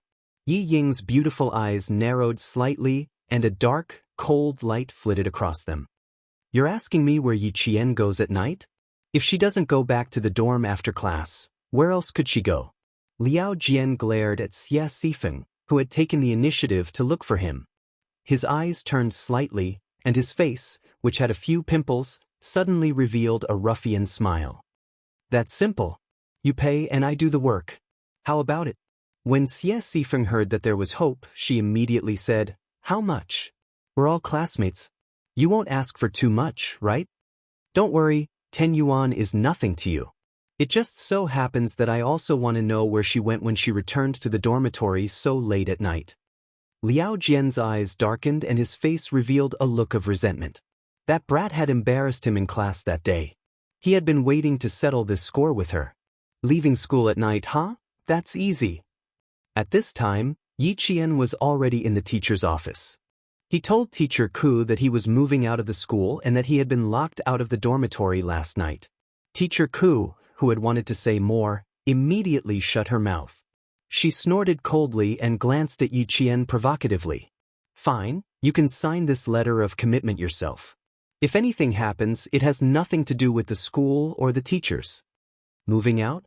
If an undisciplined girl were to come into contact with some bad people outside, it would be too easy for her to learn bad things. Yi Qian glanced at it and signed his name without hesitation. He maintained a polite smile and said calmly, "Teacher Ku, don't worry. I'll take good care of myself. I won't cause any trouble for the school or the teachers." Chapter 59. Her etiquette was impeccable, and her grades were improving day by day. This gave Teacher Ku, who wanted to teach her a lesson from time to time, no chance at all. In the afternoon, Yi Jian really packed up her luggage and quilt. She left the school alone with a very big woven bag in her hand. She didn't even look back. And Jiasen was holding her textbooks for her and followed behind her like a fool. She still couldn't believe it until she walked out of the school gate. She said blankly, "You're really out? You really moved out." She always thought it was a joke. Of course it's true. Didn't I tell you last night? Yi Qian moved her luggage to a common three-wheeled passenger car in town and said to Invincible, who was still in a daze, "Hurry up and get in. It won't be good if your name is recorded." And Jiasin hurriedly put the bag containing her textbooks on the car and rubbed her face before replying, "You did a good job." Just now Ying's face was so twisted. How could it not be twisted? If she wasn't in the dorm, Ying wouldn't have an excuse to talk bad about her in front of her classmates. "I don't care about her right now, and I don't want to deal with her. I just want to study hard and get into the provincial high school. It's a waste of my time to argue with her." Since she couldn't directly kill her and kick her out of school and leave her with nothing, why waste her energy? After Yi Qian finished speaking, she nimbly jumped onto the car and waved at Jiasin. Then she took her luggage and moved into a brand new place. People came and went after school, so Yi Qian's departure didn't attract much attention. Only Liao Jian, who had a lollipop in his mouth, looked at the leaving tricycle with a cold smile. He walked to the motorcycle that picked him up and patted the back of the young man with the green tattoo on the back of his hand. "Brother, let me introduce you to a hot chick. She's my classmate." "How hot can your classmate be? There are 2 chicks from your province in the restaurant." Their chests bounced up and down as they walked. "Brother will take you to Lele." Brother Fei was a famous hooligan in town and had a good relationship with Liao Jian's father. He often took Liao Jian to have fun. As soon as the motorcycle started, it left behind a trail of black smoke and disappeared into the school gate. Yi Qian, who was no longer restricted by accommodation, began to improve by leaps and bounds. That kind of improvement surprised even Principal Chen. Yi Qian became even more infatuated with sniping the moment he touched a gun for the first time. It was the infatuated bullet that flew unstoppably and hit its target. He was infatuated with the joy of defeating himself again and again. During the entire May Day holiday, Yi Qian followed Principal Chen and Uncle Zhen to practice again and again in the deep mountains and forests. He gritted his teeth and endured the hardships again and again. Target is 470 meters away, hit between the eyebrows. After putting away his sniper rifle, Yi Qian carried his gun and jumped down from the tall tree. He hugged the tree trunk and stepped on the branches. When he reached a certain height, he jumped down from the tree. Her face was covered in green paint and she wore a helmet that didn't quite match. Her palm-sized face looked especially small and delicate. Principal Chen picked up the straw man target and walked over the bushes. He removed the empty bullet that was shot between the straw man's eyebrows and handed it to Yi Qian. "Keep it well. It is also a witness to your growth." Chapter 60. Yi Qian's improvement could be described as godly. The more he taught her, the faster she absorbed. Principal Chen and Uncle Zhen had privately discussed this with each other many times. At the same time, they had more confidence in Yi Qian. Principal Chen opened up the foldable table and signaled for her to sit down. Under the scorching afternoon sun, he began to teach her sniping theory. There were too many things a sniper needed to learn. From learning how to move stealthily to setting up a firing position, from accurately reading a map to taking aerial photos of a battlefield. Even the ability to enter and exit a position while hiding were all things Yi Qian needed to learn. A year and a half in junior high was enough for Yi Qian to absorb all this knowledge that would benefit her for the rest of her life. Only shoot once. Remember, there must not be a second shot. Don't give the enemy a chance to find out where the bullet came from. You only need to shoot once and disappear after hitting the target. Then you'll win on the battlefield. The first shot is a matter of life and death. You need to observe the direction of the wind, the weather, and the visibility. If you shoot from a long distance, the wind speed and the bullet's gravity will change the bullet's trajectory. If you miss the first shot, the target will be alarmed and discover your presence at the same time. The second shot is very likely to be from the enemy's side. Accurately calculate the shooting range, wind speed, and bullet's trajectory. Then complete it based on your feelings. As Yi Qian listened to Principal Chen's teachings, her slender hand gently stroked the sniper rifle she borrowed from the army. Her oily face was solemn and cold. She had already begun to show the coldness that a sniper should have. At night, Uncle Jen would take her to the army's armory to identify the guns, ammunition, and quickly assemble them. At the same time, she had to practice mixed martial arts with the soldiers in the army. In mixed martial arts, Yiqian couldn't beat them due to her young age and lack of strength. For things like identifying guns and quickly assembling a gun from a pile of scattered parts, she needed about the same amount of time as the elite soldiers. The M16A3 assault rifle has the same appearance as the M16A4, but the biggest difference is that the biggest feature of this rifle is that it has made a big change to the mechanical sight of the Immortal M16 series. So, Yiqian waved the assembled M16A3 assault rifle in his hand and smiled at the soldier who was competing with him. So, I won. You're not holding an M16A3, but an M16A4 semi-automatic rifle. He raised his hand and aimed. The loaded M16A3 semi-automatic assault rifle fired the first bullet. With a bang, the bullet hit the red circle in the center of the target. The soldier who lost weighed the assault rifle in his hand as he watched Yiqian, who was still a student, shoot the first bullet in a dashing manner. The recoil from the bullets did not affect her professional shooting posture, which was impeccable. He put down the gun in his hand. He was truly convinced of his loss. Even if he wasn't convinced, he had no choice. There was a round of applause. He smiled at Yiqian and said, "I admit defeat. Unfortunately, you're not even 18 yet. Otherwise, we could still meet at the military tournament. I was opportunistic this time. Compared to you guys, I'm still far behind." Yiqian's opportunistic remark was based on her own memory. The elite soldier in front of her had been able to accurately and quickly assemble a gun even while blindfolded. Chapter 61. At night, Yiqian would run with the soldiers, assemble, and train their posture.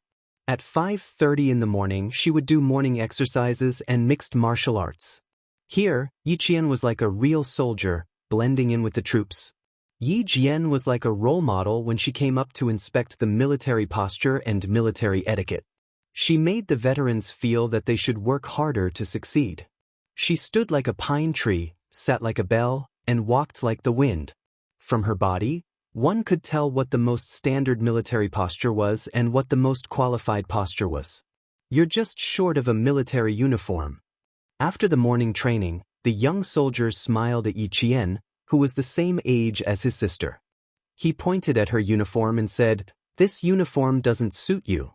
Yiqian, who spoke and acted like a soldier, wearing a uniform, was indeed a little strange. Wearing a uniform that gave off the vibe of a military uniform, wasn't that strange? Yiqian was still sweating. She wiped her sweat with her sleeve and said with a bright smile, "I promise to wear a military uniform when I'm 18. Her goal was to get into the military's Tsinghua University, the University of Science and Technology of China. It'll take another 4 years. After 4 years, we'll all be discharged." After the soldiers laughed, they felt a little sad. The troops were made of iron, but the soldiers were like water.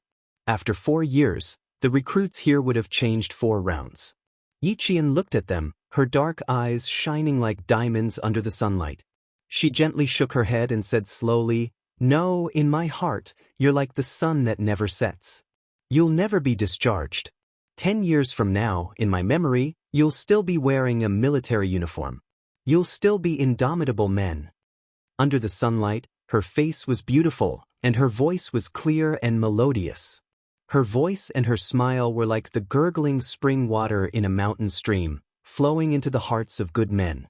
"We're all looking forward to seeing you in a military uniform in 4 years. Come, let's give you a high five." The leader was a squad leader. They were all scouts who had trained in mixed martial arts. Their tanned faces were serious when they were on duty, but when they were resting, they were like the brothers next door taking care of Yiqian. In the sound of applause, Yiqian ended her May Day holiday in the army. After the summer vacation, she would come back again and spend another unforgettable military life with this group of adorable and respectable soldiers. By the time they returned to town, it was already close to 5 in the afternoon. Principal Chen smiled as he took out a $50 bill and said to Yiqian, "Go, girl. Buy a caddy of pork belly and come back.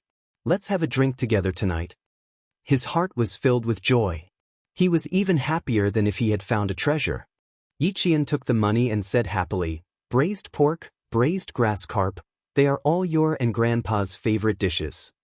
You have a good memory. Hurry up and go." Uncle Jen also laughed out loud. He rarely came to town, but he was really happy today, so he agreed to come to town.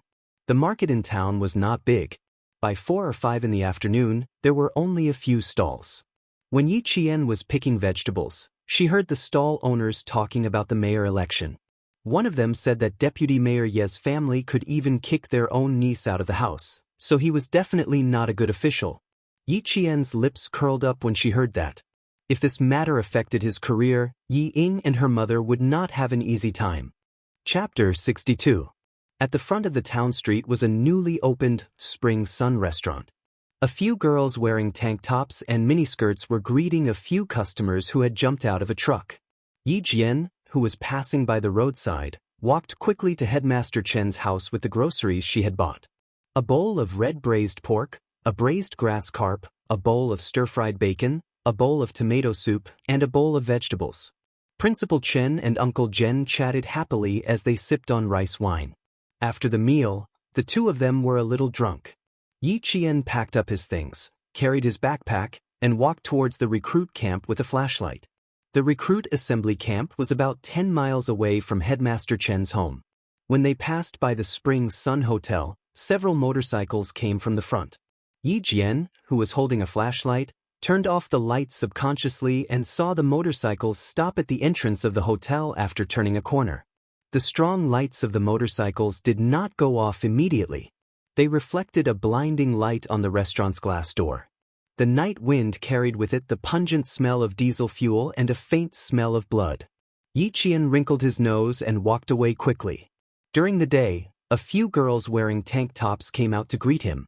The people on the motorcycles all got off one by one. "Get out of my way!" A man shouted angrily and blocked one of the girls. He got off the motorcycle himself. "Send the food to my room and ask Liao Yu to come over." Yi Qian's footsteps paused for a moment. When he lifted his feet again, he walked faster and more steadily. The smell of blood in the air had not faded. Yi Qian did not continue walking forward. Instead, he took a shortcut to the recruit camp. When he passed by a village pond, he suddenly heard rapid breathing coming from under the embankment. Then there was the sound of splashing water, as if someone was climbing out of the pond.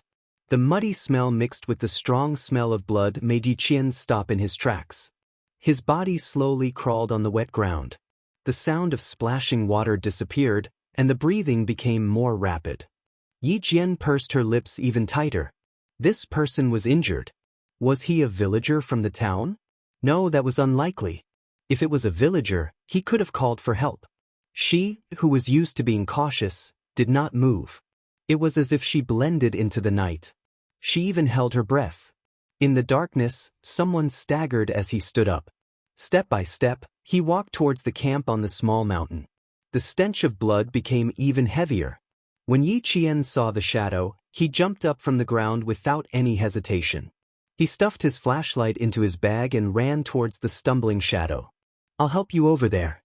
Come, lean your body weight on me. I can support you." Yi Qian rushed over and grabbed the man's right arm and placed it on his shoulder. He used his other hand to support the man's strong waist. "I know Commander Yang. Don't talk. Let's go back and treat your wounds." After being in the army for so long, he was familiar with the aura emitted by the shadow. It was the aura of a soldier who was calm in the face of death. Chapter 63. When he heard that the young lady knew Commander Yang, the man quietly put away his gun. When he spoke, his voice was already so weak that it was almost inaudible. "Young lady, quickly run over and tell Commander Yang that the target has been alerted. We'll be there soon. Don't talk. Save some energy for when we see Commander Yang." Yi Jian's face was cold and gloomy. The 1.8-meter-tall soldier was leaning on her with all his weight. Her footsteps were also steady. Commander Yang was on the phone. When he heard the cold voice coming from the phone, his expression was unprecedentedly serious. "Okay, I'll immediately send troops to search. Report as soon as there's any news. The target is the #1 overseas event in the southern province. Please be careful. A deep male voice came from the other end of the phone. It was filled with boundless killing intent. In 10 minutes, I'll arrive at Fujian town. Yi Qian appeared at the camp's sentry post. When the two soldiers on duty saw her, their expressions changed. One called Commander Yang to inform him, while the other ran into the camp with the injured man on his back. Inside, Commander Yang just happened to run out with the military doctor. He immediately placed the injured man on a stretcher. It's a gunshot wound on his left shoulder. He lost too much blood and fainted. The wound may be infected. It needs immediate anti-inflammatory treatment. When Yi Qian saw Commander Yang, she immediately told him all the details she knew. There's a problem with the Spring Sun restaurant. 5 foreign men came to the restaurant. One of the foreign men spoke with a Hongkou accent. He's injured. Hongkou accent. Isn't this? Commander Yang looked deeply at Yi Qian and said in a low voice, "Young lady, you might have to work hard tonight. Go back to the dormitory first. The military doctor will come and treat this soldier's wound." Yi Qian slightly narrowed her eyes and said in a low voice, "Uncle Yang, you only have one military doctor here? I'm afraid one isn't enough. I know a little about how to treat gunshot wounds. Let me go with you." When this young lady spoke, her expression and words always gave people an inexplicable sense of confidence. Commander Yang nodded without hesitation. "Okay, you can help." Yi Qian had been in the medical school for more than a year, and his professional knowledge was even better than the medical students. How could he really just be an assistant? But it was true that he could only be an assistant. The 14-year-old Yi Qian had never been exposed to gunshot wounds before. He had only learned some theoretical knowledge in the army. Anti-inflammation, intravenous drip, wound cleaning, removing the bullet and cleaning the wound again. As long as the military doctor needed anything, she would immediately hand it over. She would even use a disinfectant cloth to wipe the sweat of the military doctor who was removing the bullet.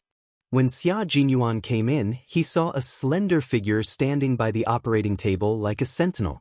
When she heard his footsteps, she turned around with a scalpel in her hand and looked at him coldly. "It's me, Xia Jinyuan," he said in a low voice and took off his combat helmet, revealing his handsome face. He was wearing an army combat uniform. He did not have the elegance he had when he was in the military uniform. Instead, he walked in with the cold air of the dark night, filling the infirmary with the murderous aura of a powerful army. Yi Qian let out a sigh of relief. So it was him. The military doctor was doing a thorough debridement of the devitalized tissue in the contusion area of the wounded soldier's shoulder. Without looking up, he said to Yi Qian, "Left camera, prepare the one-time pulse debridement and rinse device." Yi Qian, who only met his gaze, immediately passed the left camera to the military doctor. At the same time, he prepared the one-time pulse debridement and rinse device. After the bullet was removed, he would immediately rinse the wound to prevent anaerobic infection. Chapter 64. Xia Jinyuan took a look and immediately retreated. He said coldly to Battalion Commander Yang, "The situation is stable for now. Tell me about the situation here." Miss Jian saw the suspicious target at the Spring Sun Hotel at the entrance of the town. He spoke with a Hongkou accent and was injured. Battalion Commander Yang quickly relayed the information he received. "We'll have to wait for the patient to wake up before we know the details." Turning back, his deep eyes glanced at the infirmary with the operating lights on.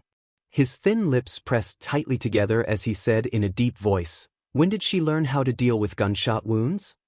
Her movements were quite skillful, as if she often dealt with gunshot wounds. "Captain Xia, you're talking about Miss Jian, right? She's smart and has a good memory. She's been in the army recently, so she probably learned a thing or two." Battalion Commander Yang was afraid that Captain Xia, who had a cold and powerful aura, would be displeased, so he immediately said, "The military doctor said she's fine. She was only allowed to go on the operating table because she knew all the medical equipment."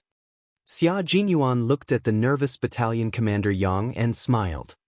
She's indeed a smart girl. The time on his watch was already 8:37 p.m. He put on his combat helmet and fastened his safety belt. He said to Battalion Commander Yang, "Increase the security in the camp tonight. Don't let that girl escape. If I don't escape, Do you know what those people look like? Yi Qian walked out of the infirmary and removed his mask. He smiled faintly at the tall figure who had already walked into the night. Of course, if you knew what they looked like, I wouldn't have to run out. Why did this girl, ever since he had tested her in school, she had been treating him like a little hedgehog? Xia Jinyuan turned around again and smiled at the girl who looked like a little hedgehog. His lips curled into a beautiful arc. Little girl, can you tell me? Height, appearance, characteristics, we need to know all of them. He had to go along with her. She was a girl who cared about her reputation. As a man, it was gentlemanly of him to go along with her. Yi Qian, who wasn't targeting him, ignored his gentlemanly behavior and said to Battalion Commander Yang, Uncle Yang, please wait for a moment. I'll be there in 5 minutes. After saying that, she ran towards the dormitory where she slept. Yi Qian turned on the light, laid out the paper, and picked up a pencil. He closed his eyes slightly and recalled the scene at the entrance of the restaurant around 8 o'clock. Speeding motorcycles, glaring headlights, smiling waitresses, gloomy men, and that heavily accented, "Get lost." The memories in his mind froze on the faces of the 5 people, and he began to draw on his homework with the pencil. Yi Qian had drawn her face, facial features, and even her hairstyle. Her drawing speed was very fast. There was not a trace of stagnation in her drawing, nor was there any sign that she needed to erase and redraw. In 2 minutes, she had already drawn a picture. A pair of slender hands quietly took away the finished sketch for her. The owner of the hands just picked it up and looked at it carefully without disturbing Yi Qian. Xia Jinyuan's dark eyes, which were as deep as the sea, lowered slightly. He glanced at the little girl who was seriously focused on drawing under the table lamp and didn't seem to notice his appearance at all. A faint smile flitted across his eyes. This little girl was indeed good-looking. Her thick eyelashes were like the feathers of a crow. When she didn't speak, she was elegant and beautiful with a lively temperament. Chapter 65. Yi Qian's drawing skills also surprised him. He only took a second glance at the knight, yet he was able to memorize the other party's face and draw it clearly. This was truly amazing. This portrait is of a man with a Hongkou accent. He has an injury, probably around his waist. When he got off the motorcycle, he consciously covered his right waist. Yi Qian handed the sketch to Yi Qian. There are 3 more. Give me a moment. Yi Qian, who had entered a state of concentration, had a cold look in his eyes. When he drew with the pencil, a cold light flashed across his eyes. I checked the wounded man's pistol. It was a QSZ-92 semi-automatic pistol with a total of 15 bullets. Only 1 shot was fired. If this bullet hit the man with a Hongkou accent, he should still be in the restaurant and won't leave for the time being. The Type QSZ-92 semi-automatic pistol used the Type DAP-92 9mm hard steel core ordinary bullet. The bullet had a low density and strong penetrative power. After penetrating a 1.3mm thick helmet steel plate at a distance of 50 meters, it could still penetrate a 50mm thick pine board. Other pistol bullets could not penetrate steel plate. Based on this, if the other party was really shot, what he had to do now was stop the bleeding and then move. Xia Jinyuan's sharp gaze was already scanning Yi Qian's face a few times. Then he raised his eyebrows and asked with a smile, "Looks like you learned a lot in the army. You even know this." There are still 2 more portraits. Finish them in 4 minutes? Is that okay? When he met her cold and calm gaze, Xia Jinyuan decided to use a coaxing and questioning tone to prevent this little girl from having any opinions about him. Young Master Xia, who had lived for 20 years, had always been the one being looked down upon. He never thought that in a small village he would have to look down upon a little girl. His cold tone softened, making Yi Qian a little uncomfortable. He raised his eyes to look at Xia Jinyuan, then indifferently retracted his gaze. The other 4 are all side faces. Let me try to see if I can get their faces.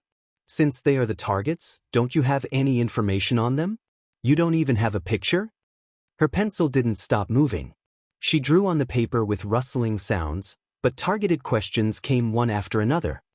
Although I don't know how you arranged it, alerting the target and letting your comrades get hurt is the mistake of the higher-ups. The rest of the paintings were still being painted. Xia Jinyuan, who was beside her, was still silent. If it wasn't for his strong aura, she would have thought that he had already left. You're right, it was my mistake. In the end, there won't be a next time. Xia Jinyuan said coldly. Gradually, his voice became low. He took the portrait from the side and drew a portrait from the front. Xia Jinyuan looked at Yi Jian in surprise again. Every time we meet, you always give me a surprise. Rolling up the workbook, Junyan looked at her with a solemn and cold expression. He warned, tonight might not be peaceful. Stay in the barracks and don't walk around. Yi Qian put down his pencil and stared at him. He frowned and said worriedly, How did you get into the restaurant? Liao Jian's father is already there. Don't worry, we will make arrangements. There won't be any more injuries to our comrades. Xia Jinyuan nodded slightly at Yi Qian. His tone was cold, firm, and solemn, as if he was making a promise. Chapter 66. His back was long and slender like bamboo, tall and straight like a pine tree. His steps were both incomparably elegant and as sharp as a sword. This was Xia Jinyuan, an elegant yet dangerous soldier. She pursed her lips slightly, stood up, and chased after him. Captain Xia, I promised to go to my classmate's house tonight. Yi Qian, who had chased after him, turned around and disappeared around the corner of the stairs. She raised her voice and said, I'm going out now. My classmate must be waiting for me at home. The footsteps downstairs did not stop, so Yi Qian had no choice but to chase after him again. She had to go out tonight. And Jiasen's mother was a doctor. If the target's gunshot wound needed to be stopped or treated, he would definitely look for Jiasen's mother and Auntie Zhou. If he ordered the soldiers in the barracks not to let her go out, she would definitely not be able to go out. The problem was it too late to find Auntie Zhou now? It had been 16 minutes since she found the target.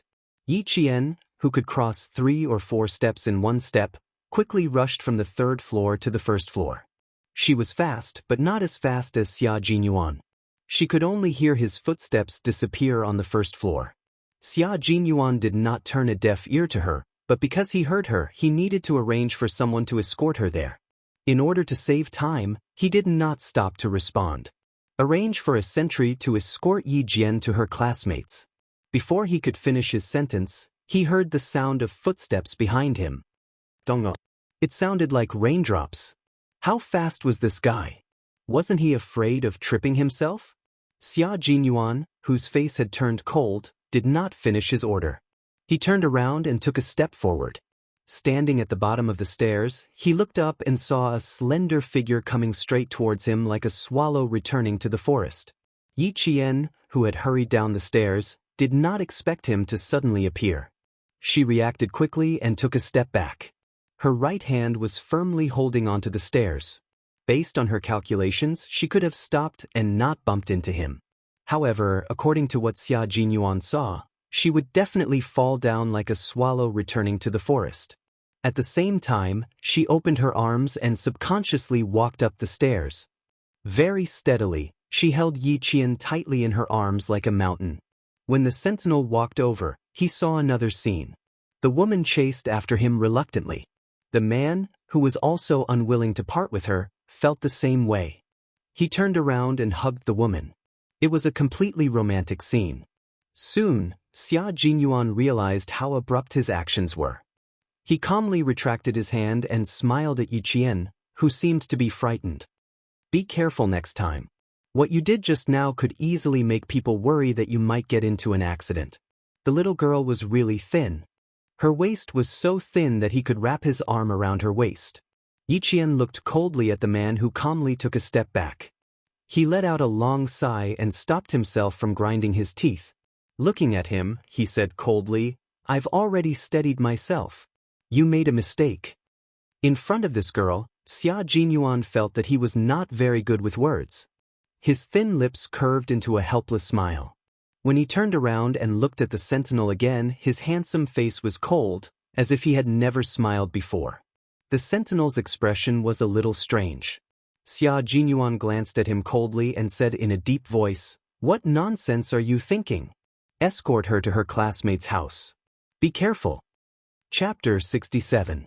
After instructing the sentinel, he turned his head to look at Yi Qian, who was still standing on the stairs with a cold expression on his face. He nodded apologetically, withdrew his deep gaze, and quickly left the dormitory. In the Spring Sun Hotel, Liao Yud, who was found on the card table, used a pair of scissors to cut open his bloody shirt. His expression immediately changed. Quick, quick, go to the hospital and find a doctor. If this continues, it'll be bad. The black gunshot wound revealed flesh and blood. Small streams of blood could be seen seeping out of the wound that was the size of a child's pinky finger. A man carrying a steaming stainless steel pot quickly walked into the room. With a click, he locked the door and said to the pale Liao Yud, "Brother Da, it's up to you now." Inside the stainless steel pot were scissors and tweezers that had been disinfected with boiling water. Someone also took out gauze, bandages, anti-inflammatory drugs, and anesthetic needles from his bag. When Liao Yud heard this, his face turned even paler. He panicked and said, No, Brother Fei, I'm afraid you're injured somewhere. I can't use this bit of fur at all. It'll kill Brother Fei." Turning his head, he said to the man whose face was as pale as a sheet of paper due to excessive bleeding, "Brother Fei, I can't touch this man of yours. I'm going to find Dr. Zhou in the hospital now. She's treated gunshot wounds before." Even though the man called Brother Fei had a pale face, his expression was still fierce. When he heard this, his gaze darkened. He gave a look to the person beside him and nodded lightly in agreement. The small town, which did not have many nighttime activities, was already as dark as ink. Those who slept early had already turned off their lights and went to bed. Only a few scattered lights were still on. Yi Qian, who had already arrived at the town hospital, watched as the sentinel escorted him left. He then walked towards the doctor's office. When he reached the corridor, he heard Liao Jian's father, Liao Yud, say anxiously, "Dr. Zhou, hurry up." He drank too much and climbed a tree. Who would have thought that he would fall and be stabbed in the waist by a branch? Sigh, why did I get involved in this kind of thing? Yi Qian observed his surroundings. When he saw that no one was around, he quietly retreated. When she saw Liao Yud leading Dr. Zhou into the dark streets, she chased after them and imitated Jiasin's voice. "Mom, where are you going so late at night? I'll go with you." At first glance, it really made people think that it was Jiasin who had spoken. Yi Qian, who had caught up with them, accidentally bumped into Liao Yud, who was walking behind them. She seemed to have dropped something in her hands. She ran over and held Dr. Zhou's arm. "Didn't I tell you to rest at home?" Dr. Zhou, who was in a hurry to leave, did not notice it. Besides, Jiasin was indeed at home, so he did not think too much about it. Liao Yud rolled his eyes and laughed. "Jiasin is still up so late, and Liao Jianxing is still doing math. I know you're good at math, so why don't we go and teach Liao Jianxing together?" "Sure, no problem." The reason why he chased after her was because he was worried about Auntie Zhou. Naturally, Yi Qian agreed readily. Dr. Zhou still wanted to reprimand him, but his daughter tugged at his arm. It was only for a moment that he felt that there was something wrong with the daughter beside him. "Auntie, I'm Jiasin's classmate Yi Qian." Yi Qian's sharp senses felt her body stiffen. He held her arm and walked a few steps faster. He whispered, "Something happened? Just treat me as Jiasin."